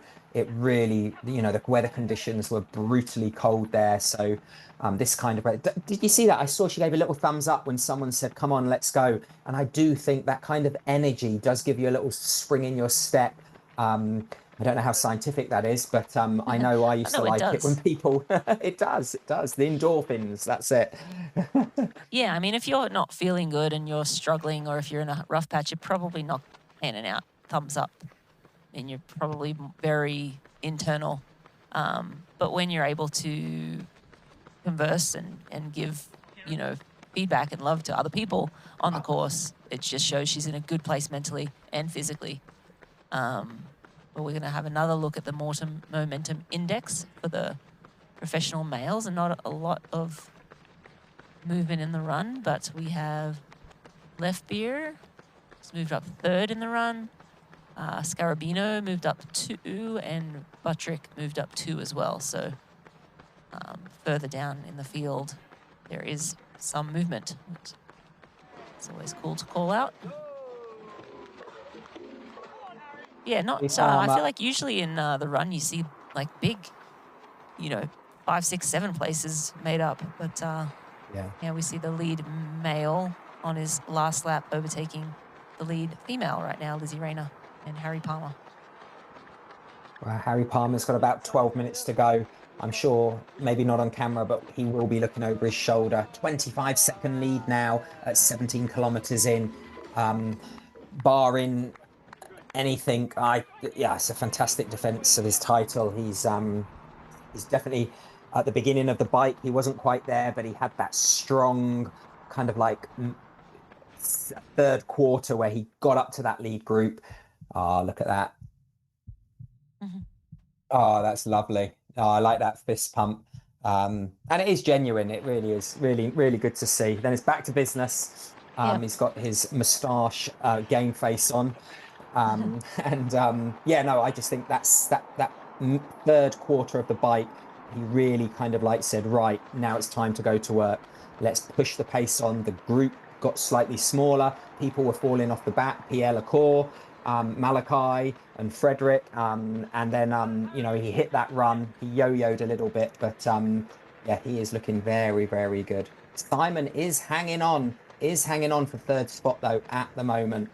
So still getting closer and closer with DAZN. Simon, we just went through 17 kilometers at 2:32. We'll see what DAZN is. He was, yeah, we'll just have to wait and see because he was 2:35. He's 2:45. So Simon just hanging in there. 13 seconds.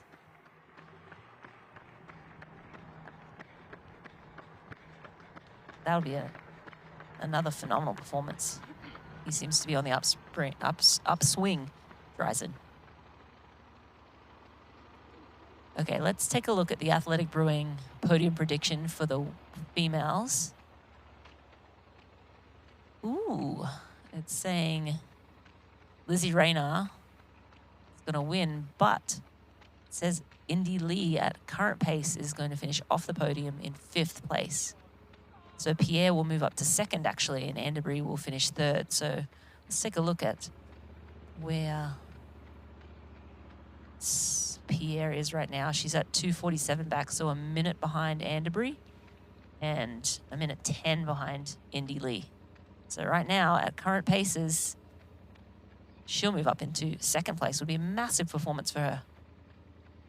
Wow, there's some movers and shakers. Predictions, obviously, as well.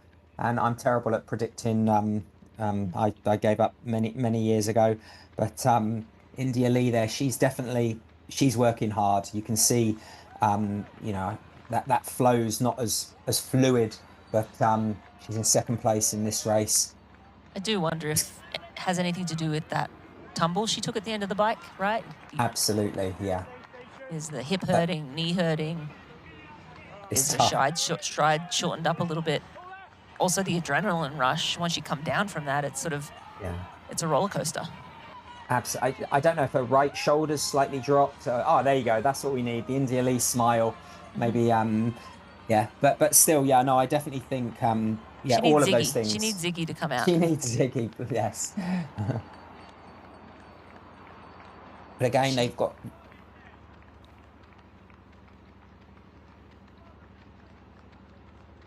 Is Kieran Linders going to mount a last-minute charge? At 18 kilometres, he was 30 seconds down, but a good 2 minutes ahead of Simon in 3rd spot. It's so hard to tell. Yeah, are they close to course record times? Let's actually have a quick look, because he's got less than probably maybe 2.5 kilometres, maybe a little less. Course record is 3:49. No. Yeah, won't be. It's interesting. Lizzie's had such a gradual progression in the world champion 70.3 world champs. In 2024, she was 16th. Last year, she was 8th. She's had 2 70.3 wins, both at the same race in Portugal, ironically. So she's not jumped into the top echelon of the professional triathlon ranks, but she's slowly kind of like moving up the ranks year by year, not rushing her training and consistency. And this could be, oh, look, we're going to have a pass here. Rebecca Anderbury is coming onto the shoulder of India Lee. You see Rebecca Anderbury holding her water or energy drink. Oh, Rebecca's blowing through this aid station. She managed to get something. She's oh, like, there you go, water. That's what she wanted, water. Oh, she missed. Oh, she got one. She got one. She got an electrolyte light. No. Wow, that is the first from 4 minutes behind the leaders out the water to second spot, but still with over half the run to go. But great run in there from Rebecca Anderbury. You'll have to see. Is Anne-Sophie Pierre gone out hot, or is she just going to get quicker? Just kind of looking at some of her runs. She ran a 1:19.47 in Aix-en-Provence. So again, all of these women's best run times are right around the same. Really just a matter of how they handled the bike, pacing and nutrition, and if they just having their day. Harry Palmer closing a couple of kilometers now. It's through 18.8.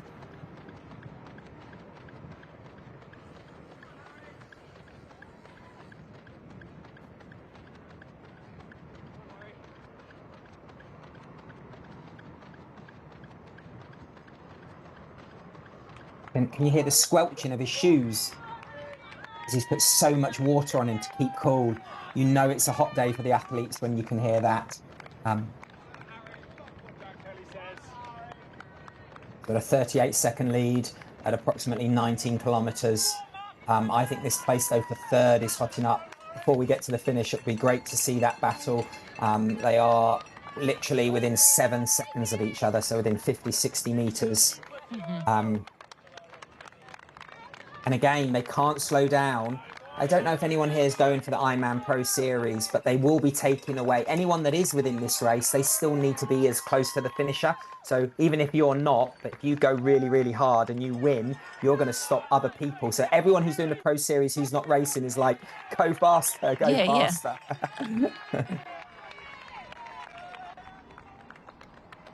Yeah, that's Kieran Linders, who's currently in second place. 38 seconds back. He's fairly, well, very secure in that second place position. The next athletes are over 2 minutes back. But the race for third is definitely hotting up. 2 seconds between third, Simon and DAZN. I wonder if they're going to slightly slow down, you know, a bit of a tactical, or if DAZN's got enough energy just to blow past him. Pierre Lecour is only 37 seconds off the podium as well. So he is absolutely moving at the moment. Wow. Yeah, he was kind of holding steady earlier, but now seems to be, well, maybe, you know, the athletes in between. So again, definitely a race for third, fourth and fifth. Who gets on the podium and who takes the minor places.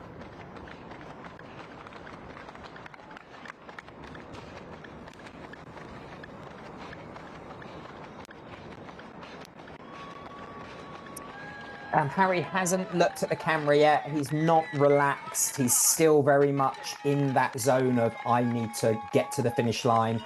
I've got less than 2K to go, but I know it's not over.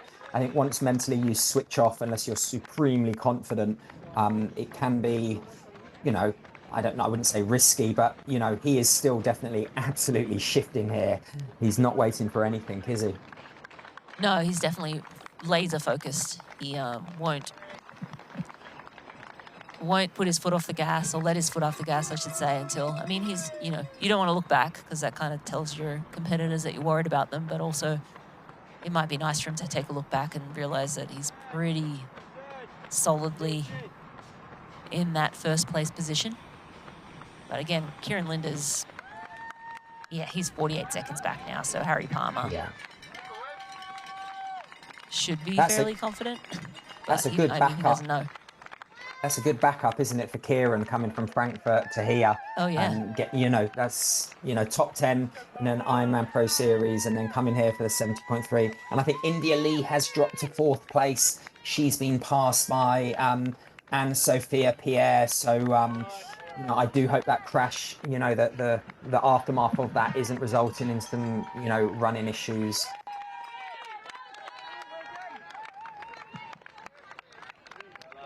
Harry Palmer knows this course well. He's won here twice. Make it a hat trick today.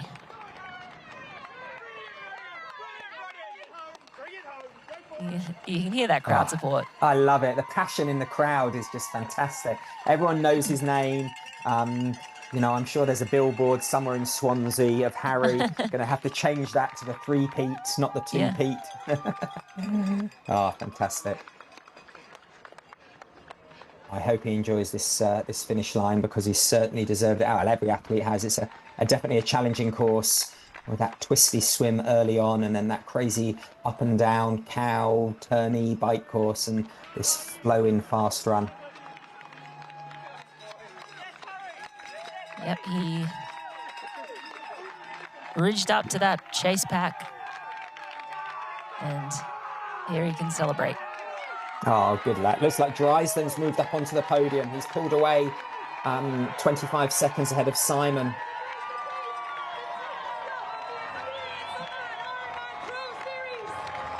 And here he is, Harry Palmer from Great Britain, making it a 3-peat here in Swansea. The King of Swansea and the champ today. What an amazing performance, taking nothing away from him, but to come here and to race like that and to defend a title for the second time, that is that's something that doesn't happen very often. So absolutely, what a race day performance from Harry Palmer, the Ironman Pro Series 70.3 Swansea champion. He doesn't look that knackered. He doesn't. He looks barely breathing. It's that winner's feeling, that winner's euro. You don't feel pain when you win. Here comes Kieran Linders. He takes the turn, runs down that carpet to hear his name called out. Second place here after a top 10 at Ironman Frankfurt. That is a massive shift he's put in today. That is a really, really great race. To come here and finish on the podium. Now, who are we going to see in third? Is it going to be Simon? Is it going to be DAZN? They were neck and neck, and then Simon dropped and DAZN pulled away. I think he had the upper hand, but it's a good minute to go. So these two... It's 15 seconds. Well, 2 seconds. Wow. Well, let's see. I think they're... Yeah. Who has just a little something left? Going to greet the crowd, say thank you.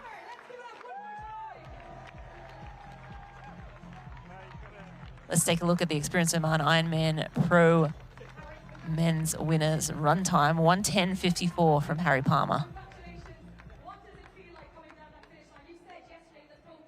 Wow, last year Harry Palmer ran a 1:11.22. So he had a fantastic run. This looks like our third place finisher on the road. Yeah, and there's daylight between him and, can't even see Simon Vian. Oh, he's working, good lad. He doesn't know. At this point, you pass and you just sprint. Look at him. Oh, he's looking. He's like, looking. come on. I mean, that's not bad. He's had a first and a second this year, and now he's a third. He has the complete set. Get it framed, mate. 2026. Yeah. 1, 2, 3. Such but in a Pro strong Series balance. race, a podium in a Pro Series race, it's like another step up. Yeah. Gosh, he's you know, but he's really working to the finish line. It's so great to see, though. You know, he's not taking it for granted. He is still pushing on, and as you said, you know, first and second are fantastic performances, but to come up to this level on a really honest, tough course with more challenges than just swimming, cycling, and running.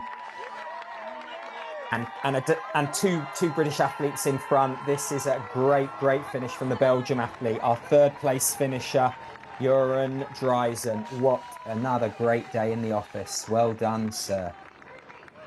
Oh, he's spent, isn't he? Yeah.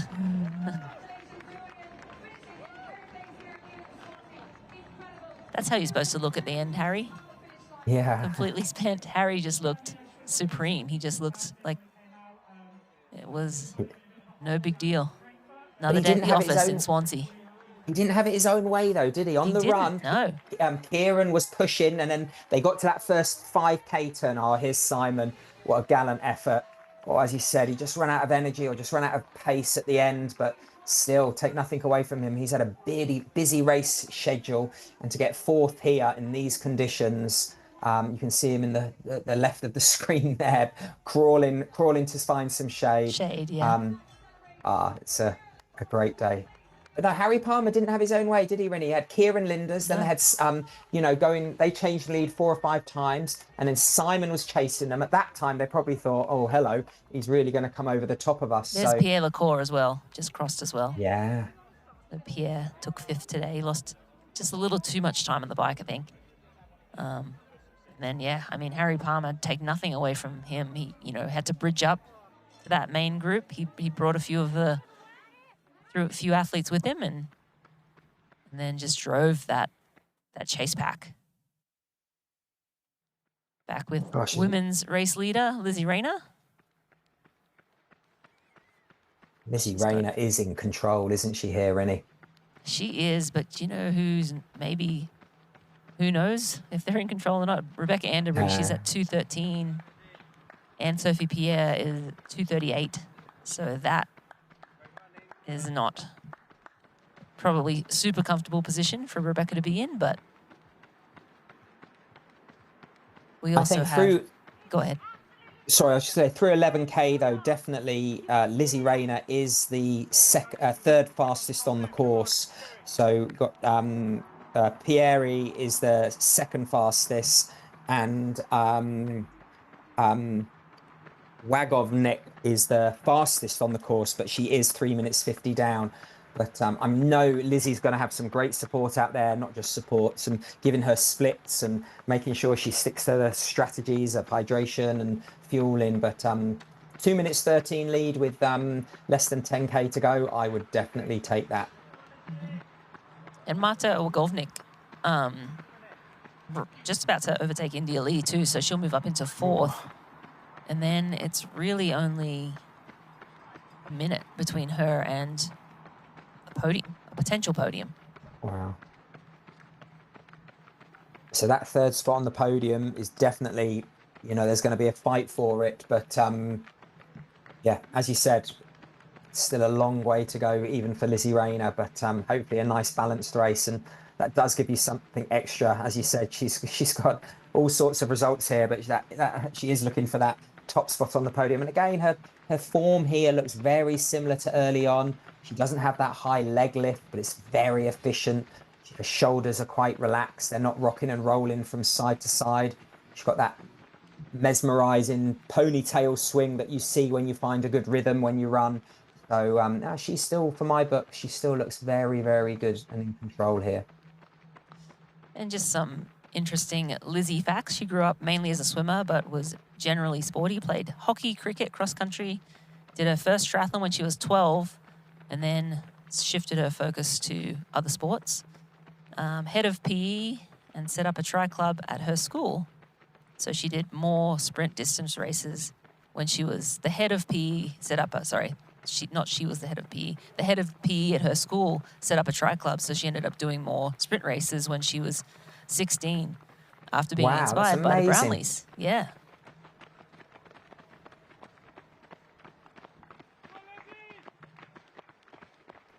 I think just going back to the men's race, Harry won in 3 hours, 50 minutes and 27 seconds.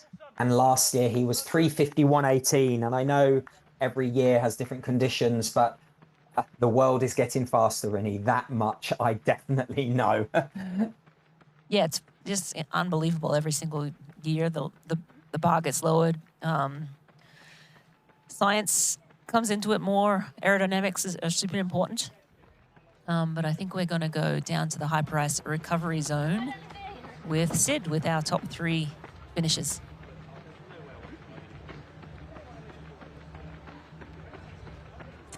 Yeah, thanks, Rennie.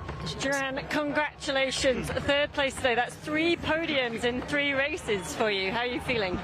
Yeah, I feel incredible. I think the strength of field was here a different level compared to my other races. So I said to everyone that I would be very happy with top 8. So yeah, 3rd place, very, very happy. And it was pretty close on the run in that last few 5K. How was that from a mental point of view? It's with a lot of ups and downs. In the beginning, I didn't have a very good second transition. Then the gap with the front stayed a little bit the same, I think. So I was running in third position. Then Simon passed me, and he was going quite fast. I couldn't pick on.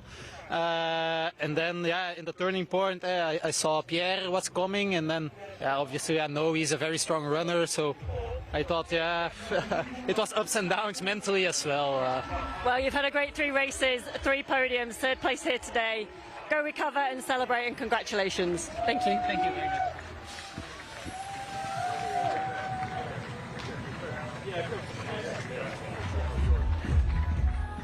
All right, we'll stand so by. Just waiting now. Kieran Linders. Kieran Linders, 3rd last year, 2nd this year. How's that feel? How are you feeling after today? Really good. I mean, I wasn't too sure what I would be like after Frankfurt. It was a little bit of a shame that it was shortened, but it was the right decision, which meant that I could recover better for now. But it's still this awkward ground, so. But I just found myself in a good position. Maybe I just timed it a bit better, and just had a really good fun day racing the top of the Brits and Harry out there on the run. Yeah, and you came out at T2 with Harry. Talk us through a little bit. Goes through your headspace when you're running side by side. Well, I know we've got a lot of talent from behind, so there's an element of wanting to push the pace to make it hard to catch us, but then also working out that we're actually racing each other. I felt really good, but it was quite evident about halfway that I don't know if it was a combination of Frankfurt and that I was tired, or maybe I just wasn't good enough today to put pressure onto Harry, but I gave it everything. I played all my cards as well as I could, and the better man beat me on the day.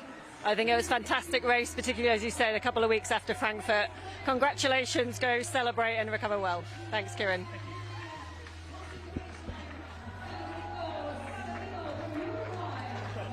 Harry Palmer.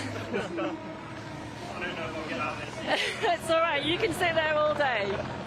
3 times Ironman 70.3 Swansea champion. How does that sound?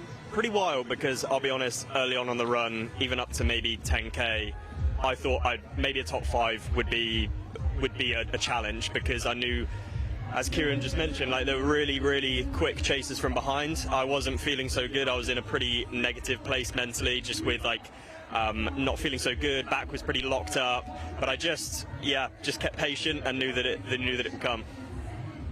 What is it about this race, Swansea and Harry Palmer? It's actually a really good question. I don't know, because it hurts like hell, and right now I don't know if I ever want to come back, but the support is incredible. I've never raced anywhere like it. It's so good, and I guess, living relatively close to here, I know what the roads are like. I train on roads like this all the time, so it allows me to navigate the course pretty well. And mainly it is the support. I don't know what it is about the Welsh support, but they just bring it to another level. It is absolutely incredible. Now, you said pre-race that your race tactics were just go hard, go full gas from the gun. Is that how the day played out? Yeah. So in the swim, I know that I'm not the fastest swimmer, so I wanted to minimise the gap as much as possible.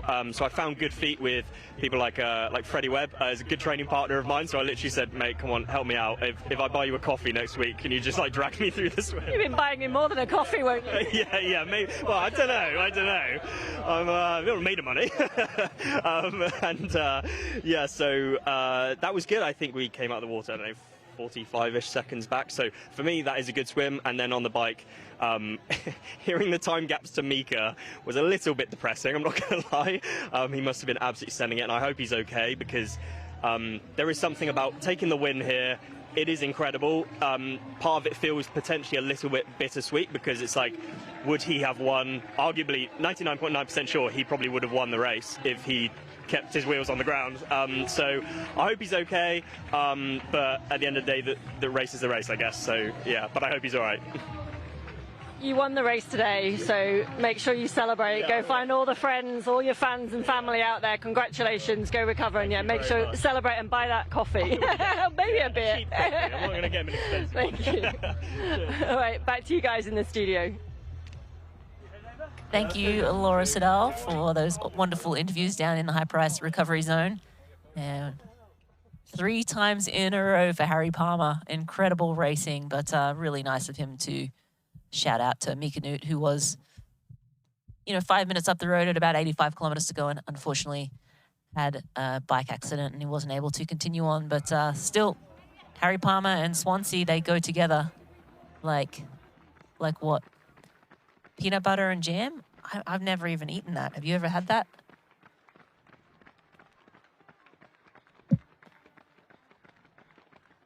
Fish and chips, Rennie. Come on, fish and chips. Fish not and chips. peanut There you go. butter and jam. There you There go. we go. We're not in America. I'm like, I don't even like that. I couldn't. I was blanking on the good combo. But yes, that's a good one.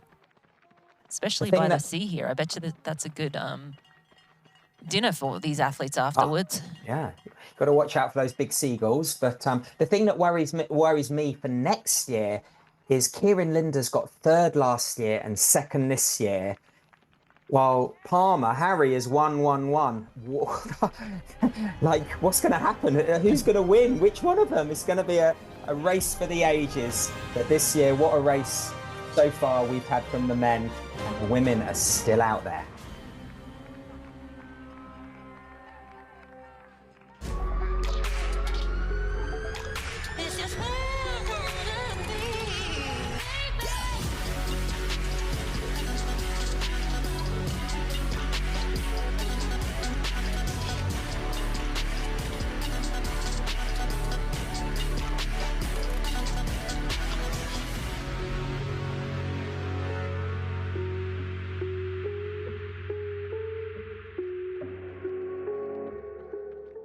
Ironman is the journey of a lifetime that begins long before race day.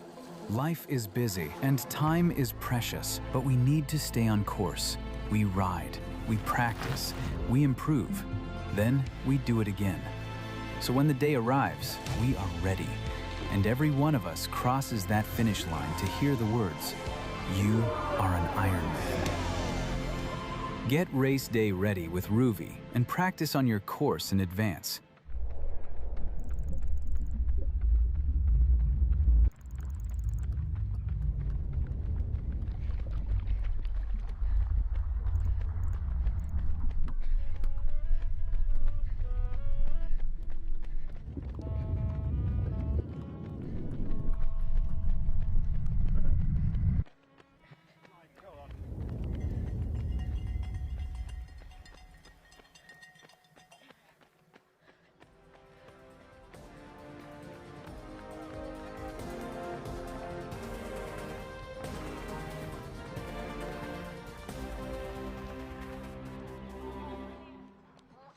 Ironman 70.3 Swansea is brought to you by AG1.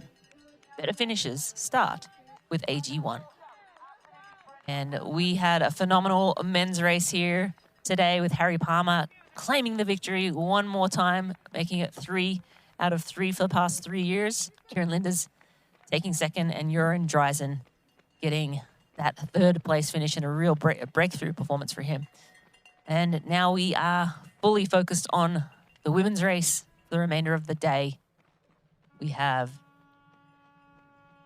Anne-Sophie Pierre sitting in 2nd place. Lizzie Rayner is fairly in control, 155 up on Anne-Sophie Pierre. Rebecca Anderbury sitting in 3rd. However, she has Marta Wagovnik breathing down her neck as well at only 30 seconds back. So the podium is certainly not figured out yet. Nikki Bartlett actually has moved up into 5th place as well. Unfortunately, India Lee has slipped down to 6th. So I'm wondering if she is struggling from that tumble she took at the end of the bike. Both our leaders actually today, bike leaders, crashed. Of course, Mika Newt at about 85 kilometers. He had a 5-minute lead and he crashed and was unable to continue. This is Marta Wagovnik. And she has been running through quietly. Oh, and that's the pass. That is the pass for second place. That's Rebecca Anderbury. Anderbury finished second to Kat Matthews only by 30 seconds, I think, last year. But Marta Wagovnik on the run now and into third place. We caught up with Marta before the race. Let's hear what she had to say. How is this run course going to play to your advantage? To having fast time of the running, the most important thing is when it's hot, I think for good runners is good, because I think the good runners don't have problem with heat, but also you have to think about it, to having hydrate, to using the ice, to, I don't know, be smart, not running on the center of the road. Having the best results, win the race could be something special, something awesome. But I know how the field is, and the race will be quite hard, I think, and it will be especially of the hot. Yeah, but yeah, I think the best result is like the best number of my bib number. So yeah. And what number are you? 8. So beat number 8. Okay. Thank you so much. Thank you. Well, she's certainly beating 8 right now. She's moved up into third place. And yeah, again, I don't think, 35 seconds between her and Anne-Sophie Pierre. So we'll see a little more than 30, actually. It's more like 45.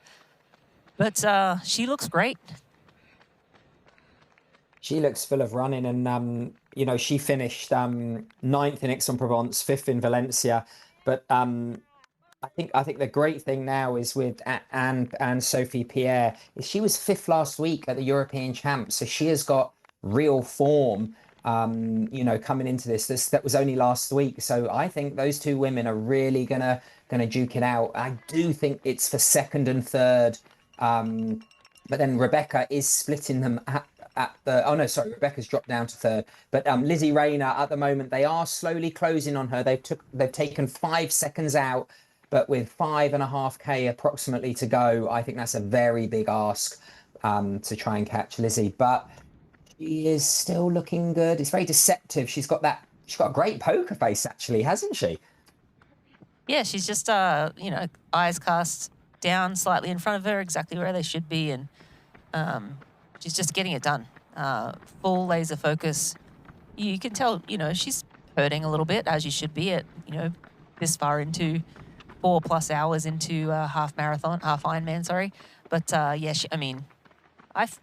I think she still looks great. She still has good bounce in her step, and now she just has to protect this position. She has 1:43 now, back to Anne-Sophie Pierre, and Marta is at 2:15. So that gap between second and third is coming down as well. That's 32 seconds separate them as well. So, 30 seconds over 5K, certainly, you break that down to, take 10 or 15 seconds, and then all of a sudden anything is happening, right? Absolutely. I think Lizzie, it's quite lonely out at the far end of the course. I think she'll be really relishing the fact once she goes under this nice shady tree bit, that last 3K, 2.5K with all the British supporters, I think they're really going to be a weapon for her. I'm sure her coaching team is based out of Barsh. That is a T3 on her back. There's a whole load of age groupers racing here, so I'm sure they're going to get right behind her. She needs to, stand fast, and this is the time where you have to dig in. She knows she's slowed down. She'll be able to feel that 10, 15 seconds of kilometers. You can feel that, and you can see here with it. I love it, with another quad screen, that finisher's medal and the top 3 women there. Lizzie Rayner, though, she definitely was looking like the athlete that was moving the slowest, but is she going to be able to hang on this last 4.2 kilometers of the race? Yeah, again, she just needs to protect her position now. And she just crossed 17 kilometers, so we'll get another split momentarily here on the next 2 women. But I think the more interesting, again, anything is possible. If the ladies sort of start to sniff blood in the water, then they can lift their pace. And this is a good shot of Anne-Sophie Pierre sitting in second place. But if they start to see weakness up ahead, then they can all of a sudden maybe find another gear, and then all of a sudden the momentum shifts the other way. I do, however, think the real race is between second and third, and that's Anne-Sophie Pierre and Marta Wagovnik. And that's Marta right there on call. So second and third, I think you see the urgency on Marta's face. And let's take a look at the Morton Momentum Index. It'll tell us at their current paces who is going to finish where. Oh, no, sorry, this is the index. So this is people who have moved up. So Wagovnik's moved up 2 slots on the run. Pierre has moved up 2 as well. And Jendestrick has moved up 2 as well. So those 3 women have been the movers and shakers on the run course today. I thought we were going to get a podium predictor.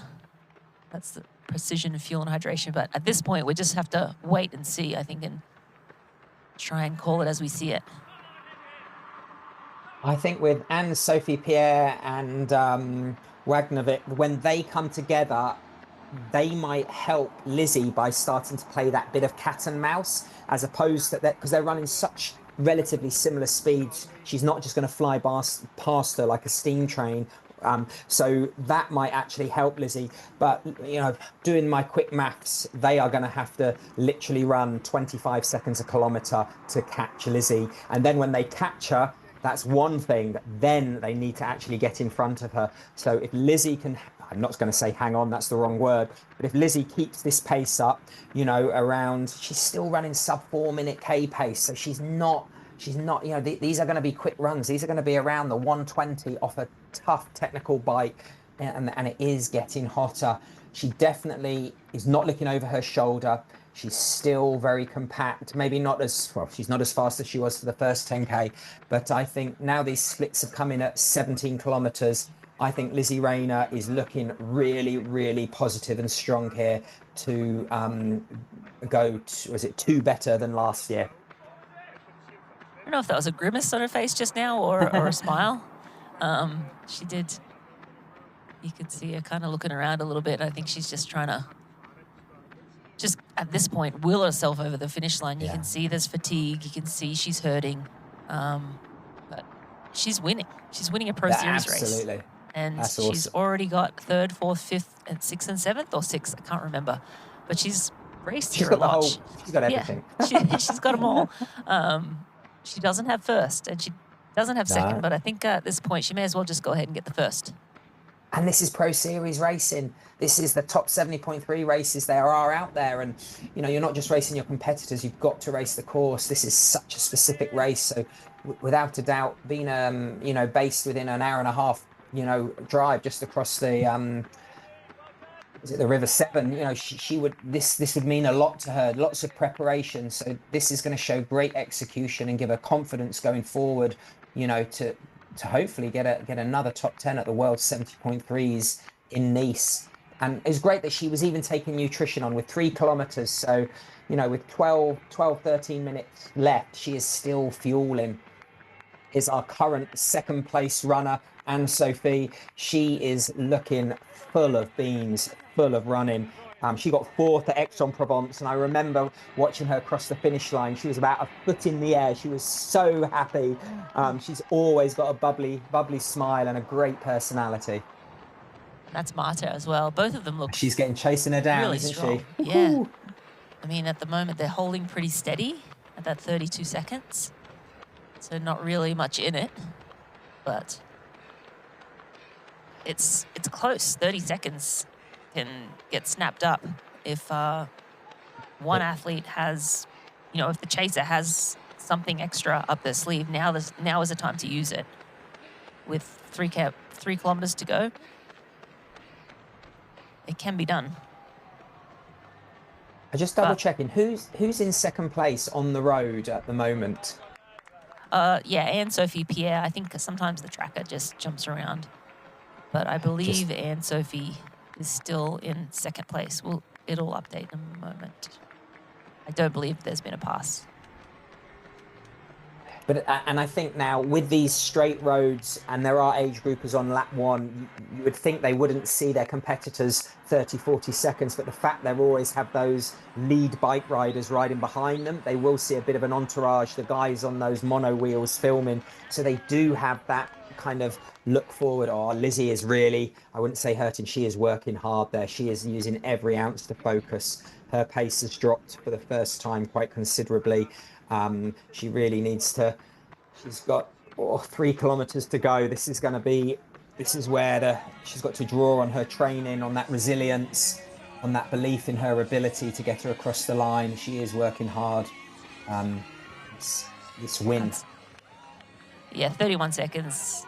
And Sophie Pierre and Marta Wagovnik are both running the same pace. They've basically been, the last 3 kilometers, they've been between 33 and 31 seconds.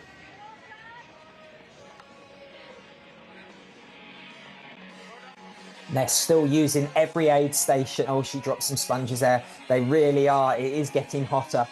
That's the great thing with these volunteers. They're always a bit out of practice when the pros come through because they haven't done it for a year. Normally it's the same volunteers. They like to do the same aid stations. And you sometimes are like, no, we get frustrated. Then after about 200 meters, I'm like, hold on a second. This is fine.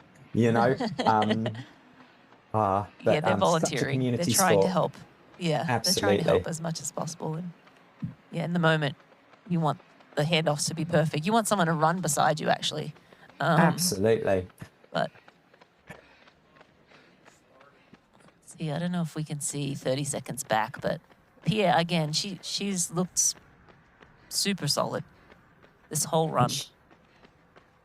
And I mean, she's got a very high turnover, naturally a very high cadence, but we're over 18 kilometers into a 70.3 and she still has that. You can see here the different styles and the different kind of like how they're holding their body. I think I'm seeing smiles from Lizzie. You know, she'll be looking for, it's a grimace. She's looking for someone who she knows and trusts to give her an accurate split.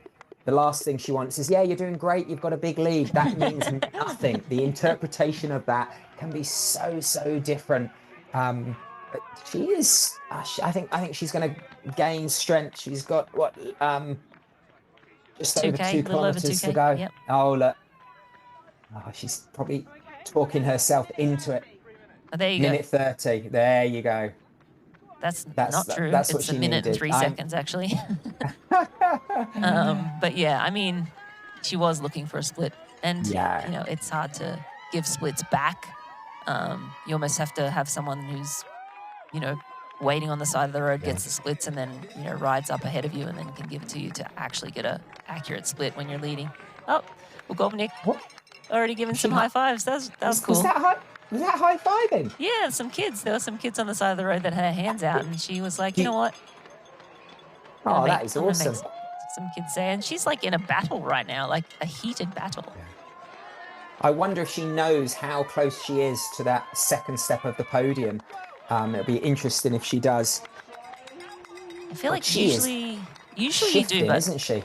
You get like 6 different splits though. You'll have like, oh, you're 20 seconds. She's right there. Well, she's right there could mean a minute, could mean 20 seconds. I mean, this is a long straightaway, so maybe she can see the bikes up ahead. Yeah. I'm still waiting for this next split to come through, but. And Sophie Pierre is 103 behind Lizzie Rayner. So Lizzie, again, I still feel pretty confident, but if it gets cut to another... Oh, she's smiling. That's a smile, Rinny. Come on, you got to give me that one. I'm sure she smiled there. She needs to just focus and just, you know, keep doing what she's doing. But hopefully she knows that there's chasers and she cannot let her foot off the gas one bit. If I was Lizzie, I'd be using every age group I'm catching. I want to catch them quicker. Get to the next one. Get to the next one. I've got that very short-term goal that I can focus on, as opposed to think I'm going to win the finish line. She can't take her foot off the gas. as you said, that minute can shrink very quickly. But look at the crowds. They've come out today to support these athletes, and this is just the start of their day with the thousands of age groupers racing later. But they have really been, you know, they've got awesome. a show in front of them with some of the best athletes in the world at this distance, and to have Lizzie Rayner from Great Britain at the moment leading with less than 2 kilometres to go, that's awesome. Yeah, incredible crowd support here in Wales.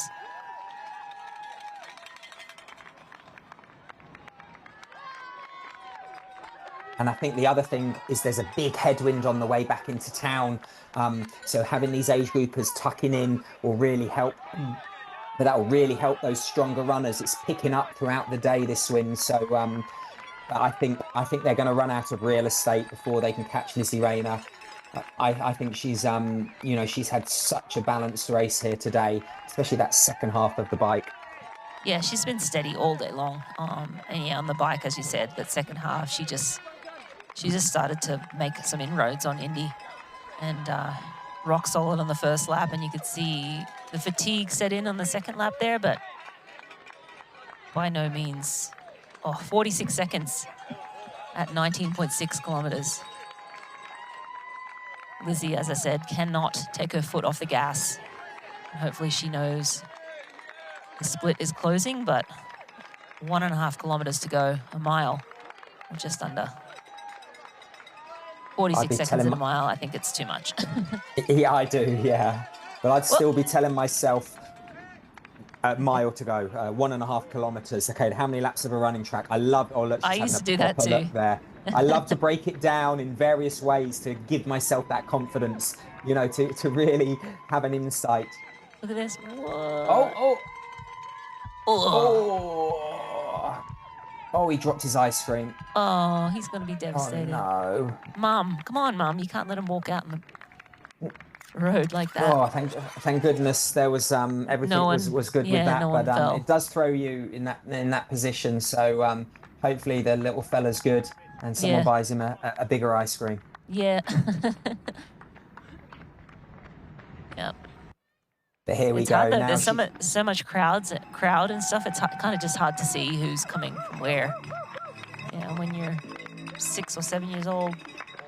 And I think they don't appreciate the speed that these women are running 100%. In terms of the age groupers on their first lap. That there is that massive swing. But she's coming up now, less than 1 kilometre to go. And I think she must know and believe that this is going to be her first Ironman Pro Series win. And to do it on home soil after, you know, struggling with the cold in Aix-en-Provence, and then unfortunately Nice was cancelled, which was absolutely the right decision. To come here and put out a performance like this, it's just fantastic to see. 27 seconds. It's not over. 27 seconds at 20 kilometers. I'm calling it. It's over. They're coming to that nice gold building.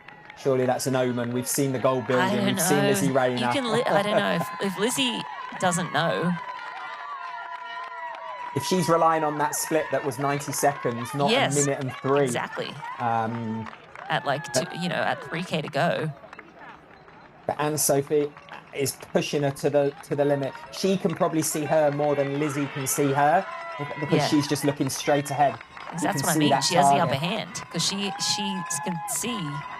And we see the zoom. We need a uber zoom, but 27 seconds. 27 seconds. Yeah, Marta, all within a minute. Marta, top 3 within a minute. Marta Łagodnik at 1 minute back. Again, I think Marta and Sophie Pierre are running the same pace they have been the last 5 kilometers. But, wow, this is going to come down to it. Well, there were 4 minutes between the podium last year in this women's race. This year, only a minute. You could not have asked for a closer race. And they've all raced with different styles, haven't they? Different 100%. Strength. Yeah. He is turning into the finish.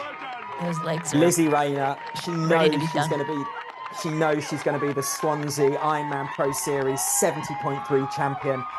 She's high-fiving the volunteers. She's high-fiving the One more fans. look. Still looking over. I would be Turning the too. corner. What a feeling. There she goes. What an amazing. She gets the carpet all to herself. Lizzie Rayner is your 2026 Ironman 70.3 Swansea champion. First Pro Series win. That is absolutely... Look how close it was in the end, Rinny. That is... What a performance. Never say never. That is within 10 seconds. Whoa! Look at I that. love the energy. What a race. 2 women giving it everything out there, fighting for that top spot on the podium. Man, that was awesome Separated. racing. Separated by less than 30 seconds. And here we've got Wegovnik taking off the 3rd spot of the podium with an absolute stellar run as well. She knows she's comfortably in 3rd. High-fiving. Enjoy this moment.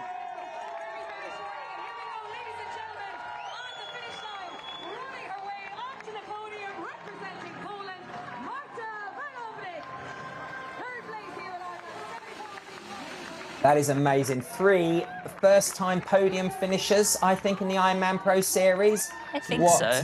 We'll have to check our stats. They've put out. I'll just throw that out there and Yeah, think I'm right. hope But it's I could be, Just could there be with wrong. confidence. No, it's fine. That's it. So Anne-Marie started triathlon when she was 20 years old. And now on the podium at a 70.3 Ironman Pro Series race. 2025 was her best season with 4 podiums that year. And let's take a look at the Experience Oman winner's time. 4:23.56, Lizzie Rayner from Great Britain.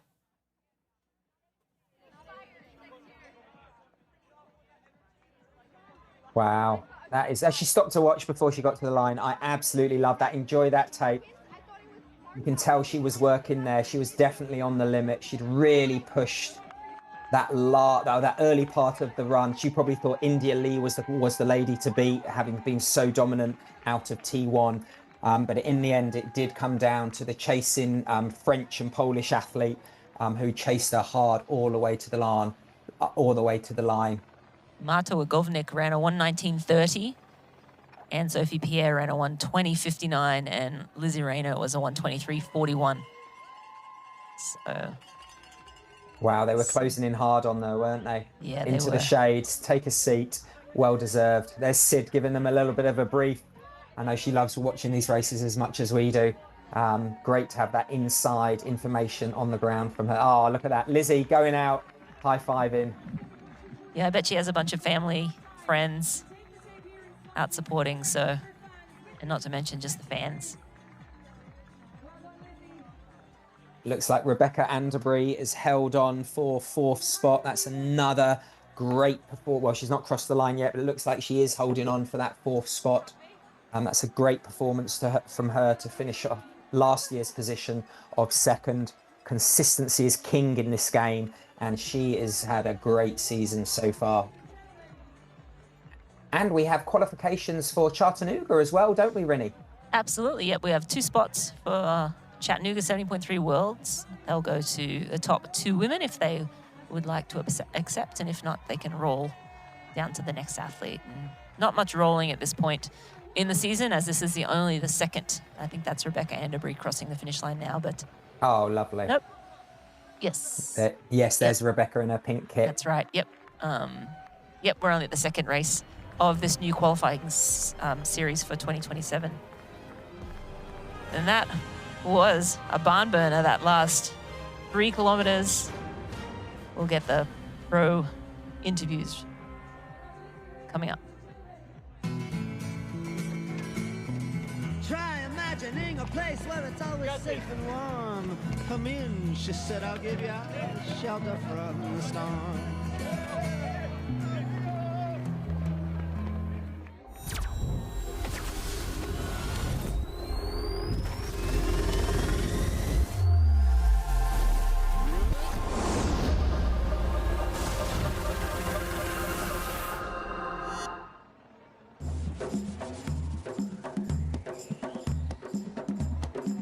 It's It's the beauty of Oman.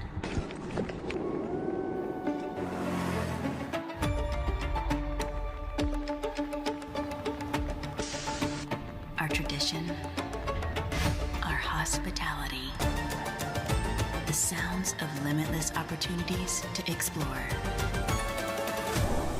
Listen, it's Oman.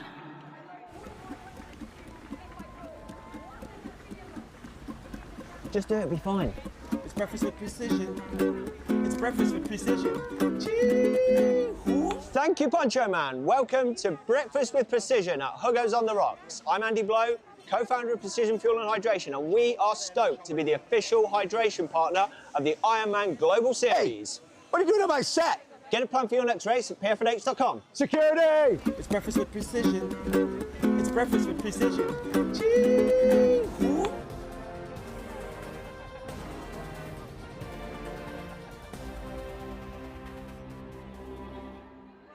You're watching Ironman 70.3 Swansea. I'm Marina Carfrey and joined in commentary by Tim Don.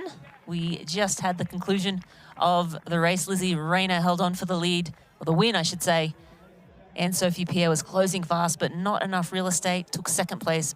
Marta Wagovnik in third. Rebecca Anderbury took fourth today. And Nikki Bartlett ran up into fifth place. In the men's race, we had Harry Palmer with a three-peat, 3 years in a row. Victor here in Swansea. Kieran Linders taking second. And Joran taking third place here today. So some phenomenal racing. And we are waiting for the post-race interviews at the High Price Recovery Zone.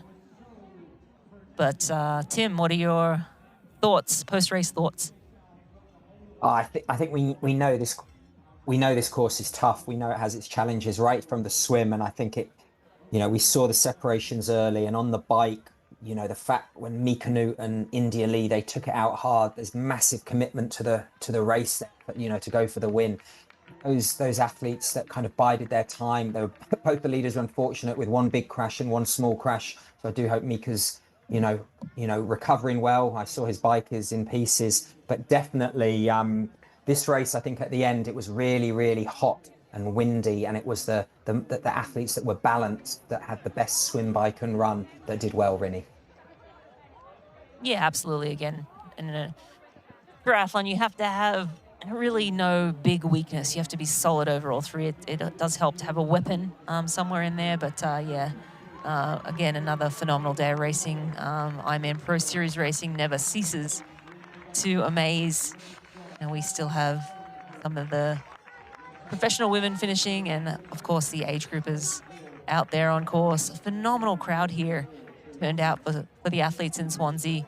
Amazing crowd support, and I know it's much appreciated. Harry Palmer said himself, this race is so hard. He doesn't know why he comes back every year, but it's the crowd support. But let's go down to Sid. Today, how are you feeling? Oh, it's my first podium of the Pro Series. I'm so happy. I think I didn't expect that, especially the run, because a week before race I felt terrible. So sorry. So I'm so happy. That's it. Well, you ran yourself onto the podium, and tell me, because the course is sort of that out and back, could you see the girls ahead of you? Yeah, I saw the girls. To be honest, I count every time when I back and just try if I can just take it. And yeah, when I just see any so small chance, I try to pushing. And to be honest, I felt like so good since the beginning, and try. Okay, I will try to hold the pace and see if I will bonking or not. You know, because the hat could be sometimes terrible for me. But yeah, I'm so glad that I hold the pace. Maybe I slow a bit, but yeah, it was really good running for me. Yeah, no, it was a fantastic race. Congratulations, third place, first Pro Series podium. Go recover and celebrate tonight. Thank you. Thank you. We're waiting now. We will get second place today. And Sophie, congratulations, second place. How are you feeling? Absolutely incredible. Like, I gave it my all. The girls had me running like so scared, and I had Lizzie in sight at the end. So yeah, I really went all out the last 5K. And I have like a mid-season break until 70.3 Nice World. So I was like, no regrets, all out. Because you raced last weekend and had a 5th place and then came straight here. So body was feeling pretty good with the week in between and able to perform today? Yeah, I think last week I kind of took it as a big training day. I definitely didn't feel my best last week.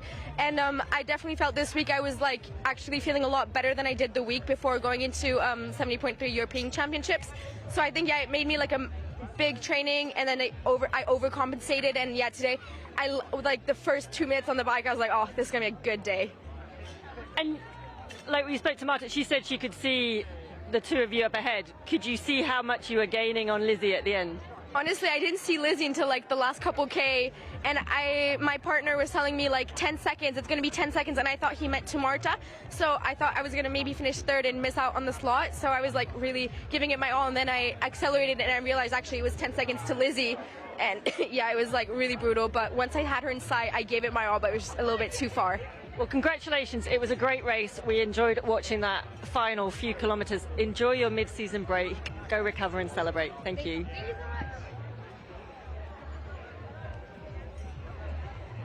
Lizzie Rayner, come have a seat. I'm going to be able to get back up. It's all right, Harry said the same. You have raced every year edition of this race in Swansea. It was your first race you ever did as a pro. You are now Ironman 70.3 Swansea champion, Pro Series champion. How does that feel?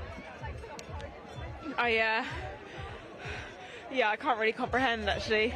Feels amazing. All week I was like, I want to win. I want to win this race, and I wanted to break the curse of Swansea that I'd put on myself. And it was really hard that last like maybe 6K. I was cramping really bad, and I knew I was being closed down. But yeah, I just like it means a lot. It means that, yeah.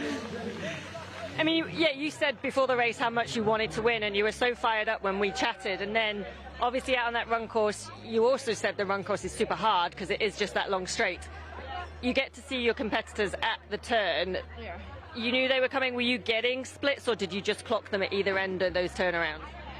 I was getting quite a lot of splits. It was like 30 seconds to India out of T2, and then about minute 30, then 2 minutes to Rebecca, and then 2 minutes to Anna Sophie, and then minute 30 to Anna Sophie, and then the last stretcher turned around and saw her, and it was 14 seconds in the end. But honestly, I was cramping so bad that I just gave all I could. But yeah, I had quite a lot of support out there giving me some accurate information.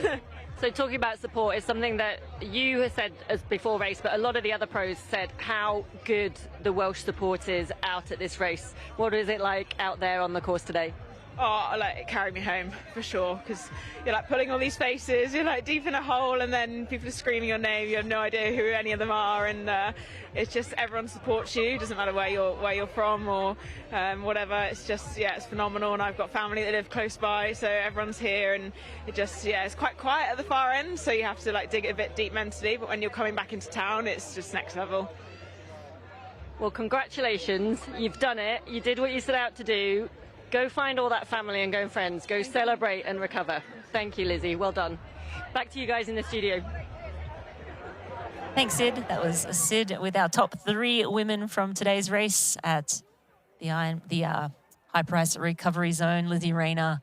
It's just great to see an athlete that's done every single edition of this race come and win on home soil. You just know how wonderful that is of an experience to go out and win. When your family are there, your friends are there, she can go and celebrate now. It's just such a wonderful, just wonderful to see. We saw India Lee there. She sort of crashed at the end of the bike. I'm not sure if that's the reason her run sort of slipped in the end there, but she was looking phenomenal all day. And it just didn't have those run legs that we expected to see from her. But again, I think overall she should take a lot of confidence from the race today. Front pack swim. Leading pretty much the whole bike, and then just, yeah, the run. Again, not sure if that was from the crash or the legs weren't there today. As you said, Rennie, Lizzie Rayner having raced every race here, and the first time she raced here, she definitely wasn't the level that she's at now. So this is almost her triathlon story so far. Kind of like every year she's got a little bit better, and now, you know, the level of the racing that we're seeing globally is just phenomenal, and for her to come back here year after year and stand on top of the podium. And we have the men's podium presentation. That's Joran DAZN. And his phenomenal first Pro Series podium. Kieran Linders took second place today. He and Harry Palmer duked it out for much of the run. But then Harry Palmer swam 23.46, biked a 2:10.49, and then ran a 1:10.54 to take the victory again for the third time here in Swansea. Harry Palmer and Swansea, it's a good combination. A wonderful performance for him today. And he definitely worked for it. Didn't want to step up on that podium. I'm sure the legs will feel it for the next few days, but well worth it when you get to stand atop the podium at an Ironman Pro Series race for the second time.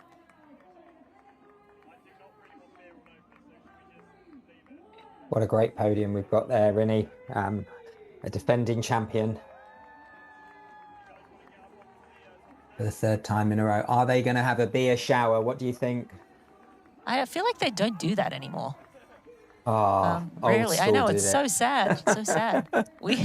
I would never not have done that. You're all so sweaty and disgusting from the race anyway. Exactly, yeah. It's time to celebrate. You never know when the last celebration will be. Let's go take a look at the results from today. Harry Palmer takes maximum points 2,500. Kieran Linders takes 24.55. Joran DAZN takes 23.07. Simon Vian 22.75. Pierre Lecour fifth place 22.50. Down to Simon Davis and Florian Lefbier. Probably saying that wrong, but down in 10th place. And then we can take a look at the Ironman Pro Series standings. KB still up at the top, but let's look at Kieran Linders. He's moved up 8 spots with that performance today. And big mover. Yeah, big mover. Everyone else slipped down, but Kieran Linders, the race of the day, moving him up to 3rd place in the Ironman Pro Series. That is amazing, considering every second counts, Rennie, that they have exactly the same amount of points. I mean, what are the mathematical chances of that? Normally you add 3rd and 1st, you know, there's 5 points, but we're talking seconds over hours of racing. Like I know it's a cliche, but seriously, if he'd have just gone a little bit quicker across the line, he could be in, oh my gosh. That's amazing. I love it. Yep, just another reminder, race to the finish line. Don't settle for a position. And definitely we're seeing, they're getting the women's podium coming. I was just saying at the moment we're, you know, now we're seeing a more true reflection of that ranking because lots of people have done the same amount of races at the beginning. If you've raced early season, of course you're going to but we're seeing lots of 2 and 2 Ironman Pro Series races and 2 Ironman Pro Series 70.3s, so it really is taking shape. We've got some of the age groupers crossing the line here. It's a very jazzy, bright kit on. Won't miss him. We're waiting for the podium, but yeah, it's fascinating. What are the chances of them getting that exact amount of points? That's bonkers.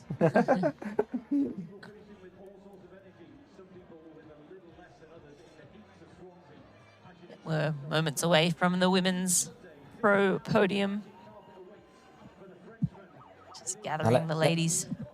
Let's hope these women use the beer wisely, unlike the men who left it in their I'm telling glasses. you, they never do anymore. I'm really disappointed in this situation that it's a new thing they don't do. I don't know, maybe they don't want to get beer on their shoes, but I mean, you won the race. Buy a new pair of shoes. I'd kick my shoes off. Yeah, kick them off. Do you know what I would do, and I have done, is I would have done a shoey myself, having been there, done that. So. Done that too. When you're on the podium, I think, as you said, it's not like it's Wimbledon where you're in your best whites. You are very, very sticky and sweaty with gels and whatnot. And salty, yeah. But yeah, no, I mean, we saw that the top three were separated by 58 seconds. But then even Rebecca Anderbury, she was only 3 minutes 44 seconds back. Nikki Bartlett in fifth, 4:51. You know, these races are getting closer and closer. And it's great after Nikki crashed out last weekend to bounce back and get on the get to top five here. But yeah, I think today we've experienced some great racing. Swansea definitely turned on the weather for us as well, didn't it? Which always makes it a more enjoyable experience. Yeah, we're going down to Lizzie Rayner. Catching up with some of her competitors and waiting for podium time. Lizzie. They're definitely in no rush, are they? They're quite happy having a natter, having a chat, getting some hydration in. Yeah. I'd be like, let's go, let's get the flowers, get the podium going. But you can see the wind. I think the wind swirls around transition. You see the trees in the background. But and then I did get reports just at the end there that there was a stonking headwind on the way back. That's really going to pick up for the thousands of age groupers racing later in the day. So who's your player of the day? Who's your performance of the day here, Rinny? On the men's or the women's side, I mean, Lizzie Rayner, I mean... Yeah, that's a great story. To turn up here every single year, every single edition. That's Marta Wagovnik from Poland taking third place here in Swansea today. She'll collect her flowers and Athletic Brewing. Mm-hmm. She wanted to take a sip before the other ladies got up. That's the good stuff. Mm-hmm.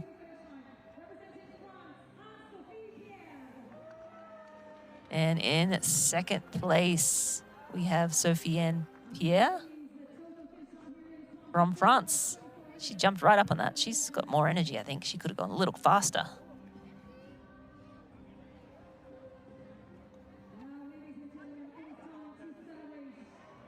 Oh, they're all putting the beers down.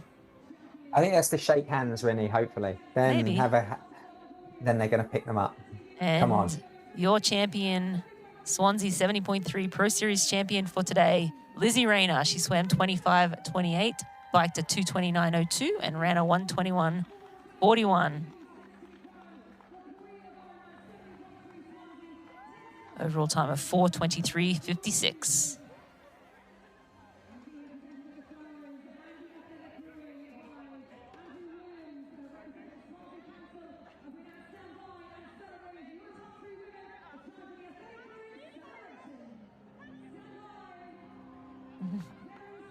We'll see. Ah, good one, girls. See, the ladies still know how to party. I love it. That's how you celebrate getting on the podium of an Ironman Pro Series.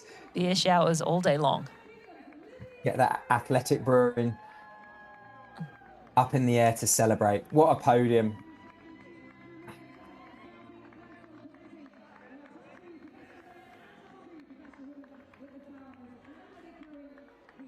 And let's take a look at the full results and points allocation from today.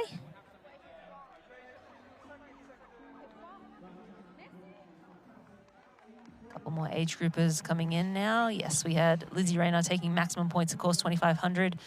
And Sophie Pierre, so close, 24.85. Marta Wagovnik at 24.42. Rebecca Anderbury taking 22.76, and Nikki Bartlett at 22.09. And then down to Kate Curran was 1,903, and Johanna Harrens was 1,815 to round out the top 10. And then let's take a look at the Ironman Pro Series. Marta Wagovnik has moved up 9 spots into 9th place. Solveig Loveseth remains in first with her 2 wins in the Ironmans and her second place at Oceanside. Lotte Wilms sits in second, Kat Matthews in third right now. And thank you for watching the 2026 Ironman 70.3 Swansea. Catch on-demand replays of all Ironman Pro Series broadcasts globally. Watch at proseries.ironman.com, Ironman Try YouTube channel, or any of our global media partners. We will see you next weekend, Sunday, July 19th, for the 11th stop of the Experience Oman Ironman Pro Series Athletic Brewing Ironman Lake Placid. Stay tuned to Ironman's social media channels and YouTube to catch all the exciting pre-race build-up. Until then, on behalf of Tim Don and Laura Sedal, I'm Marina Carfrey. Thank you for joining us for today's coverage of 70.3 Swansea. We'll see you in New York.